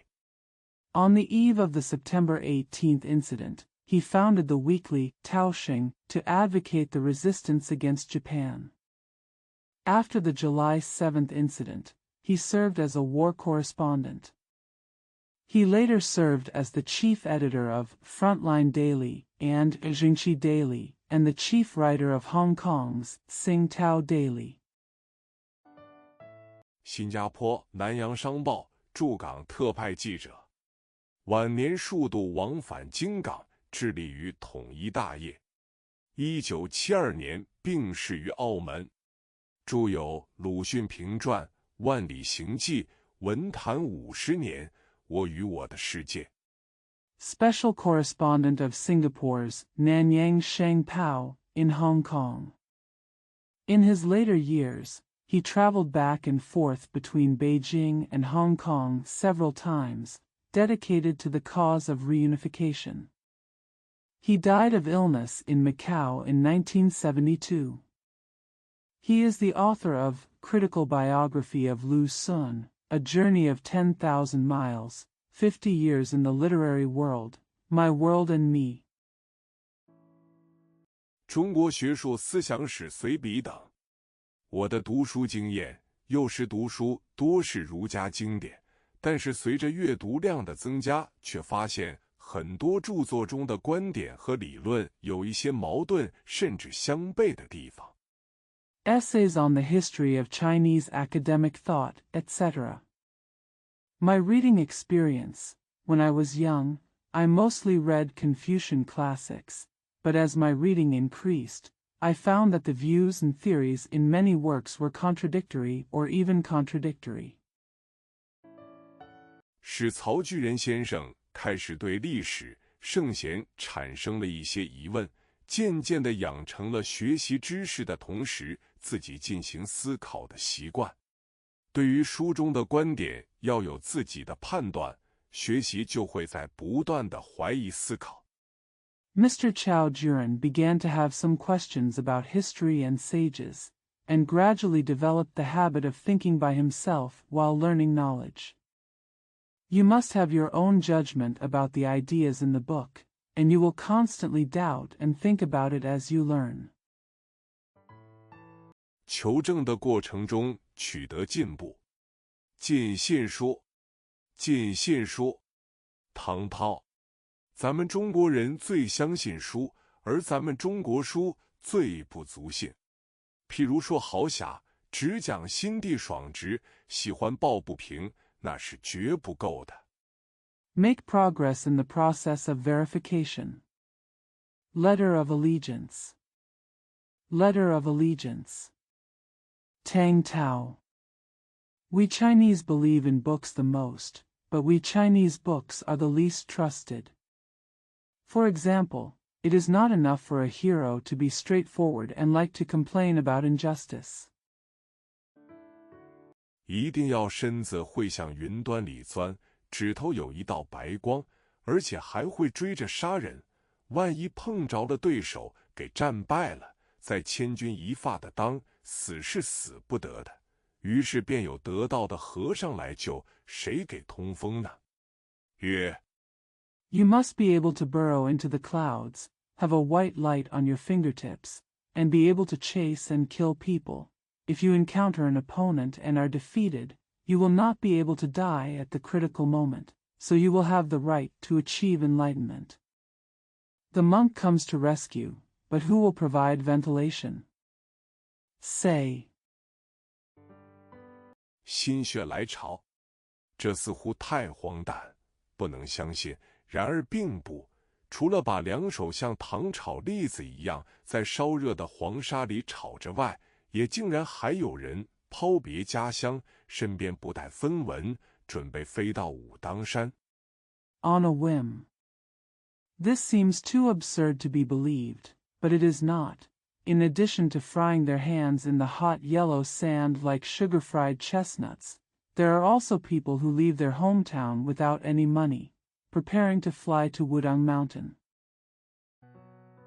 跟道士和尚学剑仙去的，咱们中国人就在这样思想下活着。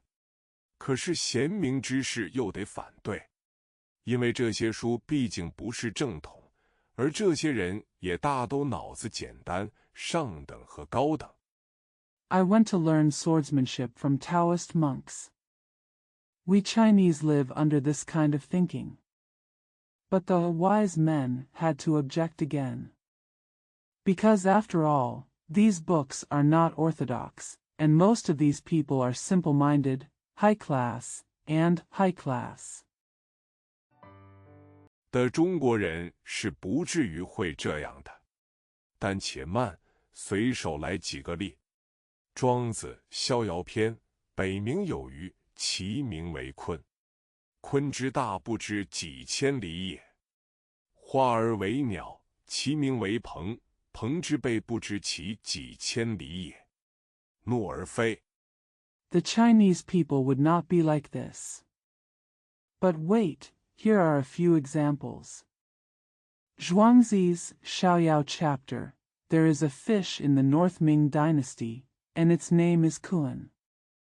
The Kuan is so big that it is thousands of miles away. It turned into a bird, and its name was Peng. The Peng's back was thousands of miles away. Fly in anger. 其意若垂天之云。史记高祖罪行则中，前有大蛇当镜，乃拔剑斩之。一老妪夜哭其处，曰：“吾子白帝子也。今为赤帝子杀之。”这二部书大概可算是正统了吧。Its wings are like clouds hanging from the sky. Historical records. When Emperor Gaozu was drunk and walking in the swamp, there was a big snake in front of him, so he drew his sword and killed it. An old woman was crying at night and said, "My son is the son of the White Emperor. Now the son of the Red Emperor will kill him." These two books can probably be regarded as orthodox. 但为什么又有些像胡说呢？一条鱼大到几千里，而且还会变鸟。一个老妪的儿子是蛇，忽然又说是白帝子，这究竟怎么了呢？贤明之士却深信而不知疑。But why does it sound like nonsense? A fish can be thousands of miles long and can transform into a bird.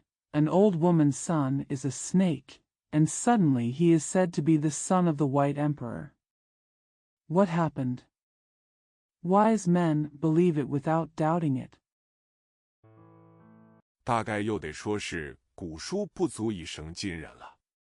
其实在今人里，尤其是在天才的今人里，不足信依旧是存在的。譬如有人说女人的舌尖是壁虎的尾巴。Probably it must be said that ancient books are not enough to guide modern people. In fact, among today's people, especially among today's geniuses, disbelief still exists. For example, some people say that the tip of a woman's tongue is the tail of a gecko. 则壁虎的尾巴也便是女人的舌尖了。万一竟有人搂着壁虎的尾巴去亲嘴，那可糟糕呢。不可信，不足信，但我怕还有人要相信的。名句不该遗漏，索性再来一下。Then the gecko's tail is also the tip of a woman's tongue. What if someone hugs the gecko's tail and kisses it? That would be terrible. It's not credible, not trustworthy, but I'm afraid some people still want to believe it. Famous sentences shouldn't be left out, so let's just repeat them. 河水如呆立的观，这样的宝贝究竟是怎样看法的呢？幸而是天才的青年诗人，但这回上当的人可多了。穷人活不下去，相虑投河，认为安然观练，尸骨可免暴露。The river water is like a standing coffin. What do you think of such a treasure? Fortunately, he is a talented young poet. But this time there are many people who have been fooled. The poor can't survive, so they throw themselves into the river, thinking that they will be buried safely and their bones will not be exposed. 无奈不久便死猪一样浮起来了。我并不想劝人少做名诗名文，却希望大家不要太相信了。书本子不是全靠得住的，全靠得住的书本子是不容易存在的。11月5日。Unfortunately, it soon floated like a dead pig. I don't want to persuade people to write less famous poems and essays, but I hope you won't believe it too much. Books are not entirely reliable. It is not easy to find books that are completely reliable. November 5th. 原载1933年11月5日，申报自由谈。点评：唐涛，1913至1992，又名唐涛，原名唐瑞义，常用笔名慧烟，浙江镇海人。1933年起，在鲁迅的影响下 Originally published in Declaration, Free Talk, on November 5, 1933. Comments. Tang Tao, 1913 to 1992, also known as Tang Tao, was originally named Tang Ruei and often used the pen name Huiyan. He was a native of Zhenhai, Zhejiang. Under the influence of Lu Sun since 1933. 开始写散文和杂文。同年6月在《自由谈》上发表散文《故乡的雨》。抗战爆发后，参加了1938年版鲁迅全集的编校工作，后编辑《文艺界丛刊》。抗战胜利后 Start writing prose and essays. In June of the same year, he published the essay Rain and Hometown in Free Talk. After the outbreak of the anti-Japanese war, he participated in the editing and proofreading of the 1938 edition of The Complete Works of Lu Sun. Later he edited Literary Circle series. After the victory of the anti-Japanese war, 与柯林合编《周报》，周报被禁后，开始编辑《文汇报》副刊笔会。解放后，曾在上海邮政工会、全国文协上海分会、复旦大学等处任职。He co-edited Weekly with Kuling. After Weekly was banned, he began to edit Wenhui Pa Supplement Pen. After liberation, he worked in the Shanghai Postal Trade Union, the Shanghai branch of the National Literary and Art Association, and Fudan University. 1953年，任中国作家协会上海分会书记处书记，并任《文艺新地》《文艺月报》副主编。1956年兼上海市文化局副局长。In 1953, he served as secretary of the Secretariat of the Shanghai branch of the Chinese Writers Association, and as deputy editor-in-chief of New Place of Literature and Art and Literary and Art Monthly. In 1956, he also served as deputy director of the Shanghai Municipal Bureau of Culture. 1959年起调北京任中国科学院文学研究所研究员。尽信书，中国人最相信书，但是中国的书却是最不足信的。作者开篇就提出了这个悖论式的观点。In 1959, he was transferred to Beijing as a researcher at the Institute of Literature, Chinese Academy of Sciences. Trust books. Chinese people believe in books the most, but Chinese books are the least trustworthy. The author puts forward this paradoxical point of view at the beginning. 作者又以豪侠、市井之书和传世经典中的极富浪漫主义色彩的描写来证明自己的观点。作者的分析仅仅是从字面来表述的，难免有些偏颇，但是 The author proves his point of view with highly romantic descriptions in heroes, market books, and handed-down classics.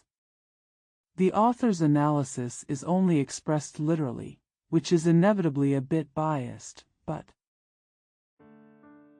作者的中心目的就是要告诫人们，对于书本中的思想和观点不能够不加分析的全盘接受。贤明的聪明的父母，贤明的聪明的父母。俞平伯，这是一个讲演的题目。The central purpose of the author is to warn people that they cannot accept all the ideas and opinions in the book without analysis. Wise and wise parents. Wise and wise parents. Yu Pingbo. This is a topic for a lecture. 去年在师大附中讲的，曾写出一段，再一看，满不是这么回事，就此丢开。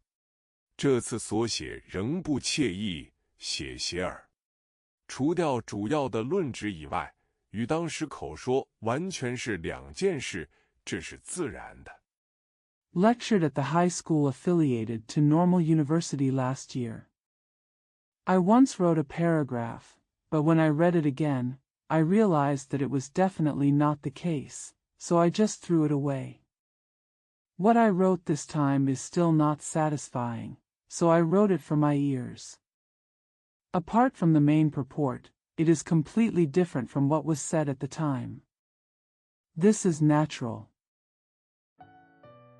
照例的引子在第一次原稿上写着有的，现在只删剩一句，题目上只说父母如何，自己有了孩子，以父亲的资格说话也。未到君子见谅呢，虽未必，总之妥当一点。略是本题。As usual, the introduction said yes in the first draft, but now only one sentence has been deleted. The title only talks about the parents, and since I have a child, I can only speak as a father. The gentleman who defends Dao will forgive me. Although it may not be possible, it is still appropriate. Briefly explain this question. 对于子女，懂得怎样负必须负的责任的父母，视为贤明；不想负不必负的责任，视为聪明。是一是二，善读者故一目了然矣，却照例下回分解。先想一个问题，亲之于子。Regarding their children, parents who know how to take necessary responsibilities are called wise, and parents who do not want to take unnecessary responsibilities are called smart. One and the other, good readers can see clearly at a glance, but they will break it down next time, as usual. Let me think about a question first. 只未成年的子女，子之于亲，其关系是相同与否？至少有点不同的，可比作上下文。上文有决定下文的相当能力，下文则呼应上文而已。在此沿用旧称，近亲之道是上文，曰此。Refers to minor children. Is the relationship between children and parents the same or not? It is at least a little different, and can be compared to context. The above has considerable ability to determine the following, and the latter just echoes the above. We will continue to use the old name here. The way to show affection is as mentioned above, which is called compassion. 近子之道是下文，曰孝。此是无条件的、全体的、强迫性的。何以故？第一，自己的事只有自己负责才合适，是生理的冲动，环境的包围，是自由的意志，暂且都不管。总之，要想。The way to eliminate children is as follows, which is called filial piety.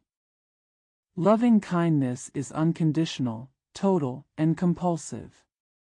Why? First, it is appropriate to only take responsibility for one's own affairs.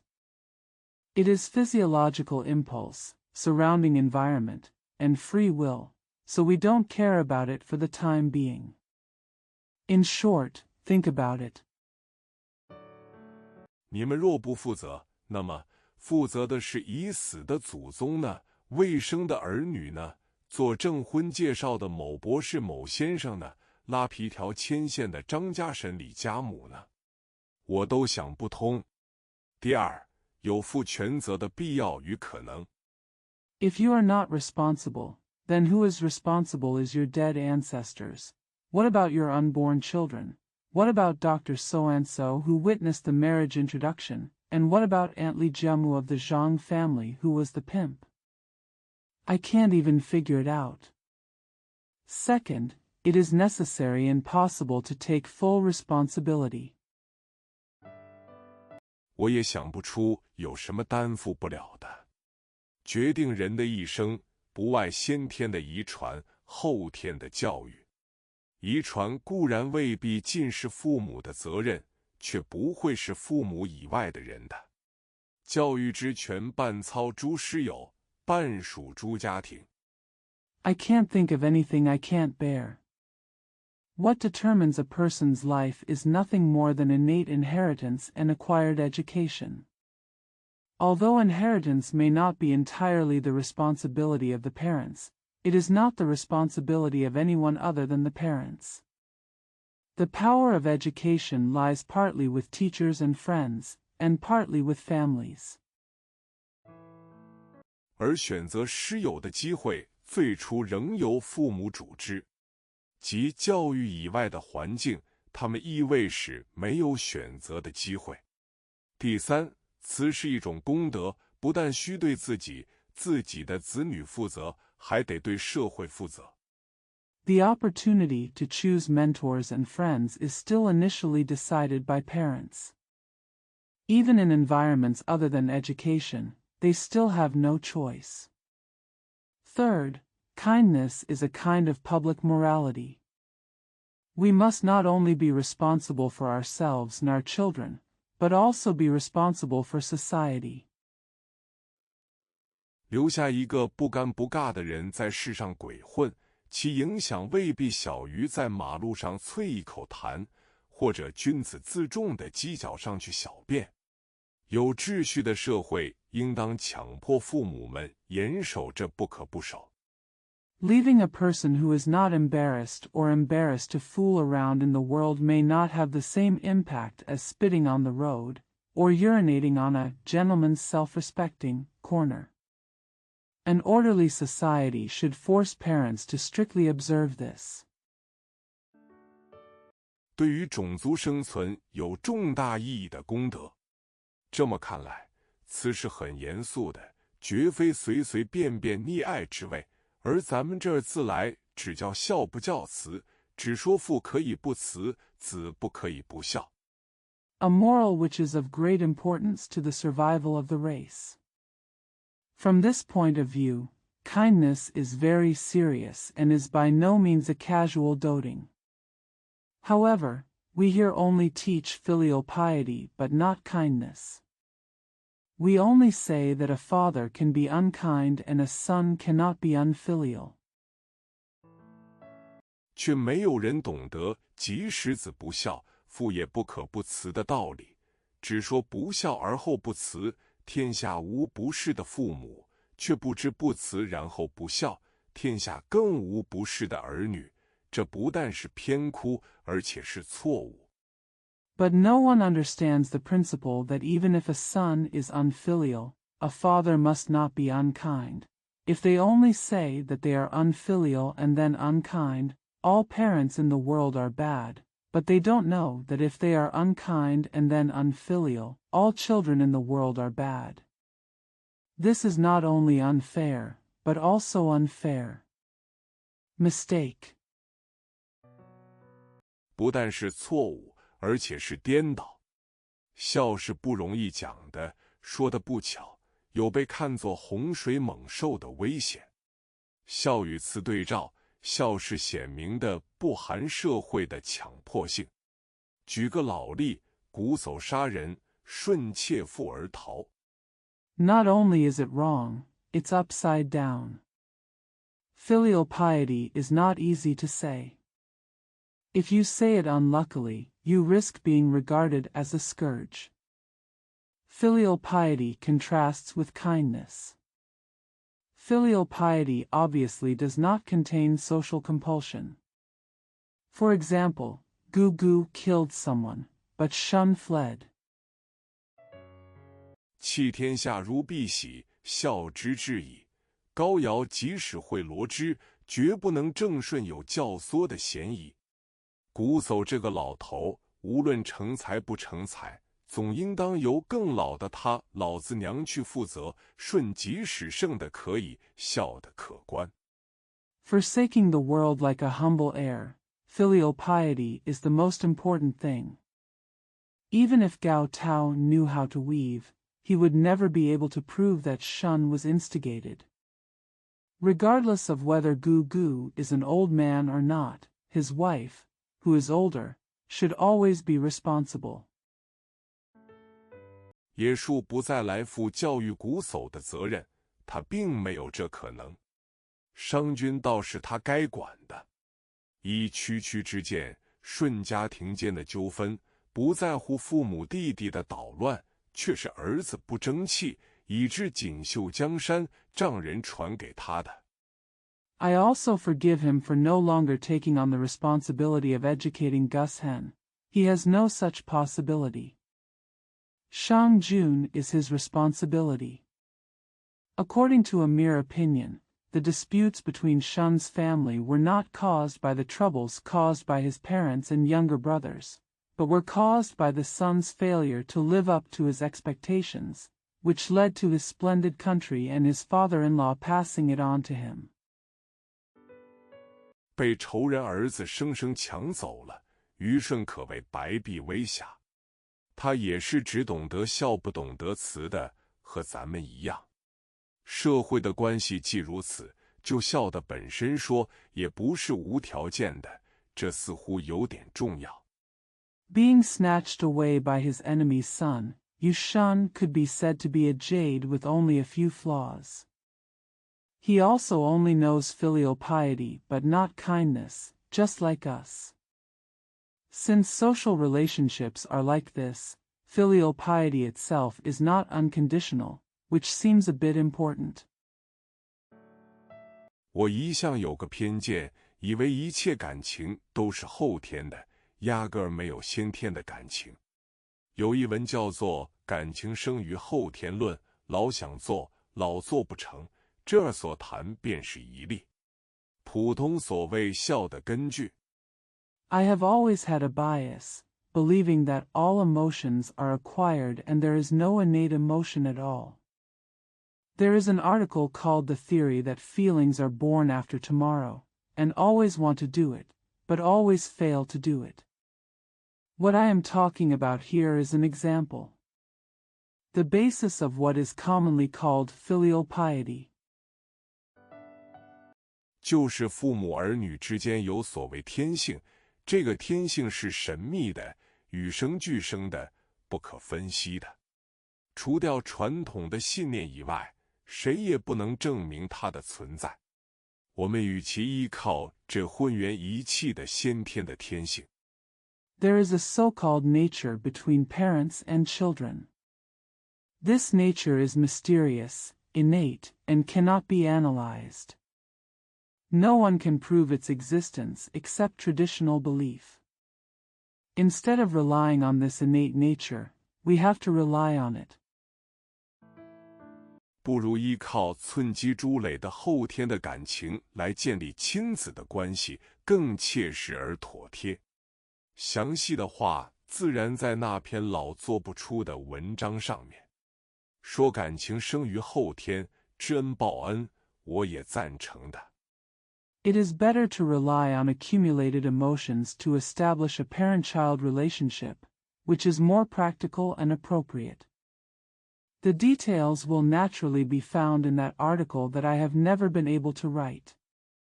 It is said that feelings are born the day after tomorrow, and gratitude must be repaid. I also agree with it. 现在讨论恩是什么？一般人以为父亲对于子女有所谓养育之恩，详细说10月怀胎，3年乳哺，这特别偏重母亲一点。赋予生命既是恩，孩子咕咕坠地已经对母亲。Now let's discuss what grace is. Most people think that fathers have the so-called nurturing grace for their children. To be more specific, it takes 10 months to conceive and 3 years of breastfeeding.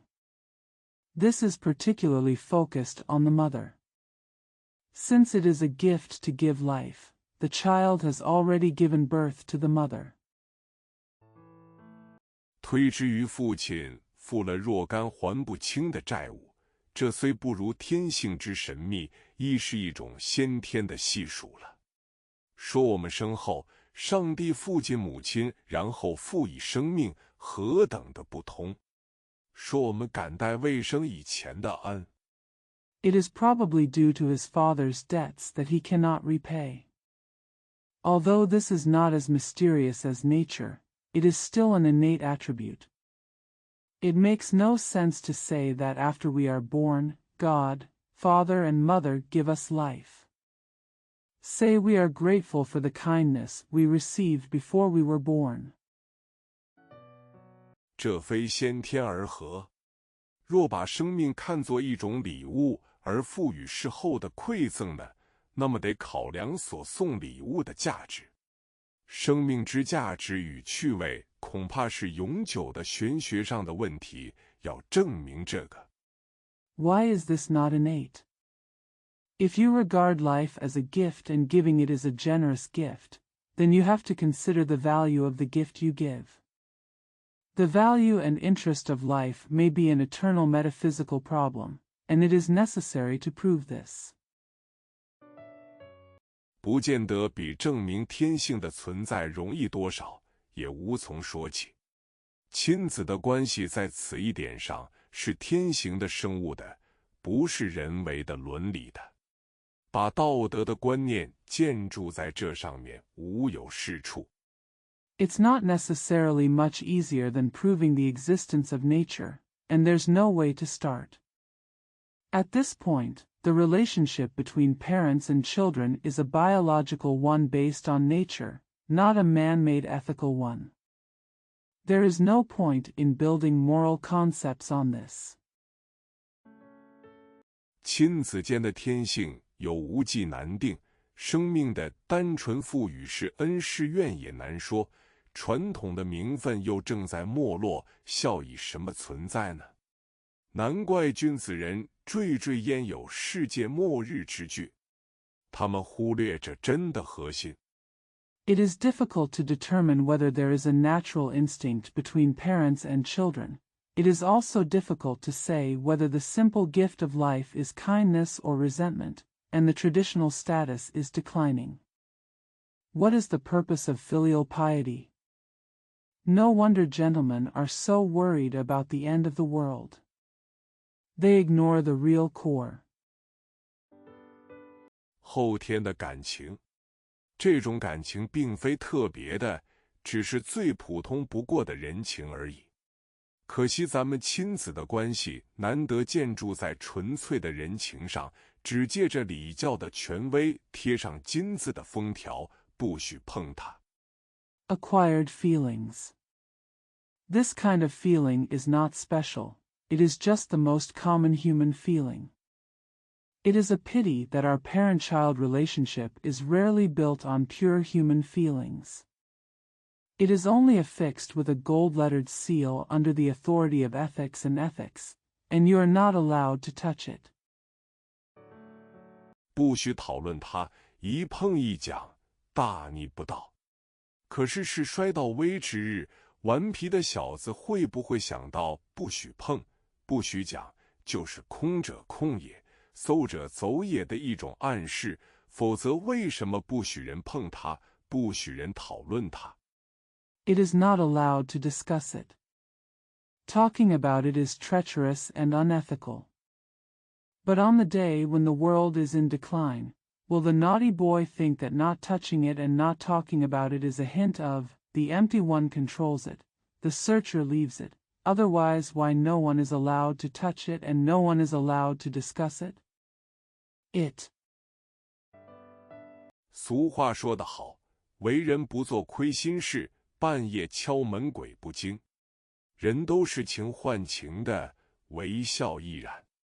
上已说过，辞是上文，孝是下文，先辞后孝非先孝后辞，事实昭然不容驳辩。As the saying goes, if you don't do anything wrong, you won't be surprised if you knock on the door in the middle of the night. People exchange love for love, and so does filial piety. It has been said above that kindness is above and filial piety is below. Charity first and then filial piety does not mean first filial piety and then kindness. The facts are clear and cannot be refuted. 小孩出生不曾尽分毫之孝，而父母未必等他尽了孝道之后，方才慢条斯理、不慌不忙地去抚育他，便是佳丽。所以孝不自生，因此而起。儒家所谓报本返始，要能这么解释方好。A good example is when a child does not fulfill its filial piety at all when it is born, but its parents do not necessarily wait until it has fulfilled its filial piety before slowly and unhurriedly raising it. Therefore, filial piety does not arise on its own, but arises from kindness. The Confucian saying of repaying one's origins should be explained in this way. 父母无条件的尽其慈事施，子女有条件的尽其孝事报。这个报施实在就是情换情，与一般的人情一点没有什么区别。水之冷热饮者自知，报施相当亦是自然而然。Parents' unconditional kindness is charity, and children's conditional filial piety is repayment. This kind of repayment is actually love for love, and it is no different from ordinary favors. Those who drink water know whether it is hot or cold, and it is natural that the rewards will be equal. 并非锱铢计较1:5:10，亲子间真算起什么清账来，这也不可误会。孝是慈的反应，既有种种不等的慈，自然的会有种种不等的孝，事实如此，没法划一的。It's not just about spending money and money. It's not about settling accounts between parents and children. This shouldn't be misunderstood. Filial piety is a reflection of kindness. Since there are various kinds of kindness, there will naturally be various kinds of filial piety. The fact is that there is no way to standardize it.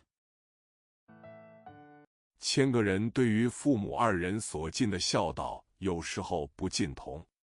这个人的与那个人的孝道亦不必尽同。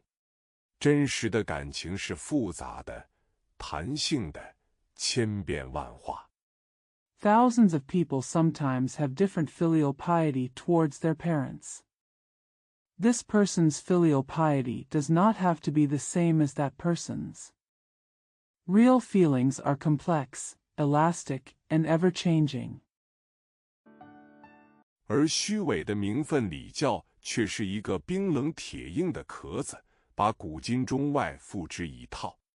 话又说回来，大概前人都把亲子细数看作先天的，所以定制一块方方的蛋糕叫做孝。However, the hypocritical ethics in ethics are a cold and hard shell, covering all things ancient and modern, both Chinese and foreign.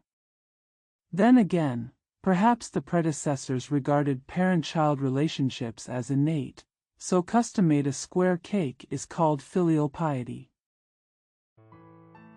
我们只承认有后天的感情，虽不非孝，却坚决的要打 Dale 这24孝的讲法。我的说孝实在未必巧，恐怕看到这里，有人已经在破口大骂、撕作纸条了。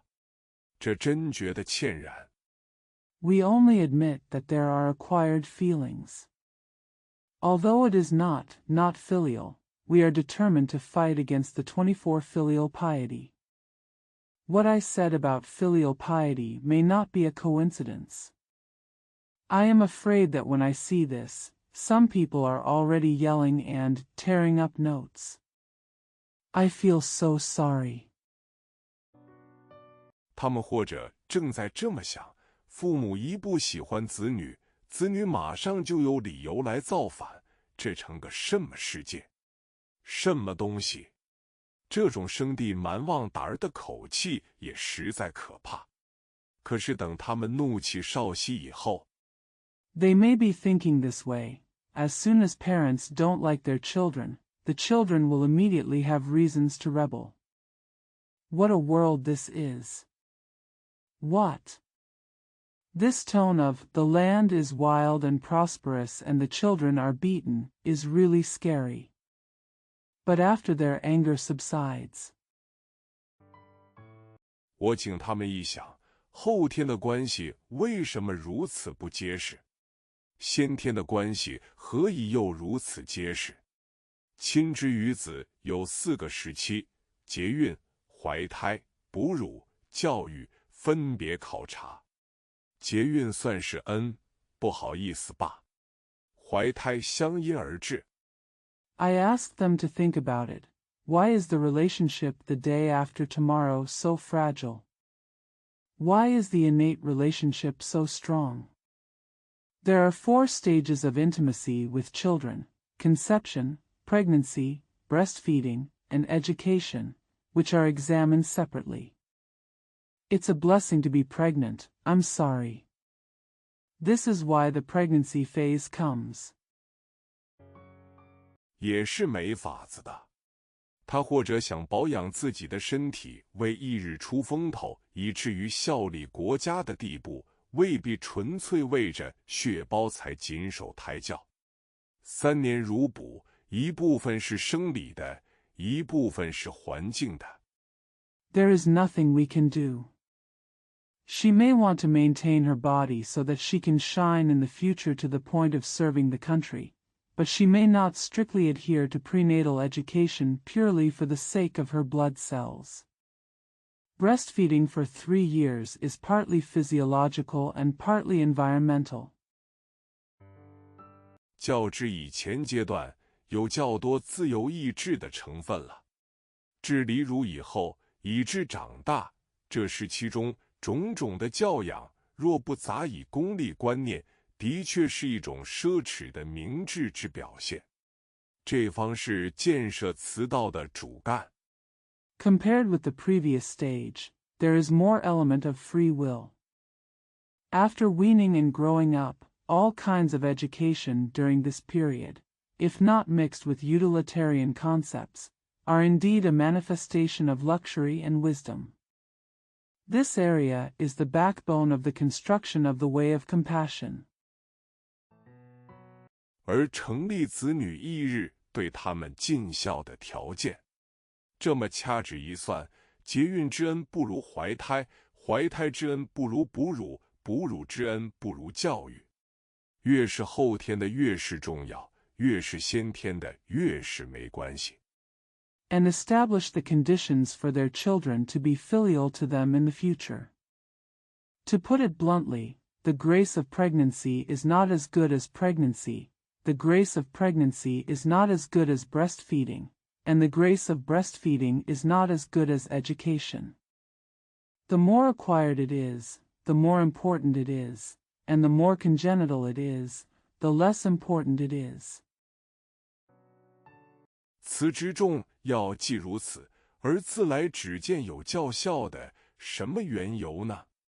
比较说来，慈顺而易，孝逆而难。此有母爱及庇护种族的倾向做背景，广义的生理关系，而较没有慈义而孝难。慈是诗。Since kindness is so important, yet I only see people who teach filial piety. Why? Comparatively speaking, kindness is easy, while filial piety is difficult. Kindness has the background of maternal love and the tendency to protect the race, a broad physiological relationship, but teaching does not. Kindness is easy, but filial piety is difficult. Kindness is giving. 对于子的爱怜有感觉的章本，孝是报；对于亲之劬劳，往往凭记忆、想象、推论使之重现，慈顺而孝逆。所以儒家的报本反史、慎终追远论绝非完全没有意义的。可是利益虽不错。Zhang Ben, who has feelings for his son's love and affection, believes that filial piety is repayment. Regarding the hard work of relatives, he often reproduces it based on memory, imagination, and inference. He is kind and filial. Therefore, the Confucian theory of repaying one's beginnings and pursuing one's past with caution is by no means completely meaningless. But the intention is good. 方法未必尽合。儒家的经典《论语》说到慈的地方已比孝少得多，难怪数传以后就从对待的孝变成绝对的孝，地位愈高，标准愈刻。The methods may not all fit together. The Confucian classic, the Analects, talks about kindness much less than filial piety. No wonder it changed from filial piety in treatment to absolute filial piety after several transmissions. The higher the status, the more engraved the standards are. 孝子的经表欲见其多而中间大有如临外史的匡超人在，这总是事实罢。他们都不明白尽慈是教孝的唯一有效的方法，却无条件地教起孝来。It is always a fact that there are more and more filial sons' honors, and among them there is Kwang Chaoyuan from The Scholars. They don't understand that showing kindness is the only effective way to teach filial piety, but they teach filial piety unconditionally. 其结果是在真小人以外添了许多的伪君子。慈虽为孝的章本，其本身却有比孝更重大的价值。中国的伦理，只要矫揉造作地装成鞠躬尽瘁的孝子，绝不想寻人性的自然。The result is that there are many hypocrites in addition to the true villains. Although kindness is the primary form of filial piety, it itself has a greater value than filial piety. Chinese ethics only pretend to be a filial son who does his best and never follow the nature of human nature. 养成温和明哲的慈亲，这与民族的生存和发展有相当重大的关系。积弱之因，这未必不是一个。姑且用功利的计算法，社会上添了一个孝字。Cultivating gentle, wise, and loving relatives has a very important relationship with the survival and development of the nation. This may not be the only reason for the weakness. Let's use the utilitarian calculation method. A filial son has been added to society. 他自己总是君子，留点遗形于后世。他的父母得到晚年的安享，效用至多如此而已。若社会上添一慈亲，就可以直接充分造就他的子女。他的子女一方面致力于社会。He himself is always a gentleman who leaves some ritual punishments for future generations. His parents can enjoy the comfort in their old age, and the utility is at most. If a loving family is added to the society, it can directly and fully educate his children. On the one hand, his children will devote themselves to society. 一方面又可以造就他的子女的子女，推之可知无穷。这仍然是上下文地位不同的缘故，慈顺而易，孝逆而难。这是事实，慈教孝有更远大的影响，更重大的意义也是事实。On the one hand, it can educate his children's children, and the possibilities are endless. This is still due to the different context and status. It is a fact that kindness is easy, while filial piety is difficult. It is also a fact that kindness has a greater impact and greater significance than filial piety. 难能未必一定可贵，能够做梦也不想到报而慷慨的先师，能够明白尽其在我无求于人是一种趣味的享受，能够有一身做事一身当的气概，做父母的如此存心，是为贤明。What is difficult may not necessarily be valuable. Being able to generously give first without even dreaming of repayment, being able to understand that doing the best you can without asking for anything from others is a kind of fun enjoyment, being able to have the spirit of doing things and taking responsibility, being such a parent is said to be wise. 自然实际上除掉贤明的态度以外，另有方法。我固然遇贤明差得远，小孩子将来要现眼，使未道之君子拍手称快，伏千大白也难说。可是希望读者不以人废言。Of course, there are actually other ways to get rid of the wise attitude. Although I am far from being a virtuous person, children will show their eyes in the future, which will make the gentlemen who defend the Tao applaud, and it will be hard to say what they have learned. But I hope readers will not take people's words for granted. 好话并不以说在坏人嘴里而变坏。我不拥护自己，却要彻底拥护自己的论旨，但同时不要忘记怎样做个聪明的。儿女成立以后，亲之于子。Good words do not become bad just because they are spoken in the mouths of bad people. I don't support myself, but I want to thoroughly support my own thesis. But at the same time, don't forget how to be smart. After the children are born, they will be married to each other. 由上下文变成一副对联一平等的并立的关系。从前是负责时期，应当无所不为；现在是卸责时期，应当有所不为。干得太过分，反而把成绩毁却，正是所谓舍骨无足。The context becomes a couplet and an equal and parallel relationship. In the past, it was a time to take responsibility, and one should do everything. Now, it is a time to shirk responsibility, and one should do nothing. Doing too much will ruin your achievements. This is exactly what is said, a snake has no legs. 子安能为知足？此道既尽卸责是当然，别无所谓冷淡。儿女们离开家庭到社会上去，已经不是赤子，而是独立的人。他们做的事还要我们来负责，不但不必，而且不可能。Zian can do it. It is natural for charity to shirk responsibility, and there is no such thing as indifference. When children leave the family and go to society, they are no longer innocent but independent people. We are still responsible for what they do. Not only it doesn't have to be, and it's impossible.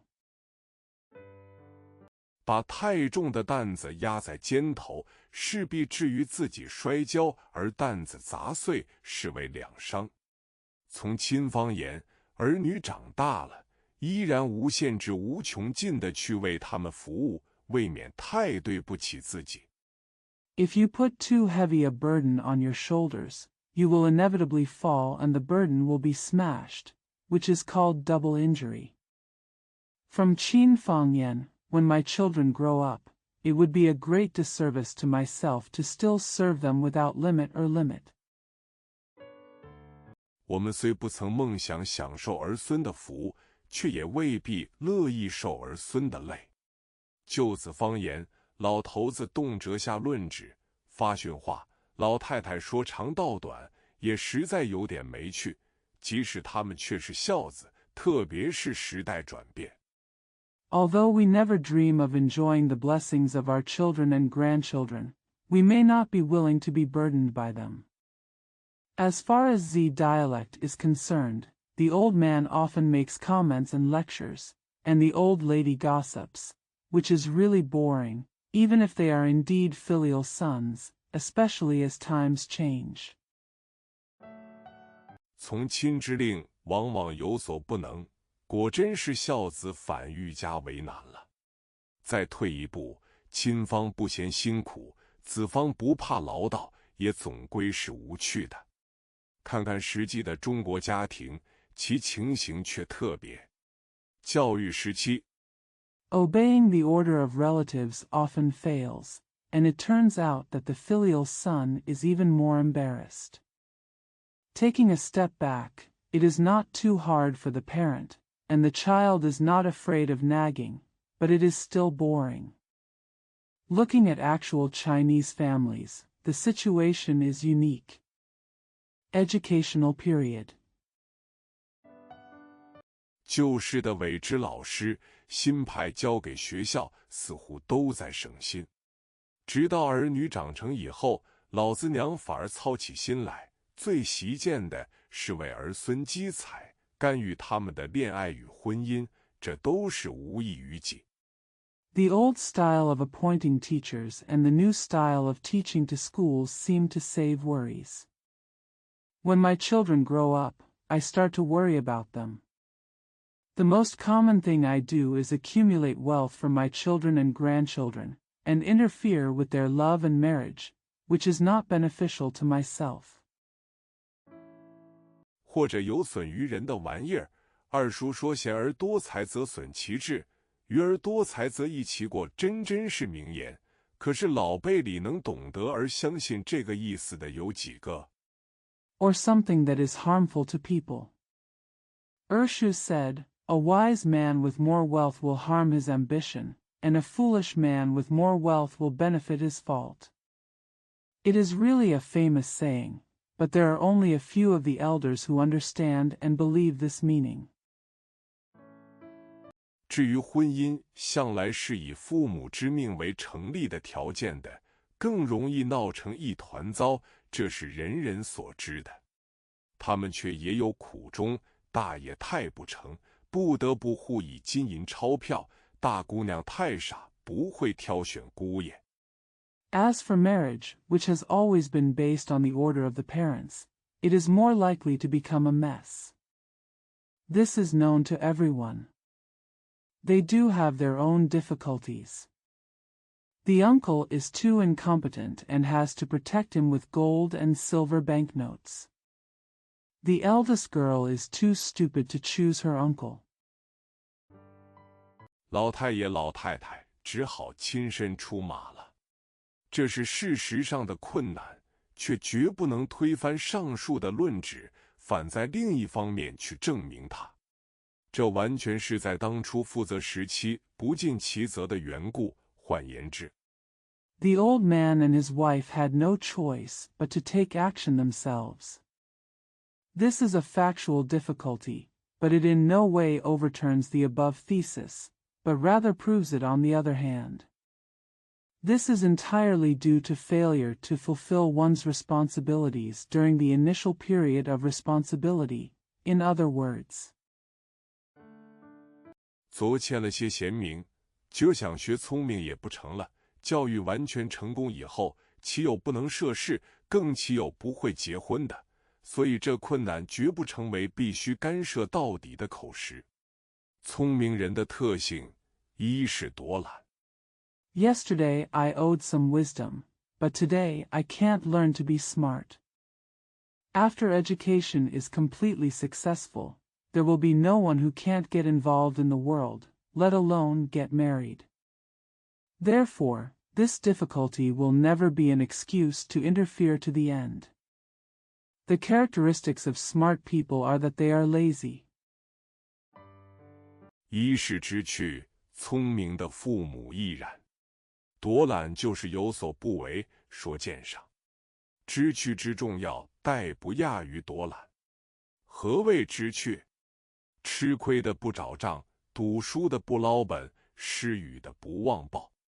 其理由不妨列举。第一 First, they are knowledgeable, and so are smart parents. To be lazy is to do nothing, see above. Knowing what is interesting is almost as important as being lazy. What is intellectual interest? Those who suffer losses do not expect to pay, those who lose in gambling do not get their money back, and those who give do not expect repayment. The reasons may be listed as follows. First, 父母总是老早成立了，暮年得子女的奉事故可乐，不幸而不得，也正可以有自娱的机会，不责报则无甚要紧，不比此是小孩子生存之一条件。第二，此是父母自己的事。parents have always been established long ago. In their later years, they have to be cared for by their children. If they are unlucky enough, they can have the opportunity to entertain themselves. If they are not punished, it does not matter. Not being kind is one of the conditions for a child's survival. Second, kindness is the parent's own business. 没有责报的理由。第三，孝逆而难，责报是不容易的。这两项上边早已说过。第四，以功利混入感情，结果是感情没落，功利失却，造成家庭鄙薄的气象，最为失算。世身说之。There is no reason for retribution. Third, filial piety is difficult, and retribution is not easy. These two items have already been mentioned above. Fourth, mixing utilitarianism into emotions will result in feelings of decline, loss of utilitarianism, and a despised family atmosphere. This is the most miscalculated. Try to explain it. 假使慈当作一般的慈爱讲，中国家族慈亲多于孝子，恐怕没有问题的。以这么多的慈亲，为什么得不到一般多的孝子呢？他们有的说世道衰微，人心不古了。If loving kindness is regarded as general loving kindness, there would probably be no problem in a Chinese family where there are more loving relatives than filial sons. With so many loving relatives, why can't we get as many filial sons? Some of them say that the world is declining and people's hearts are not as old as they used to be. 有的说都是你们这般洪水猛兽干的好事了，其实都丝毫不得要领。在洪水猛兽们未生以前，很古很老的年头，大概早已如此了。虽没有统计表为证，根本的原因。Some people say it's all the fault of you savage beasts, but in fact they don't make any sense. Before the savage beasts were born, this was probably the case in very ancient times, although there is no statistical table to prove it. Fundamental reason. 孝只是一种普通的感情，比起慈来有难易顺逆之意。另外有一注因，就是功利混于感情。父母虽没有绝对不慈的，精神异常是例外，可是有绝对不忘报的吗？ Filial piety is just an ordinary feeling. Compared with loving kindness, it is more difficult and easier to obey. Another contributing factor is that utilitarianism is mixed with feelings. Although there are no parents who are absolutely unkind, mental disorders are an exception. Are there any parents who absolutely do not expect retribution?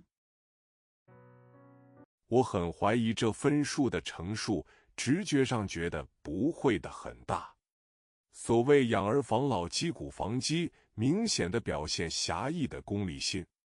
重男轻女也是一旁证，儿子胜于女儿之处，除掉接续香烟以外。I doubt the success of this score. Intuitively, I don't think it will be very big. The so-called raising children to prevent old age and accumulating grain to prevent hunger clearly reflects the narrow sense of utilitarianism. The preference for sons over daughters is also evidenced by the fact that sons are better than daughters, except for continuing to smoke cigarettes. 大约就属龙宗耀祖了。若以纯粹的恋爱为立场，则对于男女为什么要歧视如此之甚呢？有了儿子，生前小只得奉事，大只得显扬，身后还得血食，抚养他是很合算的。Probably the most glorious one. If we take pure love as our standpoint, why is there so much discrimination between men and women? With a son, the younger one will be served, the elder one will be honored, and the older one will be given blood and food after death. It is very cost-effective to raise him. 所持虽不甚狭，所欲亦复甚奢，已有纯于髡之效也。他们只知道明中占便宜，却不觉得暗里吃亏。亦以功利为心，真的慈爱都被功利的成分所掺杂，由掺杂而仿佛没落了。Although what you hold is not very narrow, what you want is very extravagant, and it is appropriate to have a sincere smile. They only know that they are taking advantage overtly, but they don't feel that they are suffering secretly. Once the heart is utilitarian, true love will be mixed with utilitarian elements, and it will seem to decline due to the mixing. 本来可以唤起相当反应的感情，现在并此不能了。父则望于子太多，只觉子之不孝；子觉得父的则望如此之多，对于慈的意义反而怀疑起来，以功利防感情。Emotions that might have aroused considerable responses now do not. The father blames and expects too much from his son, and feels that the son is unfilial. The son feels that his father blames and expects so much, and becomes suspicious of the meaning of kindness. Use utilitarianism to hinder feelings. 感情受伤而功利亦无有，这是最可痛心的。虽不能说怎样大错而特错，至少不是聪明的办法呢。聪明的父母以纯粹不杂功利的感情维系亲子的系数，不失之于薄。The most heartbreaking thing is that your feelings are hurt and your utility is gone. Although it cannot be said that it is a big mistake, at least it is not a smart approach. Smart parents maintain the bond between parent and child with pure and unadulterated feelings, without losing anything.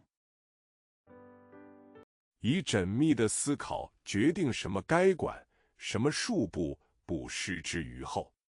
在儿女未成立以前，最需要的是积极的帮助；在他们成立以后，最需要的是消极的不妨碍。他们需要什么？ Use careful thinking to decide what should be controlled and what should not be tolerated, without losing the kindness. Before children are established, what they need most is positive help. After they are established, what they need most is passive non-obstruction. What do they need? 我们就给他们什么，这是聪明，这也是贤明。他们有了健全的人格，能够恰好地应付一切，不见得会特别乖张地应付他们的父母，所以不言笑而笑自在。解答题已经完了。We give them whatever we want. This is wisdom and wisdom. They have a sound personality and can cope with everything just right. They may not be particularly perverse in dealing with their parents, so they do not talk about filial piety but are comfortable with filial piety. The interception and matching questions have been completed. 读者们早已觉得贤明与聪明区别难分，是二而一的。聪明以贤明为章本，而实在是进一步的贤明。天职既尽，心安理得，在我如此，贤明即聪明也。抱师两忘，浑然如一，与人如此。Readers have long felt that there is an indistinguishable difference between sagacity and intelligence. They are two and one. Wisdom is based on virtuousness, but it is actually a further virtuous thing. Having fulfilled my vocation, I feel at ease. To me, virtuousness means wisdom.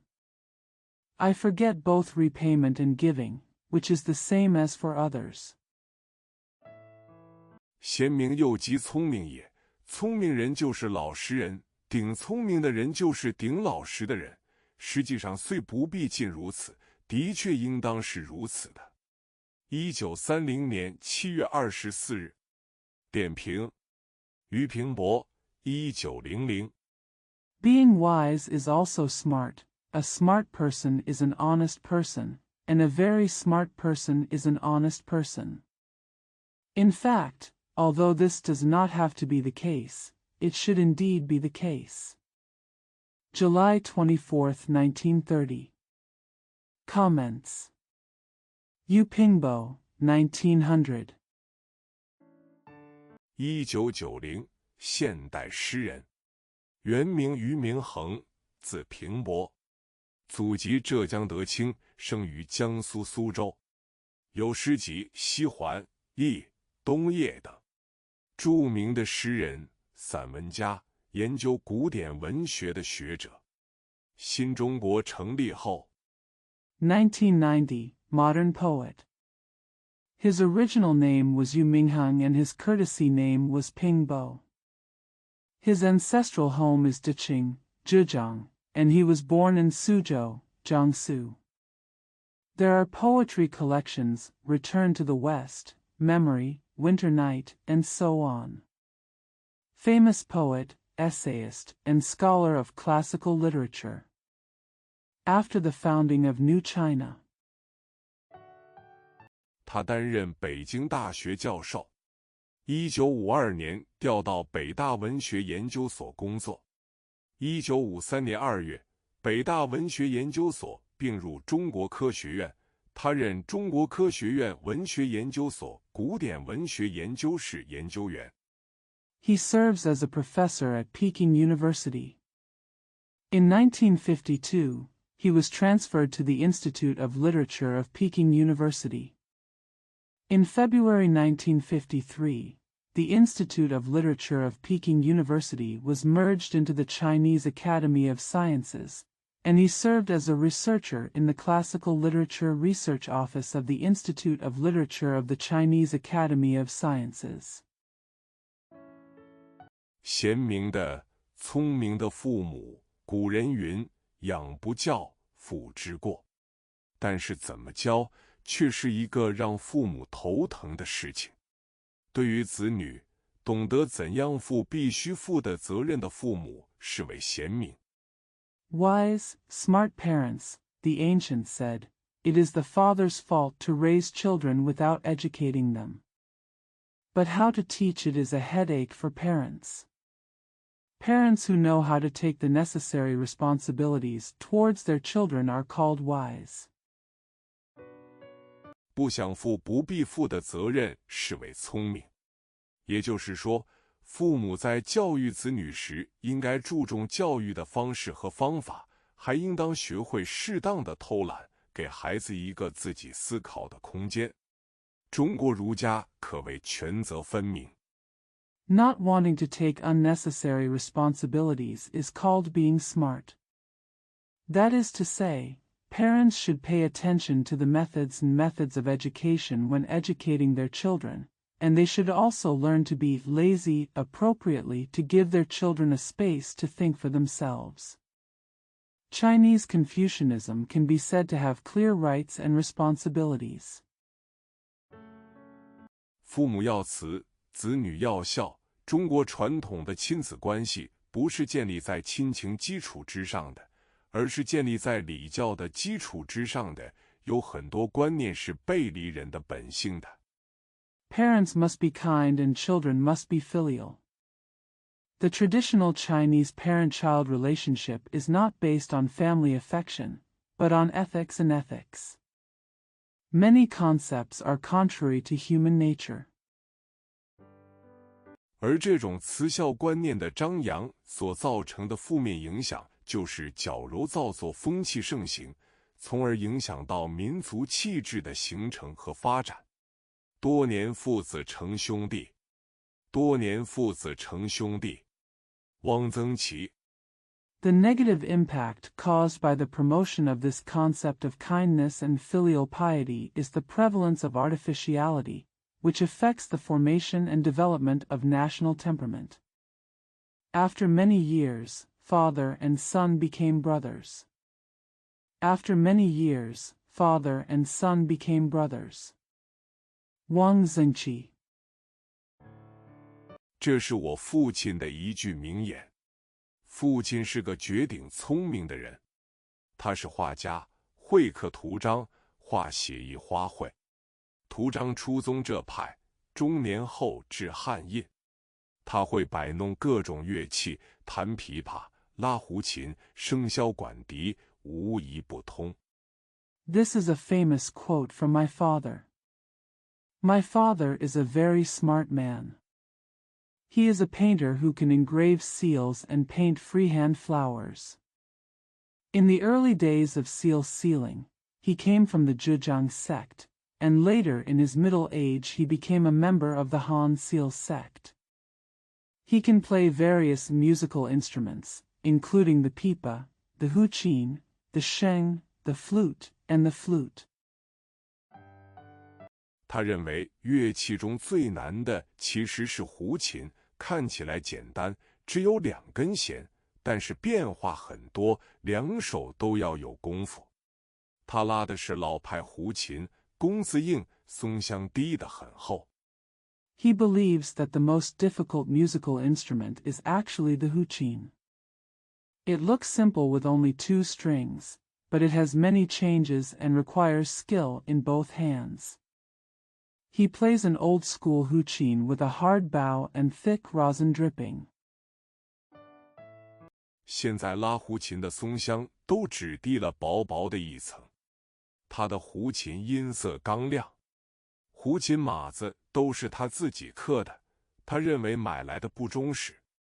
他养蟋蟀，养金铃子，他养过花。Now there is only a thin layer of rosin on the lahukin. The sound of his huqin is bright. He carved all the huqin codes himself, and he thought that the ones he bought were useless.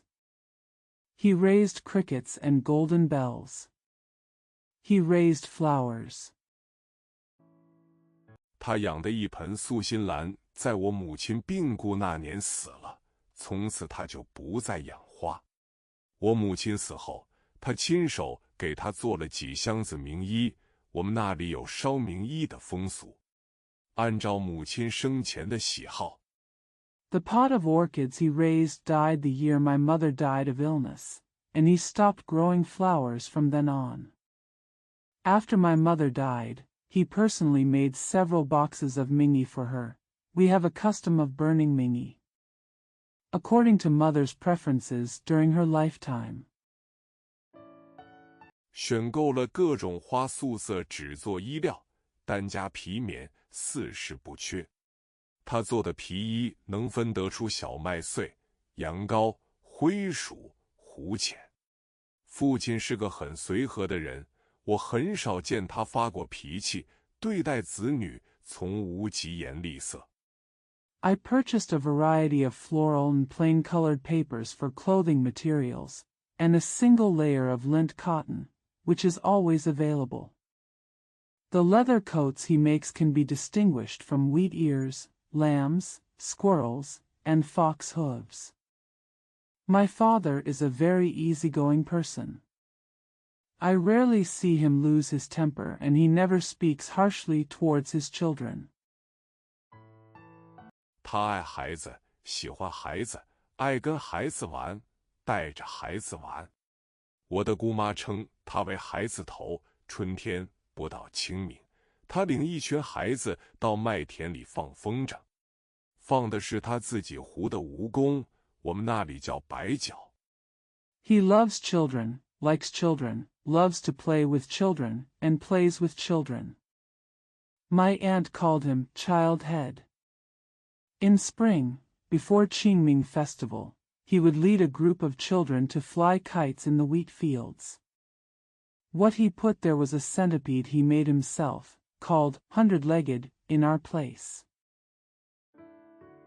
是用染了色的绢胡的。放风筝的线是胡琴的老弦，老弦结实而轻，这样风筝可笔直地飞上去，没有舵。用胡琴弦放风筝，我还未见过第二人。清明节前，小麦还没有起身。It is made of dyed silk.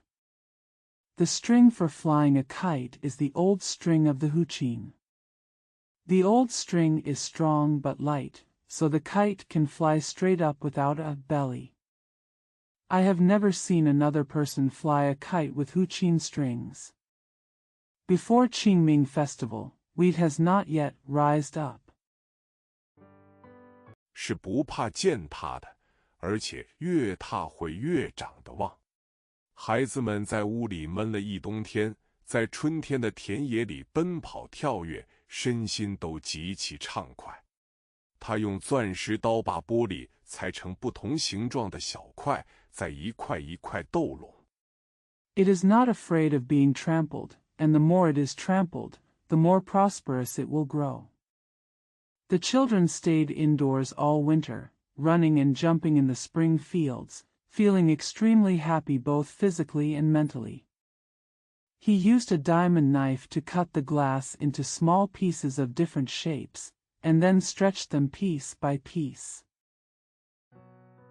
接缝处用胶水粘牢，做成小桥、小亭子、八角玲珑水晶球。桥、亭、球是中空的，里面养了金铃子。从外面可以看到金铃子在里面自在爬行，振翅鸣叫。它会做各种灯，用浅绿透明的。The joints are glued together to make small bridges, pavilions, and exquisite octagonal crystal balls. The bridges, pavilions, and balls are hollow, with golden bells inside.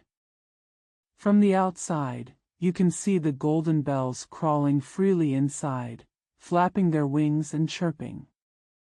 He can make all kinds of lamps. Use light green and transparent. 鱼鳞纸扎了一只纺织娘，栩栩如生。用夕阳红染了色，上深下浅的通草做花瓣，做了一个重瓣荷花灯，真是美极了。用小西瓜，这是拉秧的小瓜，因其小，不中吃，叫做打瓜或骂瓜。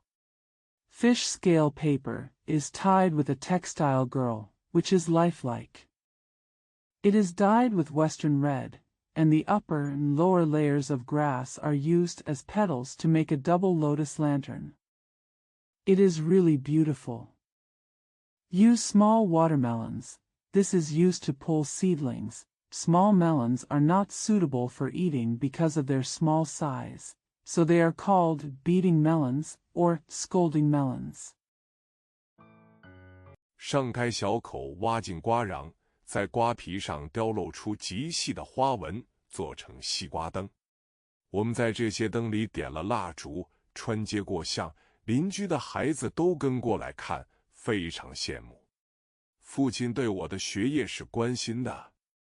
A small opening is made to scoop out the melon flesh, and very fine patterns are carved on the skin to make a watermelon lantern. We lit candles in these lamps and walked through the streets. The neighbor children came to see them and were very envious. My father is very concerned about my studies. 但不强求。我小事了了，国文成绩一直是全班第一。我的作文实得佳评，他就拿出去到处给人看。我的数学不好，他也不责怪，只要能及格就行了。他画画，我少时也喜欢画画。But don't force it. When I was a child, my Chinese scores were always first in the class. My compositions often received good reviews, so he would take them out and show them everywhere. He doesn't blame me for not being good at math. As long as I can pass, that's fine. He painted, and I also liked painting when I was young. 但他从不指点我。他画画时，我在旁边看，其余时间由我自己乱翻画谱，瞎抹。我对写意花卉那时还不太会欣赏，只是画一些鲜艳的大桃子，或者我从来没有见过的瀑布。But he never pointed me out. While he was painting, I watched from the side. The rest of the time, I flipped through the drawings and painted them blindly. I didn't really appreciate freehand flowers at that time. I just painted some big bright peaches, or waterfalls that I had never seen before. 我小识字写得不错，他倒是给我出过一点主意。在我写过一阵龟峰碑和多宝塔以后，他建议我写张猛龙。这建议是很好的，到现在我写的字还有张猛龙的影响。I was good at handwriting when I was young, but he gave me some advice.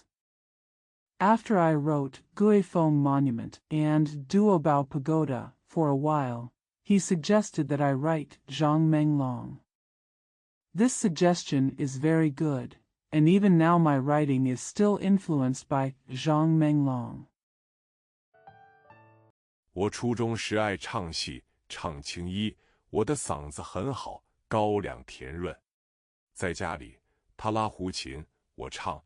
我的同学有几个能唱戏的。学校开同乐会，他应我的邀请到学校去伴奏。几个同学都只是清唱。When I was in junior high school, I loved singing. I sang Tsing-yi. I had a very good voice, bright and sweet. At home, he plays the huqin and I sing. Some of my classmates can sing. The school held a concert, and he accepted my invitation to go to school to accompany me. Several classmates only sang a cappella. 有一个姓费的同学借到一顶纱帽，一件蓝官衣，扮起来唱碟杀警，但是没有配角，没有衙役，没有犯人，只是一个罩帘，摇着马鞭在台上走了2圈，唱了一段。A classmate named Fei borrowed a gauze hat and a blue official coat, and dressed up to sing Daishijing. However, there were no supporting characters, no government officials, and no prisoners. He was just Zhao Lian, waving his riding whip and walking on the stage. 2 laps and a song of. 军务现在马上心神不定，便完事下场。父亲那么大的人陪着几个孩子玩了一下午，还挺高兴。我17岁初恋，暑假里在家写情书，他在一旁瞎出主意。Zhen Wuxian was restless on the horse and ended up with it. A man as old as his father spent the afternoon playing with a few children, and he was quite happy. I first fell in love when I was 17. During the summer vacation, I was writing love letters at home, and he was making up random ideas. 我10几岁就学会了抽烟喝酒，他喝酒给我也倒一杯。抽烟一次抽出2根，他1根我1根，他还总是先给我点上火。我们的这种关系，他人或以为怪。父亲说。I learned to smoke and drink as a teenager. He drank and poured me a drink. Smoking, take out 2 cigarettes at a time, one for him and one for me. He always lights the fire for me first. Others may find our relationship strange, but my father said. 我们是多年父子成兄弟，我和儿子的关系也是不错的。我戴了右派分子的帽子，下放张家口农村劳动，他那时还从幼儿园刚毕业，刚刚学会汉语拼音。We have been brothers for many years, father and son. My relationship with my son is also good. I wore the label of rightist and sent him to work in the rural areas of Zhangjiago. At that time, he had just graduated from kindergarten and had just learned Chinese pinyin. 用汉语拼音给我写了第一封信，我也只好赶紧学会汉语拼音，好给他写回信。文化大革命期间，我被打成黑帮，送进牛棚。偶尔回家，孩子们对我还是很亲热。He wrote his first letter to me in Chinese pinyin, so I had to quickly learn Chinese pinyin so that I could write a reply to him. During the Cultural Revolution, I was labeled as a gangster and sent to the cowshed. Occasionally when I go home, the children are still very affectionate to me. 我的老伴告诫他们，你们要和爸爸划清界限。儿子反问母亲，那你怎么还给他打酒？只有一件事，两代之间曾有分歧，他下放山西新县插队落户。按规定，春节可以回京探亲。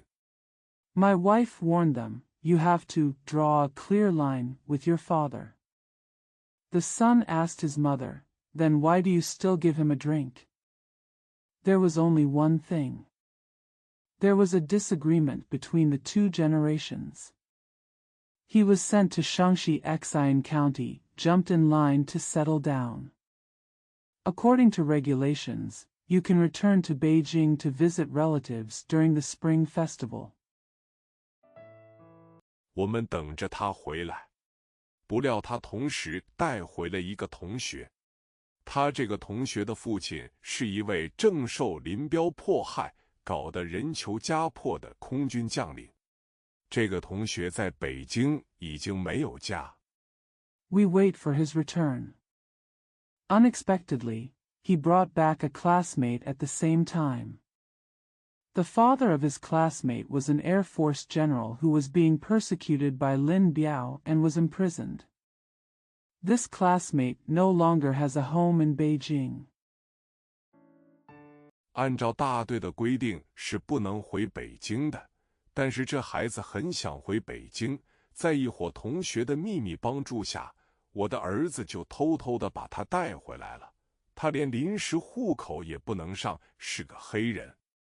According to the regulations of the brigade, he was not allowed to return to Beijing, but this child wanted to go back to Beijing. With the secret help of a group of classmates, my son secretly brought him back. He couldn't even get a temporary household registration. Negro. 我们留他在家住，等于窝藏了他。公安局随时可以来查户口，街道办事处的大妈也可能举报。当时人人自危，自顾不暇，儿子惹了这么一个麻烦，使我们非常为难。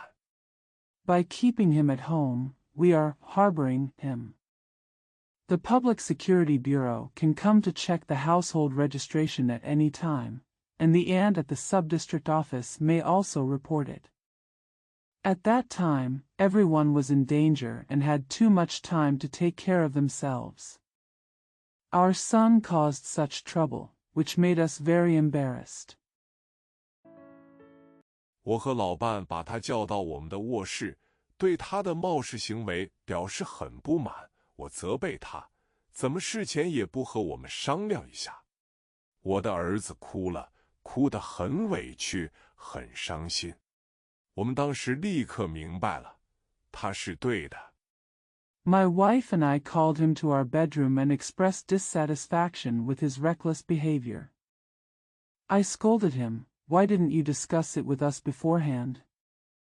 My son cried, feeling aggrieved and sad. We knew immediately, he was right. 我们是错的。我们这种怕担干系的思想是庸俗的。我们对儿子和同学之间义气缺乏理解，对他的感情不够尊重。他的同学在我们家一直住了40多天才离去。We were wrong. Our fear of being involved is vulgar. We lack understanding of the loyalty between our son and his classmates, and do not respect his feelings enough. His classmates stayed at our house for more than 40 days before leaving. 对儿子的几次恋爱，我采取的态度是闻而不问，了解，但不干涉。我们相信他自己的选择，他的决定。最后，他悄悄和一个小学时期女同学好上了，结了婚，有了一个女儿。Regarding my son's several relationships, I adopted the attitude of hearing but not asking. Understand, but don't interfere. We believe in his own choices, his decisions. Finally, he quietly fell in love with a female classmate in elementary school and got married. Had a daughter. 已近7岁，我的孩子有时叫我爸，有时叫我老头子，连我的孙女也跟着叫。我的亲家母说，这孩子没大没小。我觉得一个现代化的、充满人情味的家庭，首先必须做到。Nearly 7 years old. My kids sometimes call me Dad, and sometimes they call me Old Man. Even my granddaughter yelled along. My biological mother said that the child was not too big nor too small. I think a modern, humane family must first achieve. 没大没小，父母叫人敬畏，儿女笔管调直，最没有意思。儿女是属于他们自己的，他们的现在和他们的未来都应由他们自己来设计。No matter how big or small. Parents are awe-inspiring, and children who are straightforward are the least interesting. Children belong to themselves. Their present and their future should be designed by themselves. 一个想用自己理想的模式塑造自己的孩子的父亲是愚蠢的，而且可恶。另外，作为一个父亲，应该尽量保持一点童心。1990年9月1日，点评：汪曾祺，1920。A father who wants to mold his children in his own ideal mold is foolish, and, damn it. In addition, as a father, you should try to maintain a childlike innocence. September 1, 1990. Comments. Wang Zingqi, 1920.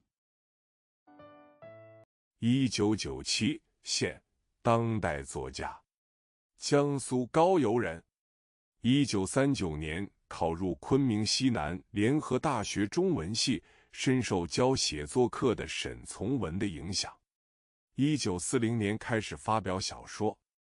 1943年大学毕业后在昆明。1997, modern and contemporary writer. A native of Gaoyu, Jiangsu.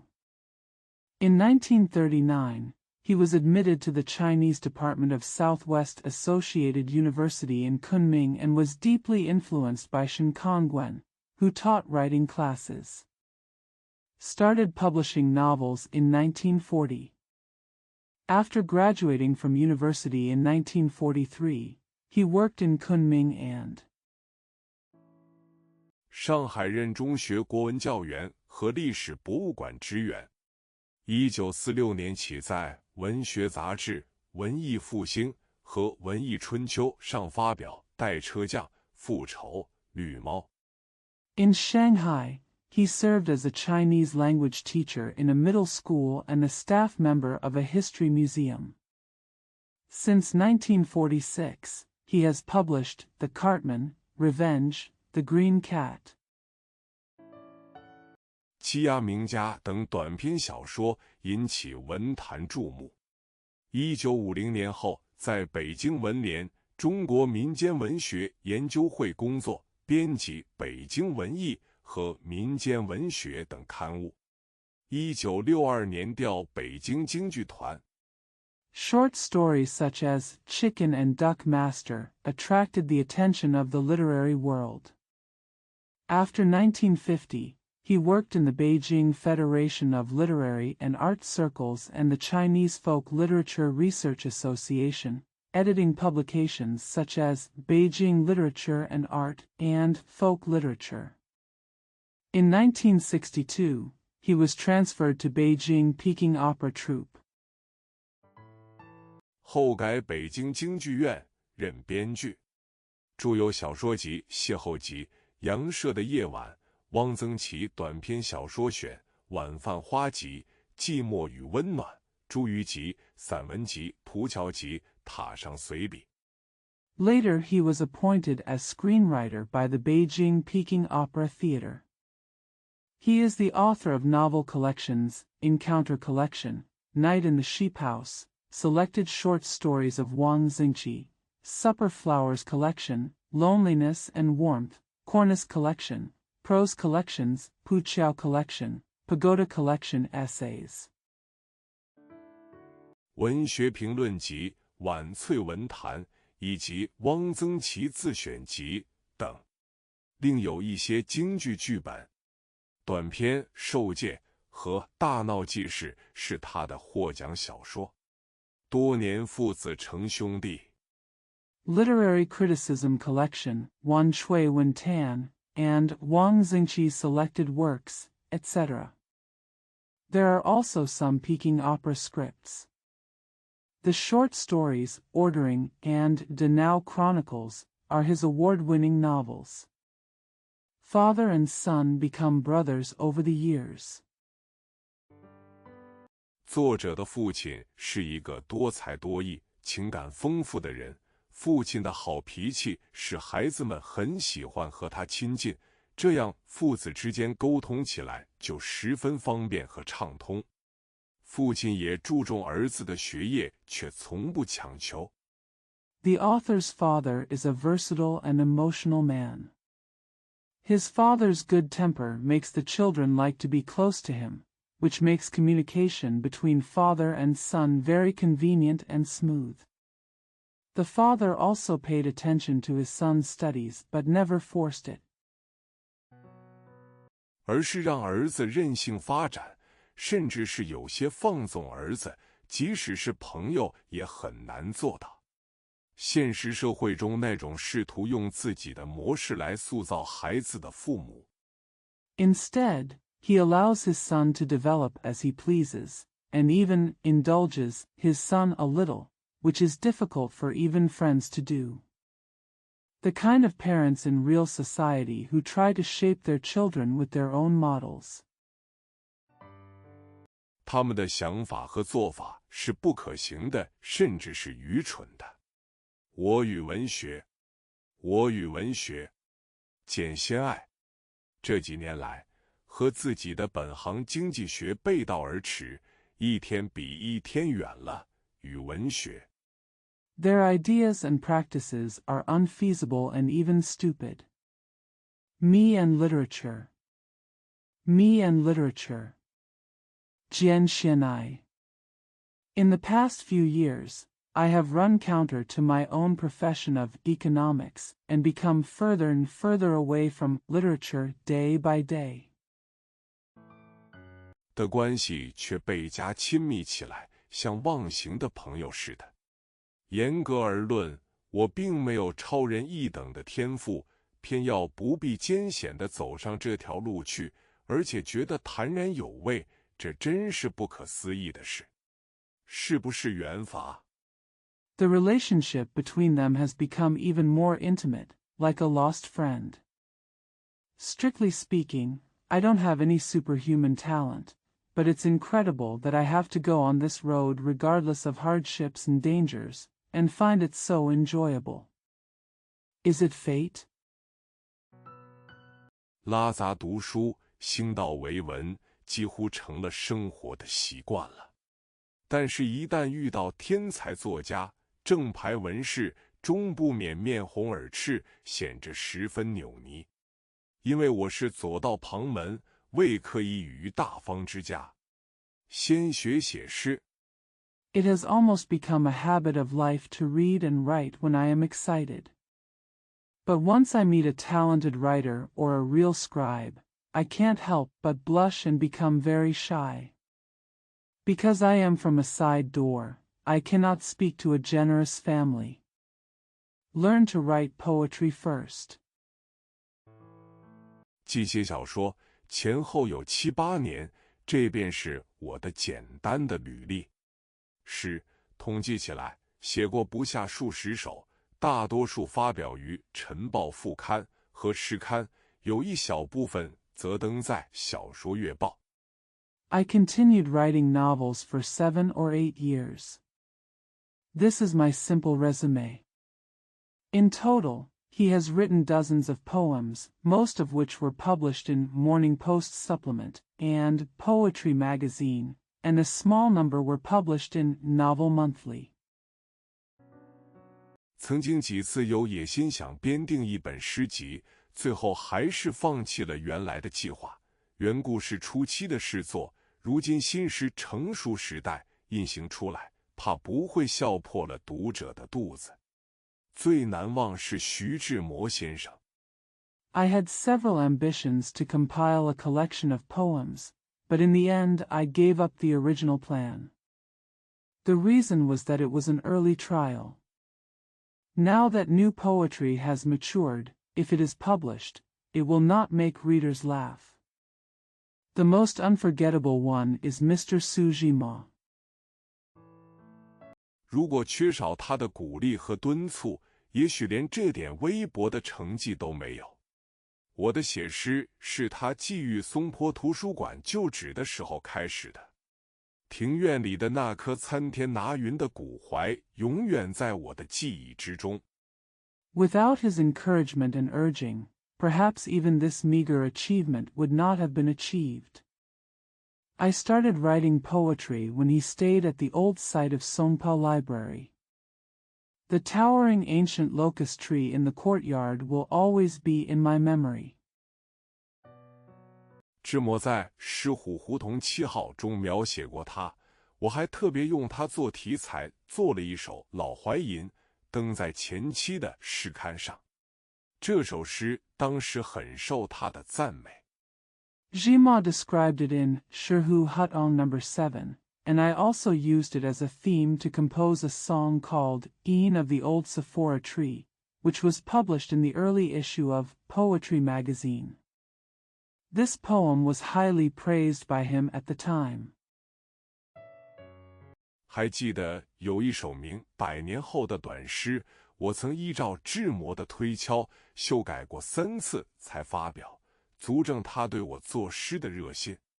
那时我因读了几本莫泊桑和柴霍甫的英译选集。I still remember a short poem called 100 Years Later. Based on Jima's consideration, I revised it 3 times before publishing it, which proved his enthusiasm for my poetry. At that time, I read several English translated anthologies of Maupassant and Zeychofer. 也学写一些短篇小说，得陈希莹、王统照两先生的指正不少，但在现在看来，都是些不成形的东西。1930年以后，因为生活的转变，家庭的重担挑到肩头上。I also learned to write some short stories and received a lot of corrections from Mr. Chen Xieying and Wang Tongzhao. But now it seems that they are all shapeless things. After 1930, due to changes in life, the burden of the family fell on his shoulders. 过着非常单调机械的日子，燕氏霹雳纯早已逃走无踪，写诗不成，只好以权力来学写小说了。因为自己的创作力十分薄弱，不能大量的生产。Living a very monotonous and mechanical life, Yenshir Pilishin had long since escaped without a trace, unable to write poetry, he had to devote all his efforts to learning to write novels. Because my creative power is very weak and I cannot produce in large quantities. 一方面又鉴于卖文为生的危险，于是不得不找一点职业的工作。这职业便是教书，也就等于拉散车一样，把时间零碎贱价的卖给了别人，每到日落黄昏。On the one hand, in view of the dangers of selling literature for a living, I had to find a professional job. This profession is teaching, which is like pulling a cart, selling time in pieces to others at a low price, every sunset and dusk. 才气喘吁吁地回到家里，全身已经筋疲力竭了，哪里还有提笔的勇气？何况理智的粉笔生活与热情的创作生活又是绝对冲突的。但因为朋友们的催逼， I came home out of breath. I was completely exhausted. How could I still have the courage to write? What's more, the rational chalk life and the passionate creative life are absolutely in conflict. But because of the urging of my friends, 却也不能完全停止写作。这2年来，了如晨星似的在各杂志中出现的几篇，便是在这种窘迫和狼狈的情形之下产生的。意识的不正确，技巧的不完美。But I can't stop writing completely. The few articles that have appeared in various magazines in the past 2 years, like Morning Stars, were produced under this embarrassing situation. Incorrect consciousness and imperfect skills. 事实上，也就无法避免了。常常研究自己的作品产量稀少的原因，一半固然应归咎于生活的忙碌，一半也由于我的想象力太贫薄和生活的体验还不够透彻。今后的努力 In fact, it is inevitable. I often study the reasons for the sparse output of my works. Half of it is due to the busy life. The other half is because my imagination is too poor and my experience of life is not thorough enough. Future efforts. 我是完全辨清路径的方向了。从根本上说，还得多读名家的杰作。说到写小说，个人有一种偏嗜，总爱着眼小处，尽力在字句上修饰，因此便忽略了全篇的结构。I can completely discern the direction of the path. Fundamentally speaking, we should read more masterpieces by famous writers. When it comes to writing novels, I have a tendency to focus on small details and try my best to modify the words, so I ignore the overall structure of the novel. 虽不免往往有雷同的布局。还有，我因为感觉着以都市的生活来做材料的创作是太普遍了，虽然其中不乏佳作，便妄想换一个新的方面来写。Therefore, it is inevitable that they often have similar structures. Also, because I feel that it is too common to use urban life as material for creation, although there are many excellent works among them, I want to write from a new aspect.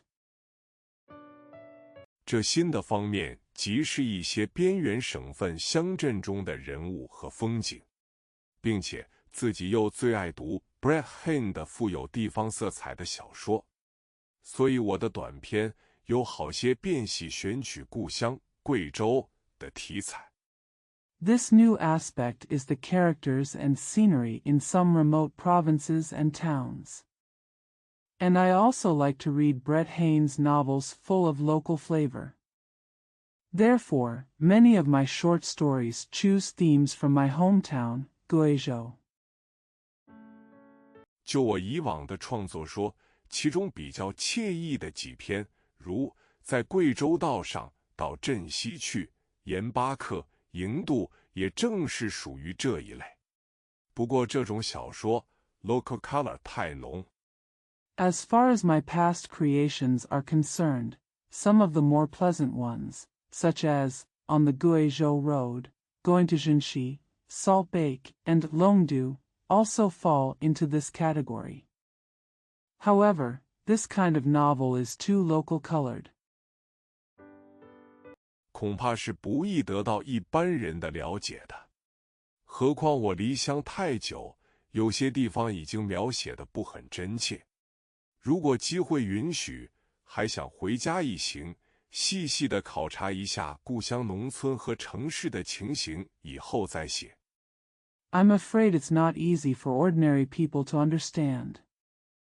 What's more, I have been away from home for a long time, and some places are no longer vividly described. If opportunity permits, I would like to go back home and examine the situation in rural and urban areas of my hometown in detail before writing.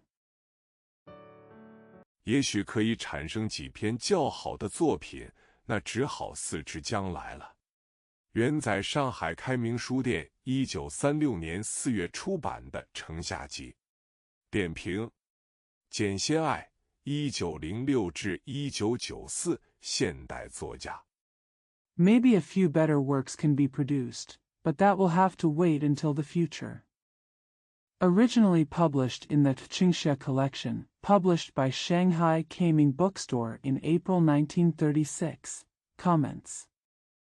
Jian Xianai, 1906 to 1994, a modern writer. 1906年生于贵州遵义，学生时期即开始写作。1926年参加文学研究会，与李建武等组织西社出版《绝火》杂志。Born in Junyi, Guizhou in 1906. He began writing when he was a student. In 1926, he participated in the Literary Research Association, organized the Shi Society with Li Jianwu and others, and published the magazine. 1931年至1937年任北京松坡图书馆编纂主任，此时著有短篇集《朝雾》《一位英雄》《乡间的悲剧》等。抗战时期，在贵州与谢毅等组织美洲文艺社。From 1931 to 1937, he served as editor-in-chief of Beijing's Songpa Library. At this time, he wrote short story collections, Morning Fog, A Hero, Tragedy in the Countryside, etc. During the anti-Japanese war, he organized a weekly literary club with Xie Yi and others in Guizhou. 出版美洲文艺，还主编贵州日报副刊《新蕾》。1937年至1951年，先后任遵义师范学校校长、贵州大学等校教授。这时作品集有《盐的故事》《幸福》等。Published weekly literature and art and edited the supplement Xinlui of Guizhou Daily. From 1937 to 1951, he successively served as the principal of Junyi Normal School and a professor at Guizhou University and other universities. At this time, the collection of works included The Story of Salt, Happiness, etc. 1951年至1965年，相继担任贵州省文联主席、贵州省文化局局长等职。此间作品有短篇集《山城》《倔强的女人》和散文集《新芽》等。我与文学。From 1951 to 1965, he successively served as chairman of the Guizhou Federation of Literary and Art Circles and director of the Guizhou Provincial Bureau of Culture. His works here include the short story collection Mountain City, Stubborn Woman, and the essay collection Sprouting. Me and Literature. 作者走出了偏远的贵州，外面的世界闯进了他的视野。他跋涉在文学的道路上，得到了徐志摩、陈希颖、王统照等先生的鼓励和支持。他热爱文学。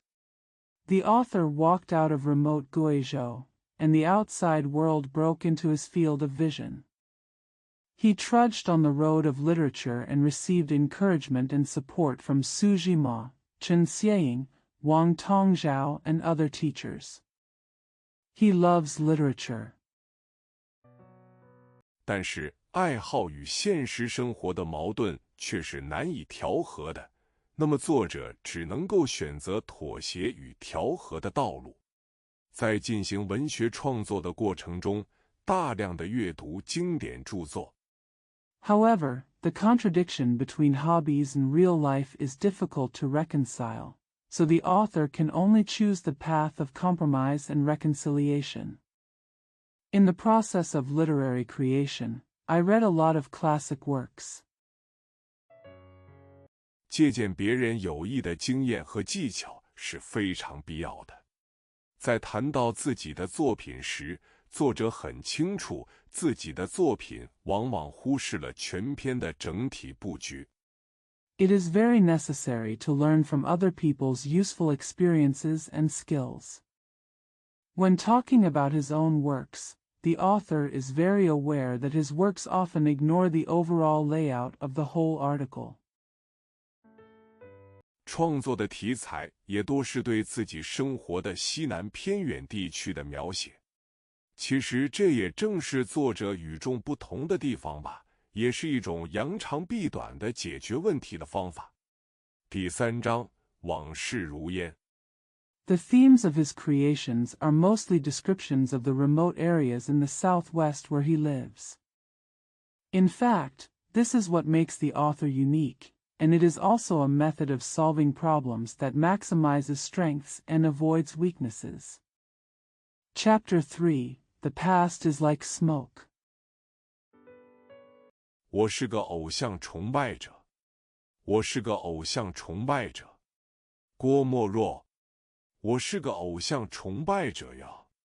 我崇拜太阳，崇拜山岳，崇拜海洋。我崇拜水，崇拜火，崇拜火山，崇拜伟大的江河。我崇拜生。I am an idolater. I am an idolater. Guamorua. I am an idolater. I worship the sun, mountains, and oceans. I worship water, fire, volcanoes, and great rivers. I worship life. 崇拜死，崇拜光明，崇拜黑夜。我崇拜苏黎世、巴拿马、万里长城、金字塔。我崇拜创造的精神，崇拜力，崇拜血，崇拜心脏。我崇拜炸弹，崇拜悲哀，崇拜破坏。我崇拜偶像破坏者，崇拜我。Worship death, worship light, worship the night. I worship Suez, Panama, the Great Wall, the pyramids. I worship the spirit of creation, worship power, worship blood, worship the heart. I worship bombs, worship sorrow, worship destruction. I worship the iconoclasts, worship me. 我又是个偶像破坏者呀。1920年6月建作。本篇最初发表于1921年2月24日上海《时事新报》学登。点评：郭沫若，1892至1978，现当代诗人。I'm an iconoclast again. Cropped between May and June 1920. This article was originally published in Shanghai's Current Affairs News, Shuedeng, on February 14, 1921. Comments. Guamorua, 1892–1978, modern and contemporary poet. 剧作家、历史学家、古文字学家，原名开真，笔名郭鼎堂、麦克昂等。四川乐山人。1920年出版了与田汉、宗白华通信合集3页集。1921年出版诗集《女神》。同年夏。Playwright, historian, paleographer. His original name was Kaizhen, and his pen names were Guo Dingtang, Mike Ong, etc. A native of Leshan, Sichuan. In 1920, he published Sanya Collection, a collection of correspondence with Tian Han and Zhong Baihua. In 1921, he published the collection of poems, The Goddess. In the summer of the same year,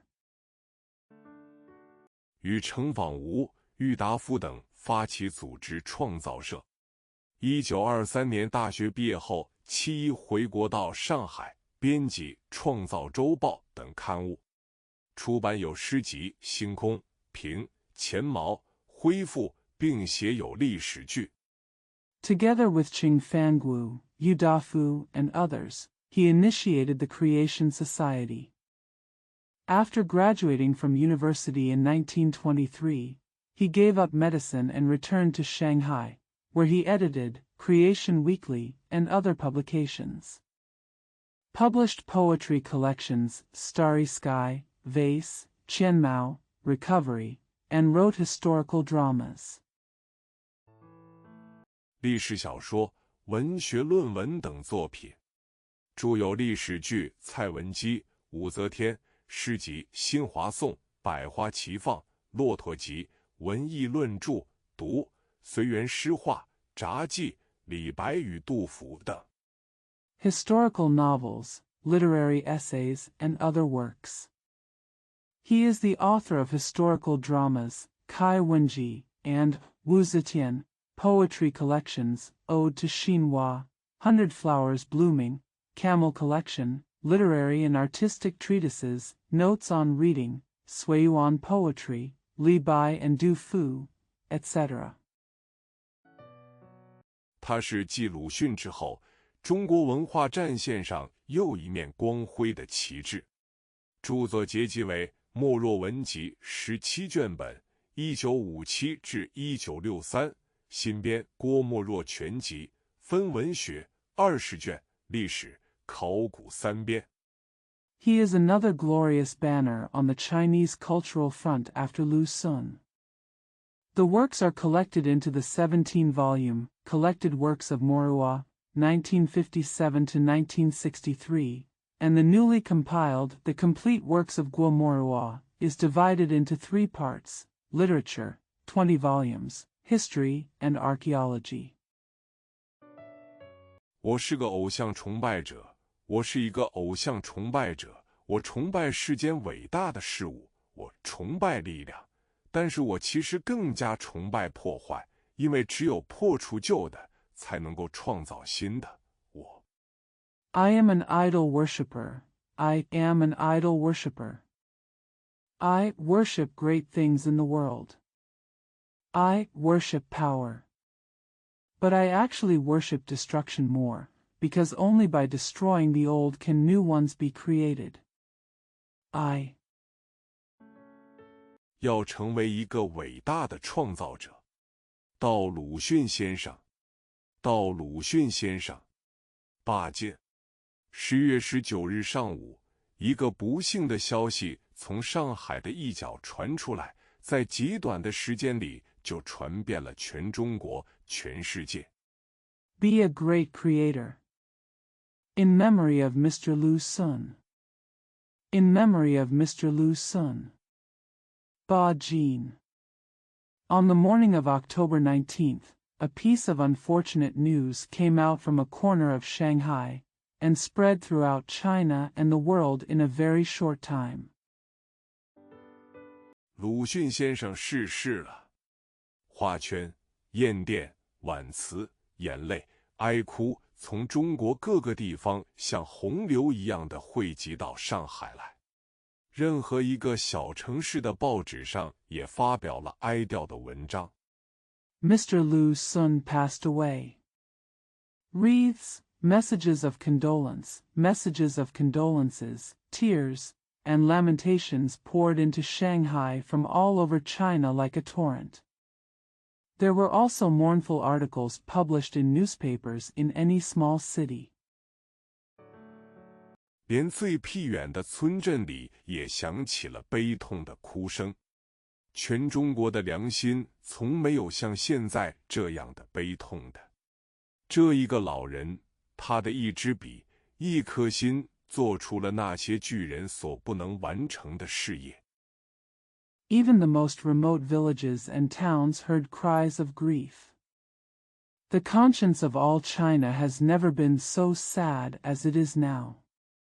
This old man, with his pen and heart, accomplished something that those giants could not accomplish. 甚至在他安静地闭上眼睛的时候，他还把成千上万的人牵引到他的身边，不论是亲密的朋友或者恨深的仇敌，都怀着最深的敬意，在他的遗体前哀痛地埋下了头。至少 Even as he quietly closed his eyes, he drew thousands of people to him. Whether they were close friends or bitter enemies, they all sadly buried their heads in front of his body with the deepest respect. At least, 在这一刻，全中国的良心是团结在一起的。我们没有多的言辞来哀悼这么一位伟大的人，因为一切的语言在这个老人的面前都变成了十分渺小。at this moment, the conscience of all China is united. We don't have many words to mourn such a great man, because all words become very insignificant in front of this old man. 我们不能单单用眼泪来埋葬死者，因为死者是一个至死不屈的英勇战士。但是我们也无法制止悲痛来否认我们的巨大损失。We cannot bury the deceased with tears alone, because the deceased was a heroic warrior who remained unyielding until death. But we cannot deny our great loss by suppressing our grief. 这个老人的逝世使我们失去了一位伟大的导师，青年失去了一个爱护他们的知己朋友，中国人民失去了一个带他们说话的人。With the death of this old man, we have lost a great mentor, the young people have lost a close friend who loved and cared for them, and the Chinese people have lost a person who can speak on their behalf.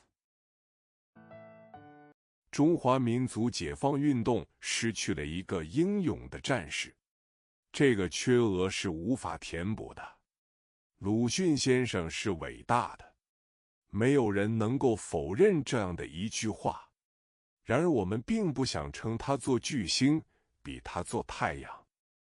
The Chinese national liberation movement lost a heroic fighter. This gap cannot be filled. Mr. Lu Xun is great.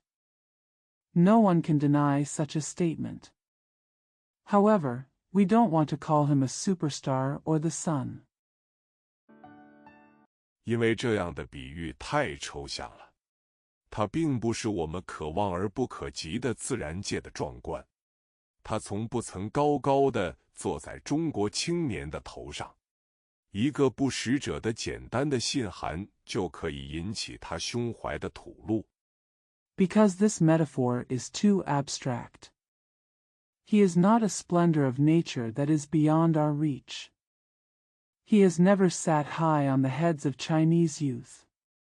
A simple letter from an unknown person can cause his heart to pour out. 一个在困苦中的青年的呼吁也会得到他同情的帮忙。在中国，没有一个作家像他那样爱护青年的。然而，把这样的一个人单单看作中国文艺界的珍宝是不够的。The appeal of a young man in distress will be met with sympathetic help. There is no writer in China who loves young people as much as he does. However, it is not enough to regard such a person as a treasure in the Chinese literary and art world. 我们固然珍惜他在文学上的成就，我们也和别的许多人一样，以为他的作品可以列入世界不朽的名作之林。但是我们更重视，在民族解放运动中，他是一个伟大的战士。Although we cherish his literary achievements, and like many others, We believe that his works can be included in the world's immortal masterpieces, but we value even more. He was a great fighter in the national liberation movement. 在人类解放运动中，他是10个勇敢的先驱。鲁迅先生的人格比他的作品更伟大。近20-30年来，他的正义的呼声响彻了中国的暗夜，在荆棘遍地的荒野中。He was one of 10 brave pioneers in the movement for human liberation. Mr. Lu Xun's personality is greater than his works. In the past 20 or 30 years, his call for justice has resounded through the dark nights of China, in the wilderness strewn with thorns. 他高举着思想的火炬，领导无数的青年向着远远的一线亮光前进。现在，这样的一个人从中国的地平线上消失了，他的死是全中国人民的一个不可补偿的损失。He holds the torch of thought high and leads countless young people to move towards a ray of light in the distance. Now, such a person has disappeared from China's horizon. His death is an irreparable loss to the entire Chinese people. 尤其是在国难加深、民族解放运动炽烈的时候，失去了这样的一个伟大的导师，我们的哀痛不是没有原因的。别了，鲁迅先生，你说忘记我，没有一个人能够忘记你的。Especially at a time when the national crisis is deepening and the national liberation movement is raging, we have lost such a great mentor. Our grief is not without reason. Farewell, Mr. Lu Xun. You said, forget me. No one can forget you. 我们不会让你静静地死去，你会活起来，活在我们的心里，活在全中国人民的心里。你活着来看大家怎样继承你的遗志，向中华民族解放的道路迈进。We will not let you die quietly. You will come alive, live in our hearts, and live in the hearts of all Chinese people. You live to see how everyone inherits your legacy and moves towards the road of liberation of the Chinese nation. 1936年10月，在上海。点评：巴金，1904，原名李尧堂，字费干，四川成都市人，祖籍浙江嘉兴。1904年11月25日生于成都一个旧式的大家庭中。October 1936 in Shanghai. Comments. Ba Jin, 1904, whose original name was Li Yaotang and whose courtesy name was Fu Gan. A native of Chengdu, Sichuan, original from Jiaxing, Zhejiang, he was born on November 25, 1904, in an old-style large family in Chengdu. 他所创作的小说有2大主题，一是探索青年人追求理想和信仰的道路，代表作有《新生》《爱情的3部曲》《物》《与》《电》等；二是揭露封建家庭制度的弊害。The novels he created have 2 major themes. One is to explore the path of young people pursuing ideals and beliefs. His representative works include Rebirth and Trilogy of Love, Fog, Rain, Electricity, etc. It is to expose the evils of the feudal family system. 以影射社会专制制度的罪恶，代表作有《春天里的秋天》《激流3部曲》夏、春、秋，热烈、真诚，文字带有强烈的感情色彩，产生了重大的社会影响。To allude to the evils of the social autocratic system, his representative works include Autumn in Spring and the Torrent Trilogy, Home, Spring, Autumn. They are warm and sincere, and the words have strong emotional color, producing had a significant social impact. 1934年写作小说，神、鬼、人，风格渐趋平和稳健。抗战后期创作风格转变，以描写现实生活中的小人物为主，表现出深厚的人道主义。In 1934, he wrote the novel God, Ghost, and Human, and his style gradually became calmer and more stable. In the later period of the anti-Japanese war, the creative style changed, mainly describing small people in real life, showing profound humanitarianism. 代表作有中篇小说《气源》、第四病逝、寒夜等。1946年返回上海定居。1949年以后，历任全国文联3、4届副主席、中国作协副主席、主席。His representative works include the novella, The Garden, The Fourth Ward, Cold Night, etc. In 1946, he returned to Shanghai and settled down. After 1949, he successively served as the third and fourth vice-chairman of the All-China Federation of Literary and Art Circles, vice-chairman and chairman of the Chinese Writers Association. 作协上海分会主席、名誉主席、上海市文联主席、收获和上海文学主编，历任第1、2、3届全国人大代表，第5届全国人大常委，第6、7、8、9届全国政协副主席等职。Chairman and honorary chairman of the Shanghai branch of the Writers Association, chairman of the Shanghai Federation of Literary and Art Circles, editor-in-chief of Harvest and Shanghai Literature, successively served as a deputy to the First, Second, and Third National People's Congress, a member of the Standing Committee of the Fifth National People's Congress, and a member of the Sixth, Seventh, Eighth, and Ninth National People's Congress. Vice Chairman of the National Committee of the Chinese People's Political Consultative Conference.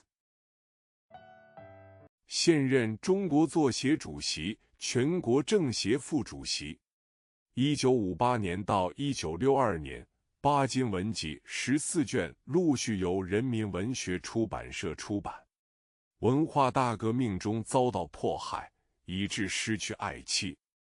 He is currently the chairman of the Chinese Writers Association and vice chairman of the National Committee of the Chinese People's Political Consultative Conference.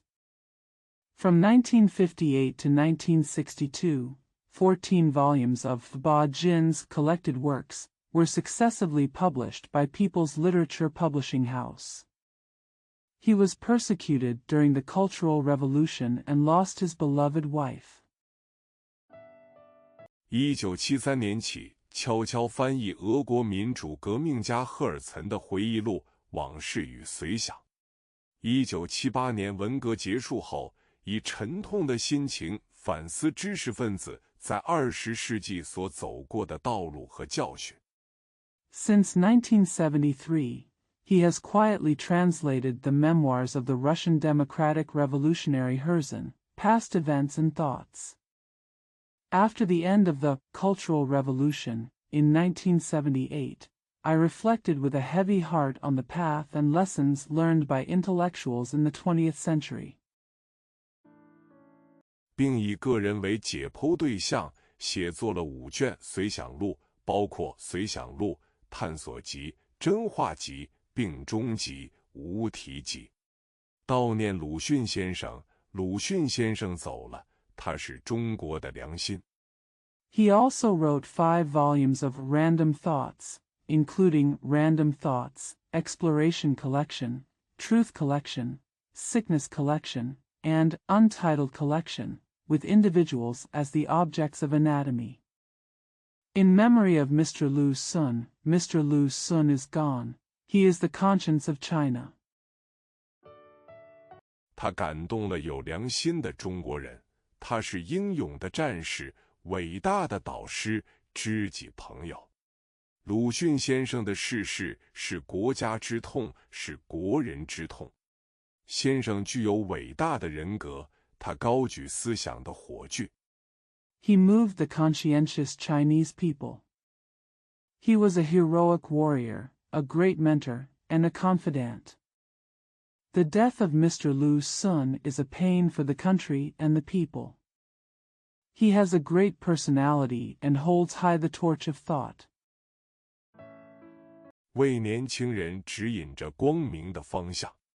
从文章中可以深刻体会到巴金先生对鲁迅先生的崇敬和爱戴，对于鲁迅先生的逝世无比的悲痛。蔡先生的回忆，蔡先生的回忆。Guiding young people in a bright direction. From the article, we can deeply understand Mr. Ba-jin's reverence and love for Mr. Lu Xun, and his incomparable sadness for the death of Mr. Lu Xun. Mr. Kai's Memories. Mr. Kai's Memories. 陈希莹，蔡先生与智辉先生是我生平所失事的两个人。高山仰止，景行行止，虽不能至，然心向往之。这几句诗完全可以表出我对于两位先生的情绪。Chen Xieying. Mr. Kai and Mr. Zhihui are the two people I have learned from throughout my life. The mountains are high and the scenery is still there. Although I can't reach it, my heart is longing for it. These few lines of poetry can fully express my emotions towards these two gentlemen. 在黑暗中摸索前进的人生的旅途上，他们是悬在天际的巨大的两颗明星，所以虽然有时会迷途，有时不免脚下绊倒，可是由于星光的照耀，仍然可以起来。On the journey of life groping forward in the darkness, there are two huge stars hanging in the sky, so although they sometimes get lost and sometimes stumble, they can still get up because of the shining of the stars. 仍然可以向正确的方面前进。蔡先生与吴先生在我心中常常是联系在一起，不容易分开的。蔡先生去世的消息传出后，有一天夜间不能入睡。It's still possible to move in the right direction. Mr. Kai and Mr. Wu are often connected in my heart and are not easy to separate. After the news of Mr. Kai's death came out, I couldn't sleep one night. 回想起蔡先生与自己的关系，处处的方便，连带的想到吴先生。可是很奇怪的，蔡先生与吴先生虽同样的给我以不可磨灭的印象，而细细追想起来，我与蔡先生的接触。Recalling the relationship between Mr. Kai and myself, I always think of Mr. Wu. But it is very strange that although Mr. Kai and Mr. Wu both left an indelible impression on me, when I think about it carefully, my contact with Mr. Kai 实在是很少。知道蔡先生却很早，因为在6、7岁的时候，曾经在上海泥城桥爱国学社里上过几个月学，可以说是蔡先生与吴先生的学生。那时候住在吴先生的家中。There are really very few. I knew Mr. Kai very early. Because when I was 6 or 7 years old, I attended Shanghai Nichenkyo Patriotic Society for several months. I can be said to be a student of Mr. Kai and Mr. Wu. At that time, I lived in Mr. Wu's home. 天天见到，可是蔡先生却只听到过名字。至于是不是认识，甚至于是不是见过，现在已经完全想不起来了。以后看到蔡先生的名字， I see him every day, but Mr. Kai has only heard his name. As for whether they knew each other, or even whether they had met before, I can no longer remember them at all. I saw Mr. Kai's name later. 是在吴先生自英法写给先父等几个老朋友的数千字长信里面。这样的长信，一连大约有2封或3封，里面叙述事物很多，所以也当常会提到蔡杰民在柏林怎样怎样。It is in a long letter of several thousand words written by Mr. Wu from England and France to his late father and several other old friends. There are about 2 or 3 such long letters in a row, and they describe a lot of things, so they often mention what Kai Jimin is doing in Berlin. 那时候的蔡杰民还只是一个名字。武昌起义之后，吴先生与蔡先生都是先后回国。在他们未到以前，他们的一位朋友，商务印书馆主编词源的陆伟士先生。At that time, Kai Jimin was just a name.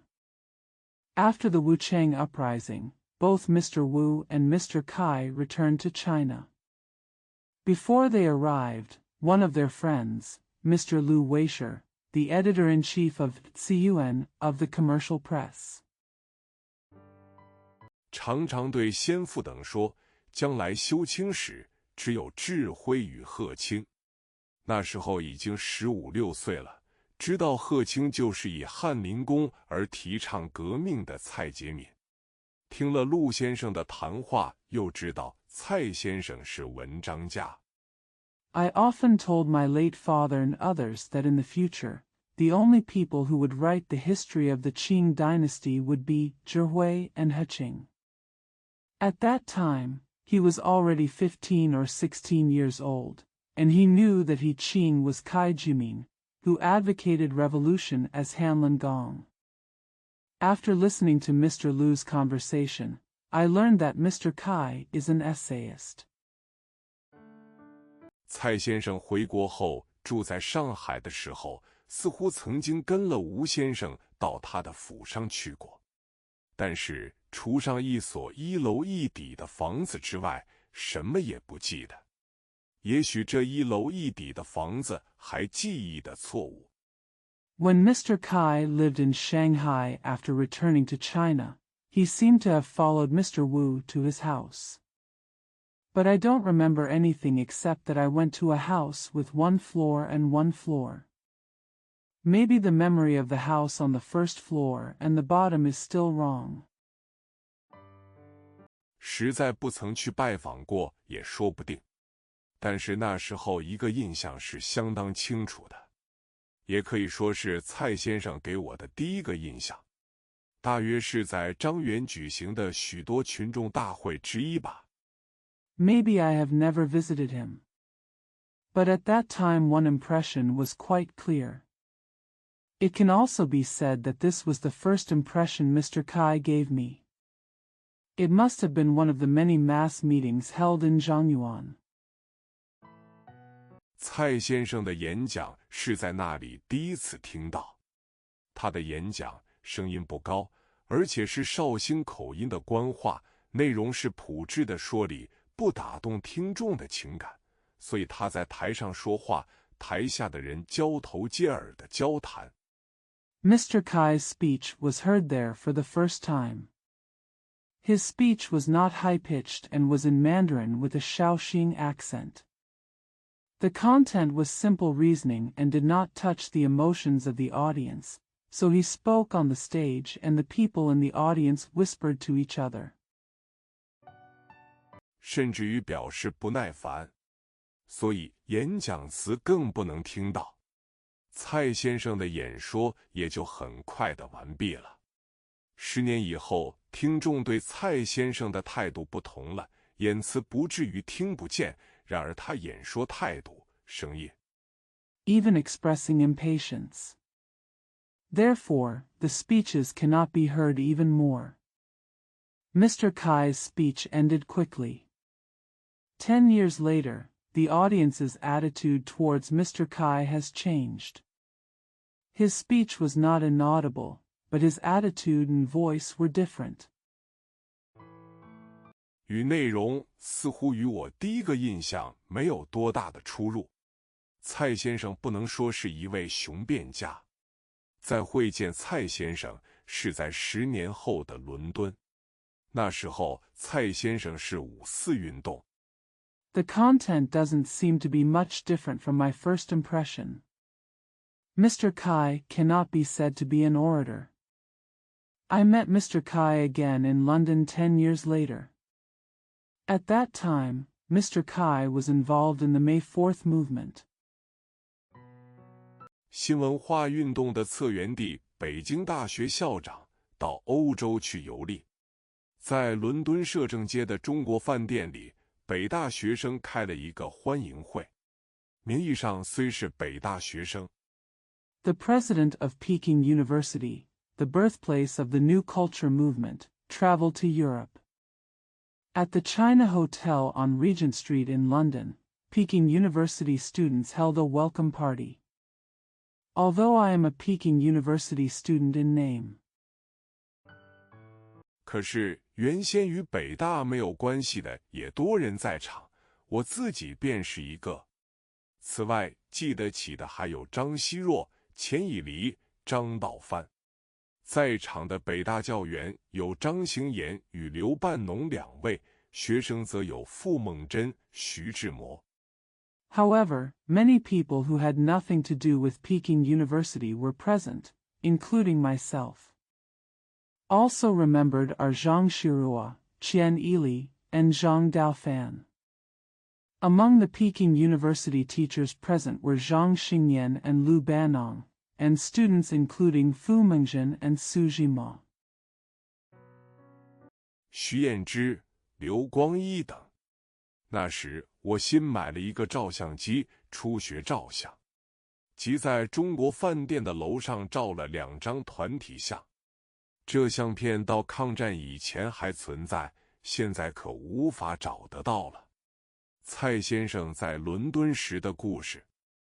Su Yanji, Liu Guangyi, and others.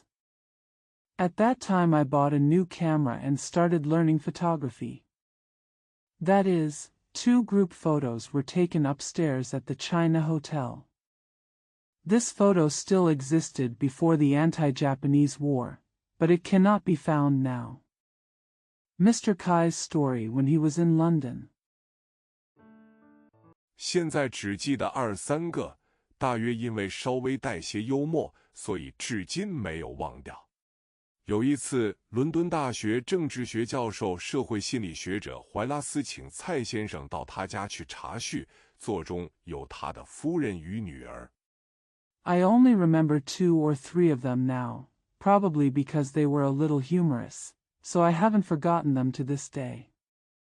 Once, Wyraz, a social psychologist and professor of political science at the University of London, invited Mr. Kai to his home for tea. His wife and daughter were present. 陪蔡先生去的是志摩与我2人。起先我们任翻译，忽然志摩说蔡先生在法国住好久，能说法语。怀夫人与小姐大高兴，即刻开始与先生做法语谈话。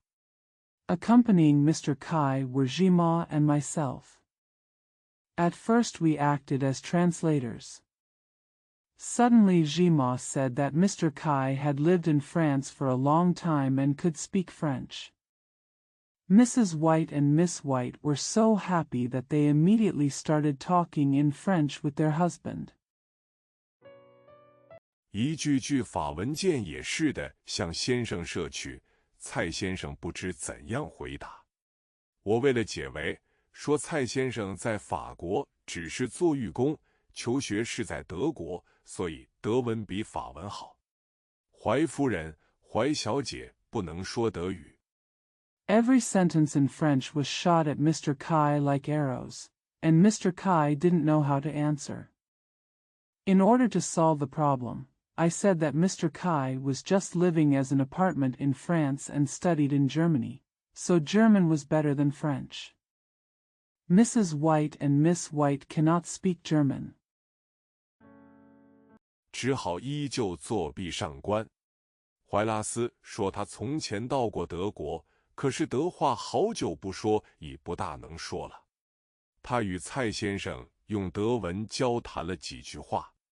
我记得怀指窗外风景说上，蔡先生说：“I had no choice but to remain on the sidelines. Wyra said that he had been to Germany before, but he could no longer speak German for a long time. He and Mr. Kai exchanged a few words in German. I remember pointing at the scenery outside the window and saying Sean, and Mr. Kai said IE.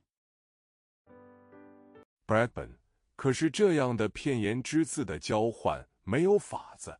怀先生说，还是请你们来翻译吧。一次，我与志摩陪蔡先生参观一个油画院，里面有约翰孙博士的一张油画像。Bradburn, but there is no way to exchange words like this.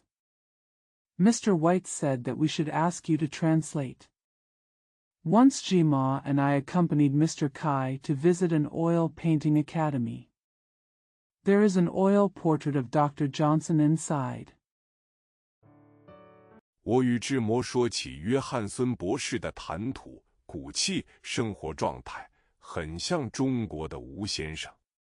在出门的时候，蔡先生选购了几张画片，微笑着地说：“英国的吴先生的画像也不可不买一张。” I told Jima that Dr. Johnson's conversation, character, and living conditions were very similar to Mr. Wu in China. On the way out, Mr. Kai purchased a few pictures and said with a smile, "You must also buy a picture of Mr. Wu from England." 最难忘的一次是某晚在旅馆中蔡先生的房间里，一向总是有第三人在一处，此时第三人却因事出去了，房内只有我与蔡先生两个人。那时与蔡先生还不知己。The most unforgettable time was one night in Mr. Kai's room in the hotel. There is always a third person around. At this time, the third person went out for business, and Mr. Kai and I were the only two people in the room. At that time, Mr. Kai and I didn't know each other. 自己又很怕羞，要是他做他自己的事，倒好了。可是蔡先生却恭恭敬敬陪我坐着，我提了2、3个谈话的头，蔡先生只一言半语便回答了。两个人相对坐着，没有谈话，心中着急。I am very shy. If only he did his own thing. But Mr. Kai sat with me respectfully. I raised the topic of 2 or 3 conversations, and Mr. Kai answered with only a few words. The two people sat opposite each other without talking. I was anxious. 更想不出话来。这样的坐也许不到半点钟，可是在那时好像有几点钟似的。幸而第三人来了，方才解了当时的围。民国21年冬，与吴先生同船游法回国，到了上海。I can't even think of words. It may have been less than half an hour to sit like this, but at that time it seemed like several o'clock. Fortunately, the third person came and the siege was solved. In the winter of the 21st year of the Republic of China, I returned to China from France on the same boat as Mr. Wu and arrived in Shanghai. 得北大之聘，又与吴先生同乘金浦北上。拜访蔡先生后没有几天，蔡先生即在1星期日中午在香厂的蔡根香请吃饭。吴先生做首席，同座都是从前在英国的熟朋友。After being hired by Peking University, he traveled north to Jinpu with Mr. Wu. A few days after visiting Mr. Kai invited me to have dinner at Kai Genxiang in the Xiang factory at noon on Sunday. Mr. Wu sat at the head of the table, and his seatmates were all acquaintances from England. 饭后一干人一同步行从仙农坛走到天桥，当时感觉到一种北平闲暇的趣味。可是没有多少时候，空气突然紧张，蔡先生离京南下，此后他便有10年没有到过北平。After dinner, the group walked together from Zionongton to the overpass. At that time, I felt a sense of leisure time in Peiping. But not long after, the air suddenly became tense, and Mr. Kai left Beijing and went south. After that, he did not visit Peking for 10 years. 大约是民国21年的春天，蔡先生到武昌珞珈山住过几天。武汉大学的同仁给他一个很热烈的欢迎。可是那时候我正病卧在床上，不能够行动。Around the spring of the 21st year of the Republic of China, Mr. Kai stayed at Luojia Mountain in Wuchang for a few days. His colleagues at Wuhan University gave him a very warm welcome. But at that time I was sick in bed and unable to move. 倒是蔡先生走上100余级10级，到我住的高高在山坡上的家，做病榻前的慰问。对于一个后辈，而且实在是很少见的人，看作亲切的朋友，这是蔡先生待人接物的本色。Mr. Kai, on the other hand, walked up more than 100 stone steps to my home high on the hillside to pay his condolences at my bedside. For a junior, and indeed a very rare person, to treat him as a cordial friend, this is Mr. Kai's true nature in dealing with others. 是他所不可及的一个特点。就是这一年的夏末，还是次年，暑假时，我从南昌去北平，因平津路突然不通，乘船到南京，改由金浦路北上。到南京后得知，蔡先生正在此时北上。It is a characteristic that is beyond his reach. Was it late summer of this year, or was it the following year? During the summer vacation, I went from Nanchang to Peiping. Because Pingjin Road was suddenly blocked, I took a boat to Nanjing and went north via Jinpu Road. After arriving in Nanjing, I learned that Mr. Kai was heading north at this time. 出席中华文化基金董事会，一同相约同行。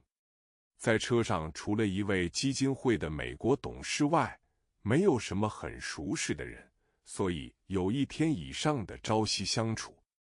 这时与伦敦旅馆中大不同了。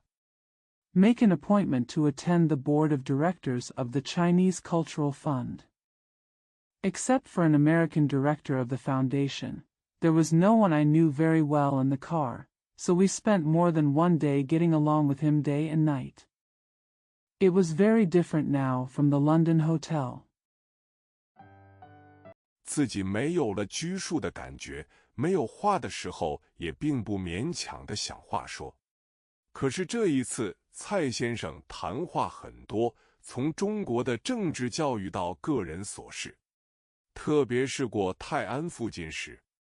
I no longer feel constrained, and I don't force myself to think of something to say when I have nothing to say. But this time Mr. Kai talked a lot, ranging from China's political education to personal trivial matters. Especially when passing near Tai'an. 我们在窗口凭吊志摩遇难的地点，谈了不少关于志摩的回忆。蔡先生带了几瓶南京老万泉的香雪酒，是朱留先送他在车上喝的。第一天晚餐时，我们2人喝了1瓶。We paid homage to the place where Shima died at the window and talked a lot about Shima's memories. Mr. Kai brought several bottles of Nanjing Lao Wanchuan's Xiangxue wine, which Zhu Lu first gave him to drink in the car. We both drank a bottle at dinner on the first day. 应该说是蔡先生一人喝1瓶，因我只能赔2-3杯。那晚上，蔡先生虽没有醉，脸却红得厉害。第二天中晚2餐喝了1瓶。蔡先生说这样正好，听说他每餐得喝1点酒，但并不多。It should be said that Mr. Kai drank 1 bottle each, because I could only accompany him for 2 or 3 drinks. Although Mr. Kai was not drunk that night, his face was very red. I drank 1 bottle with lunch and dinner the next day. Mr. Kai said this was just right. I heard he drank a little wine with every meal, but not much. 车快到北平时，他对我说，中央委员乘车是不用花钱的，所以这一次1个钱也没有花。心里觉得有些不安，饭车的账请我让他开销了吧。他说的这样诚恳委婉。As the bus approached Peiping, he told me that members of the Central Committee did not have to spend money to ride on the bus, so he didn't spend any money this time. Feeling a little uneasy, I asked me to let him pay for the meal car. He said it so sincerely and tactfully. 我觉得没有什么话可说。可是第二天早晨发现，不仅饭费，连睡车上茶房的小费他都付过了。车到站时，他又说他带了一个当差，而且有人来接，行李有人招呼。I feel like there is nothing to say. But the next morning, he discovered that not only the meal but also the tip for the waiter in the sleeping car had been paid.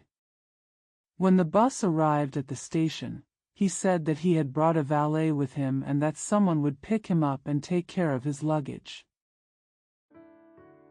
我的行李也不如放在一处运去，所以这一次与蔡先生同行，一个年轻30多岁的我，非但没有招呼蔡先生，而且反而受他招呼，这表示自己的不中用。My luggage might as well be shipped in one place. So this time I was traveling with Mr. Kai. Instead of greeting Mr. Kai, who was more than 30 years younger, I was greeted by him instead. This showed that I was useless. 但也可以看到蔡先生待人接物的和蔼体贴的风度。蔡先生这一次到北平，是10年后重游旧地，盛受个团体各个人朋友的欢迎招待，常常一餐要走2-3个地方。他到一处， But you can also see Mr. Kai's kind and considerate manner in dealing with others. Mr. Kai's visit to Peking this time was a return to his old place after 10 years. He was warmly welcomed by various groups, individuals and friends. I often have to walk 2 or 3 places for one meal. He went somewhere. 一定得与每一客对饮一杯，饮完方离去，所以每晚回家时，大都多少有了熏意了。他对一切的兴趣都很厚浓。故宫博物院欢迎他去参观时，他进去看了1天。他的脚有病。You must have a drink with every guest and leave before leaving, so most of them are somewhat drunk when they return home every night. He was very interested in everything. When the Palace Museum welcomed him to visit, he went in to see it for a day. His feet are sick. 走路不大方便，可是毫无倦容。我们从游的年轻些的人都甚为惊异。那时候我们认为蔡先生想80-90以上的高龄，应当是不成问题的事。那1年以后，除了某年暑假。It's not easy to walk, but I don't look tired. The younger people among us traveling there were all astonished. At that time, we thought that it would not be a problem for Mr. Kai to be over 80 or 90 years old. After that year, except for one summer vacation. 我与淑华在上海经过到愚园路近夜一次蔡先生、蔡夫人而外，更没有再会见过了。追想过去，自己与蔡先生接触的次数实在并不多，但是他在我生命中所给予的影响。Shu Hua and I passed by Yuyuan Road in Shanghai to visit Mr. Kai and Mrs. Kai once, and we never saw each other again. Looking back on the past, I did not have much contact with Mr. Kai, but the influence he had on my life 却异乎寻常的大，异乎寻常的深刻。是怎样来的呢？仔细分析起来，并不是由于蔡先生的学问文章。蔡先生的书我一本不曾读过，他讲演词和文章也只偶然地读到。But it is unusually large and profound. How did it come about? Upon closer analysis, it is not due to Mr. Kai's intellectual articles. I have never read any of Mr. Kai's books. He gave speeches and articles and only read them occasionally. 对于他的学问文章，我没有资格说话，也不是由于蔡先生的功业。他办理北大，以致有五四，有新文化运动；他办理中央研究院，使中国在科学各有各种贡献。I am not qualified to speak about his intellectual articles.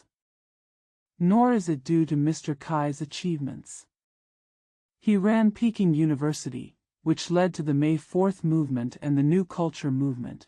He ran the Academia Sinica, which enabled China to make various contributions to science. 但是这种种可以使人钦佩，却不一定使人施法，使人崇拜。蔡先生的所以能给予我以不可磨灭的印象，推求起来，完全是由于他人格的伟大。他因小事以圆，而处大事以方。However, this kind of behavior can make people admire you, but it does not necessarily make people follow your example or worship you. The reason why Mr. Kai left an indelible impression on me is, presumably, entirely due to his great personality. He should be round in small matters and square in big matters. 他待人极和蔼，无论什么人有所请托，如写介绍信之类，他几乎有求必应，并不询问来人的资格、学问、经验。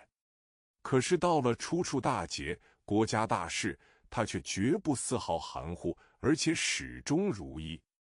He was extremely kind to others.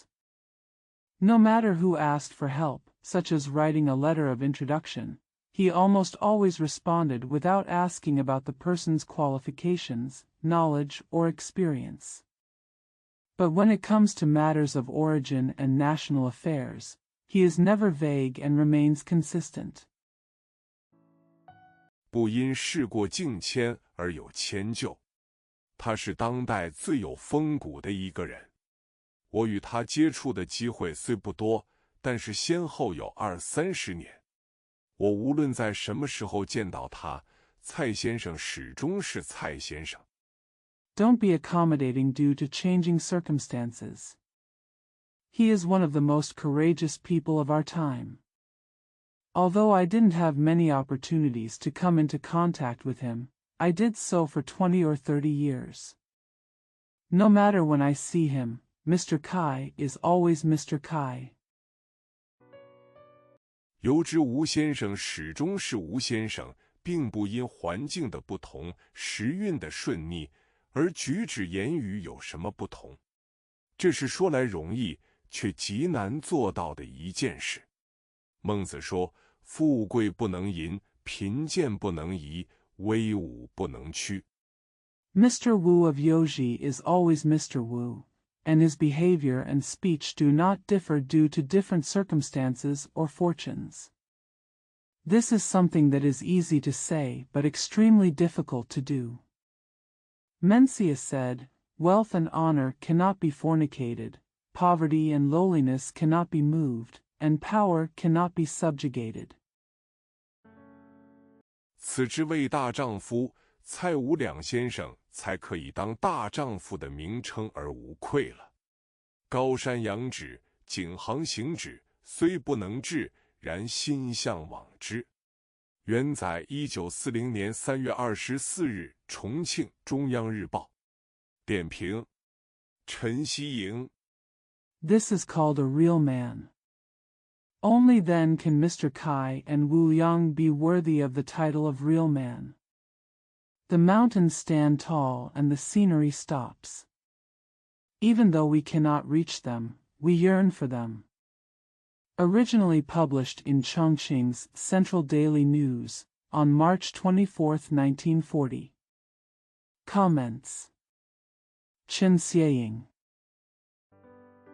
1896至1970，江苏无锡人，原名陈元，字通伯，笔名希颖。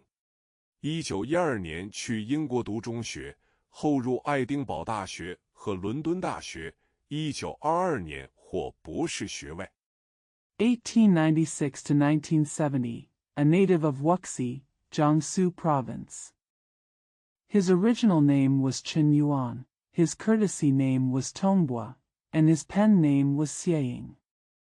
In 1912, he went to high school in England, and later entered the University of Edinburgh and the University of London. He received his doctorate in 1922. 回国后任北京大学外文系教授。1924年，在胡适支持下，与徐志摩等人创办《现代评论》周刊，任文艺部主编。1927年，与女作家林淑华结婚。After returning to China, he served as a professor in the Department of Foreign Languages and Literatures of Peking University. In 1924, with the support of Hu Shi, he founded the Modern Review Weekly with Su Zhima and others, and served as the editor-in-chief of the Literature and Art Department. In 1927, he married the female writer Ling Shuhua. 1929年到武汉大学任教授兼文学院院长。1943年到伦敦中英文化协会工作。1946年出任国民党政府驻巴黎联合国教科文组织首任常驻代表。In 1929, he went to Wuhan University as a professor and dean of the School of Liberal Arts. In 1943, he went to work at the Sino-British Cultural Association in London. In 1946, he became the first permanent representative of the Kuomintang government to UNESCO in Paris. 1966年退休侨居伦敦，1970年因病去世。著作书目《西营闲话》《西营后话》。关于蔡先生的回忆，随着时间的推移，我和蔡先生从相见到相识，再到相知。In 1966, he retired and lived in London. He died of illness in 1970. Bibliography of works, Xieying Xiahua and Xieying Hohua. Memories about Mr. Kai. As time goes by, Mr. Kai and I went from meeting to acquaintance to knowing each other. 蔡先生给作者最深刻的印象就是质朴、亲切、平易近人，待人接物和蔼体贴。从生活的细节中可以看出，蔡先生是一个因小事以圆、大事一方的人。The deepest impression that Mr. Kai left on the author is that he is simple, friendly, approachable, and friendly and considerate in his dealings with others. It can be seen from the details of life that Mr. Kai is a person who should make small things round and big things square. 在大是大非面前，是一个原则性很强的人，并且始终如一，绝不含糊迁就。蔡先生就是这样一位心胸宽广又很有原则性的、值得尊敬的人。知堂先生。知堂先生，费明。He is a very principled person in the face of big rights and wrongs, and he is consistent and will never be ambiguous or accommodating. Mr. Kai is such a respectable person with a broad mind and principles. Mr. Chitu. Mr. Chitu. Waste name. 林语堂先生来信问我可否写一篇知堂先生，刊在《今人志》。我是一则以喜，一则以惧。喜者这个题目与我是亲切的，惧则正是陶渊明所云：炬火乖谬。Mr. Lin Yutong wrote to me and asked me if I could write an article, Mr. Jitong, for publication in Jirenrenzi. I was both happy and frightened. The topic of joy is dear to me, but fear is exactly what Tao Yuanming said, fear may be perverse. 有亏大雅君子之德，所以战战兢兢，若履深薄云耳。我想我写了，可以当面向知堂先生请教，似又一乐也。这是数日以前的事，一直未能下笔。前天往古槐书屋看平波。I lack the virtue of an elegant gentleman, so I am cautious and fearful, as if I were walking in a deep and thin cloud. I think I can ask Mr. Jitong for advice in person after I write it, which would be a great pleasure. This happened a few days ago, and I haven't been able to write it yet. The day before yesterday, I went to Guhuai bookstore to see Ping Bo. 我们谈了好些话，所谈差不多都是对于知堂先生的向往。事后我一想，油然一喜，我同平伯的意见完全是一致的，话似乎都说得有意思。We talked for a long time, mostly about our longing for Mr. Jitong. When I thought about it afterwards, I felt happy that Uncle Ping and I had completely the same views, and everything we said seemed interesting. 我很可惜，回来没有把那些谈话都记录下来，那或者比着意写一篇文章要来的重意一点也未可知。我们的归结是这么的一句：知堂先生是一个唯物论者。It's a pity that I didn't record all those conversations when I came back. It may be more satisfying than writing an article. I don't know. Our conclusion is this: Mr. Jitong is a materialist. 知堂先生是一个公行君子。我们从知堂先生可以学得一些道理，日常生活之间我们却学不到他的那个艺术的态度。平伯以一个思索的神气说道： Mr. Jitong is a conscientious gentleman. We can learn some principles from Mr. Jitong, but we cannot learn his artistic attitude in daily life. Pingbo said with a thoughtful look. 中国历史上曾有像他这样气愤的人没有？我们两人都回答不了。渐进自然四个字大约能以形容知堂先生，然而这里一点神秘没有。他好像拿了一本自然教科书做参考。Has there ever been a person as generous as him in Chinese history? Neither of us could answer. The 4 words, asymptotically natural, can roughly describe Mr. Jitong, but there is nothing mysterious about it. He seems to have taken a nature textbook as a reference.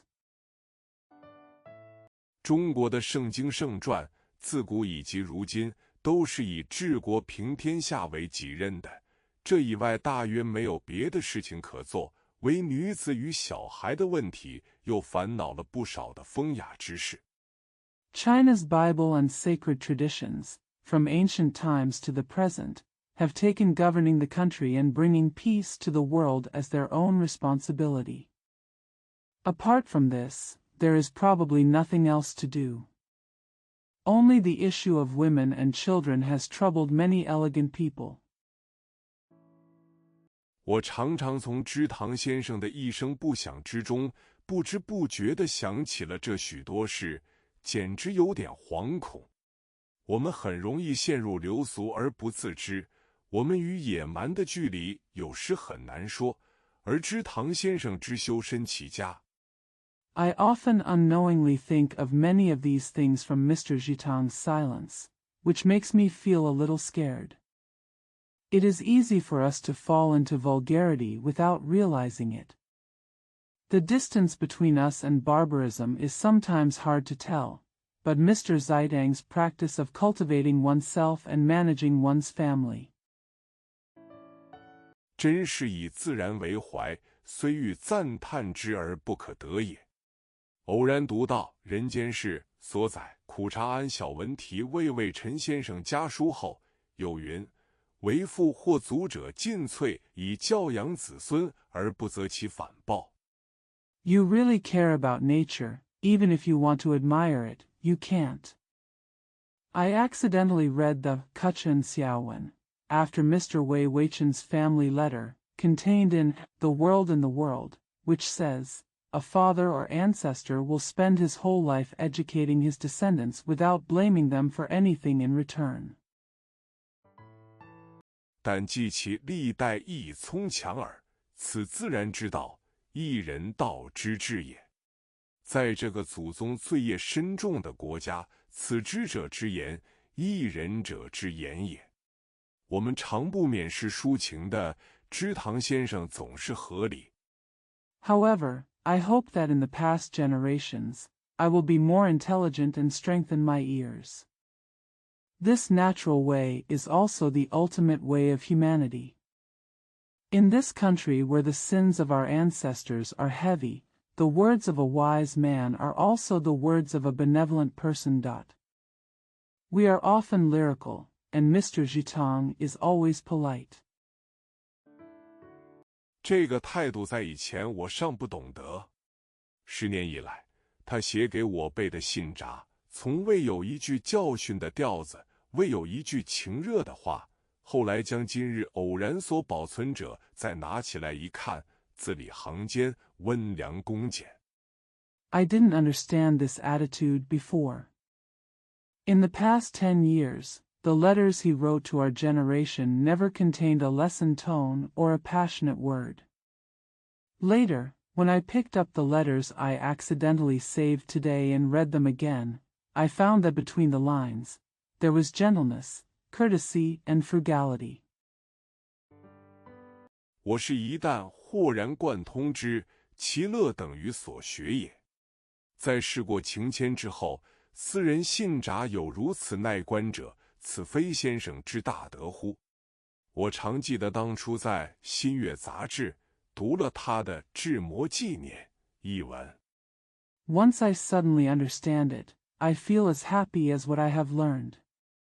It is not a great virtue of Mr. to have someone be so patient in his personal letters after things have changed. I often remember reading his article, Shima Memorial, in Crescent Magazine. 欢喜慨叹，此文篇末有云：我只能写可有可无的文章，而纪念网友又不是可以用这种文章来敷衍的，而纪念刊的收稿期又迫切了，不得已还只得写。With joyful sigh, there is something at the end of this article. I can only write dispensable articles, and commemorating deceased friends cannot be perfunctory with this kind of article, and the deadline for submission of the commemorative issue is urgent, so I have no choice but to write it. I just have to write. 结果还只能写出一篇可有可无的文章，这使我不得不重又叹息。无意间流露出来的这一句叹息之声，其所表现的人生之情与理，在我直是读了一篇受试的文章。As a result, I can only write a dispensable article, which makes me sigh again. The sigh that came out unintentionally, and the emotion and etiquette in life it expressed, made me read an article that lasted forever. 他同死者生平的交易不是抒情的，而生死之前，至情乃为尽礼。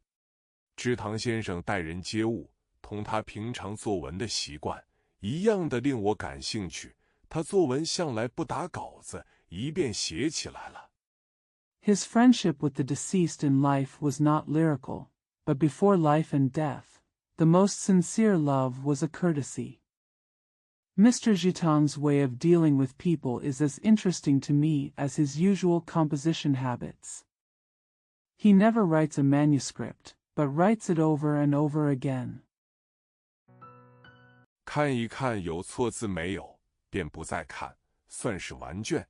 因为据他说，起稿便不免于重抄，重抄便觉得多无是处，想修改也修改不好，不如一遍写起倒也算了。他对于自己是这样的宽容。He checks to see if there are any typos, then stops reading, which is considered to be the end of the paper, because according to him, he has to recopy the manuscript. If he recopies, he will feel that it is useless, and even if he wants to revise it, he will not be able to revise it, so it is better to write it all over again. He is so tolerant of himself. 对于自己外的一切都是这样的宽容，但这其间的威仪呢，恐怕一点也叫人感觉不到，反而感觉到他的谦虚。然而，文章毕竟是天下之事，中国现代的散文从开始以弃现在。He is so tolerant towards everything except himself, but the majesty in him may not be felt at all. Instead, people feel his humility. However, articles are the business of the world after all. Modern Chinese prose, from the beginning to the present. 据好些人的闲谈，知堂先生是最能耐读的了。那天平伯曾说到感觉二字，大约如冷暖自如之感觉，因为知堂先生的心情与形式都有一个中庸之妙，这到底从哪里来的呢？ According to the gossip of many people, Mr. Zhitang is the most able to read. That day, Uncle Ping once mentioned the word feeling, which is roughly equivalent to the feeling of cold and warm, because Mr. Zhitang's mood and behavior have a golden mean. Where does this come from? 平伯乃踌躇着说道：“他大约是感觉。我想这个意思是的。知堂先生的德行，与其说是伦理的，不如说是生物的。有如鸟类之羽毛，狐不日浴而白，乌不日前而黑，黑也白也。” Ping Bonai hesitated and said, "He is probably feeling." I think this means that Mr. Zhitang's virtue is not so much ethical as it is biological. Like the feathers of birds, a swan does not bathe in the sun.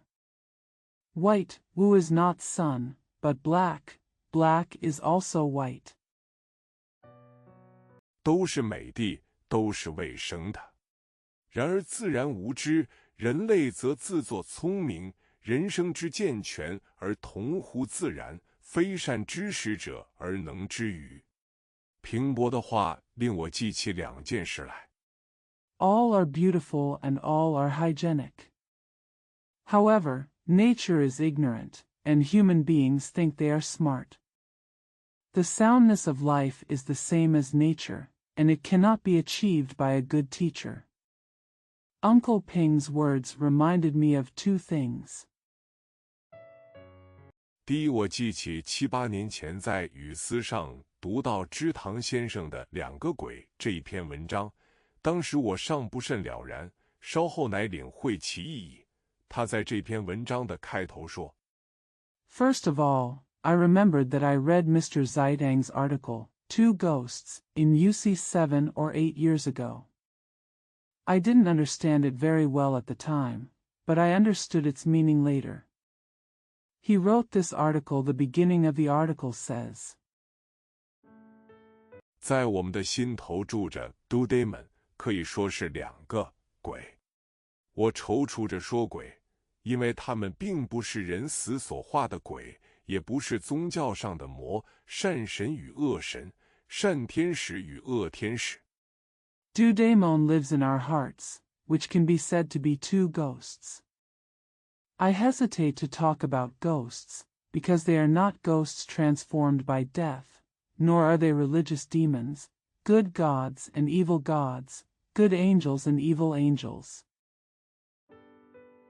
他们或者应该说是一种神，但这似乎太尊严一点了，所以还是委屈他们一点称之曰鬼。这两个是什么呢？其一是绅士鬼，其二是流氓鬼。They may be said to be a kind of gods, but this seems a bit too dignified, so I still call them ghosts. What are these two? One is a gentleman ghost. The second is rogue ghosts. 据王学的朋友们说，人是有什么良知的，教士说有灵魂，维持公理的学者也说凭着良心，但我觉得似乎都没有这些，有的只是那两个鬼在那里指挥我的一切的言行。According to Wang Shui's friends, people have a conscience, priests say they have souls, and scholars who uphold justice also say they rely on conscience, but I feel like there are none of these, only those two ghosts who are directing me. All words and deeds. 这是一种双头政治，而两个执政还是意见不甚协和的，我却像一个钟摆在这中间摇着。有时候流氓占了优势，我便跟了他去彷徨，什么大街小巷的一切隐秘无不知悉，酗酒。This is a kind of dual-headed politics, and the two ruling parties are still not in harmony with each other, but I am like a pendulum swinging in the middle. Sometimes when a gangster gets the upper hand, I wander around with him, knowing all the secrets in the streets and alleys, drinking.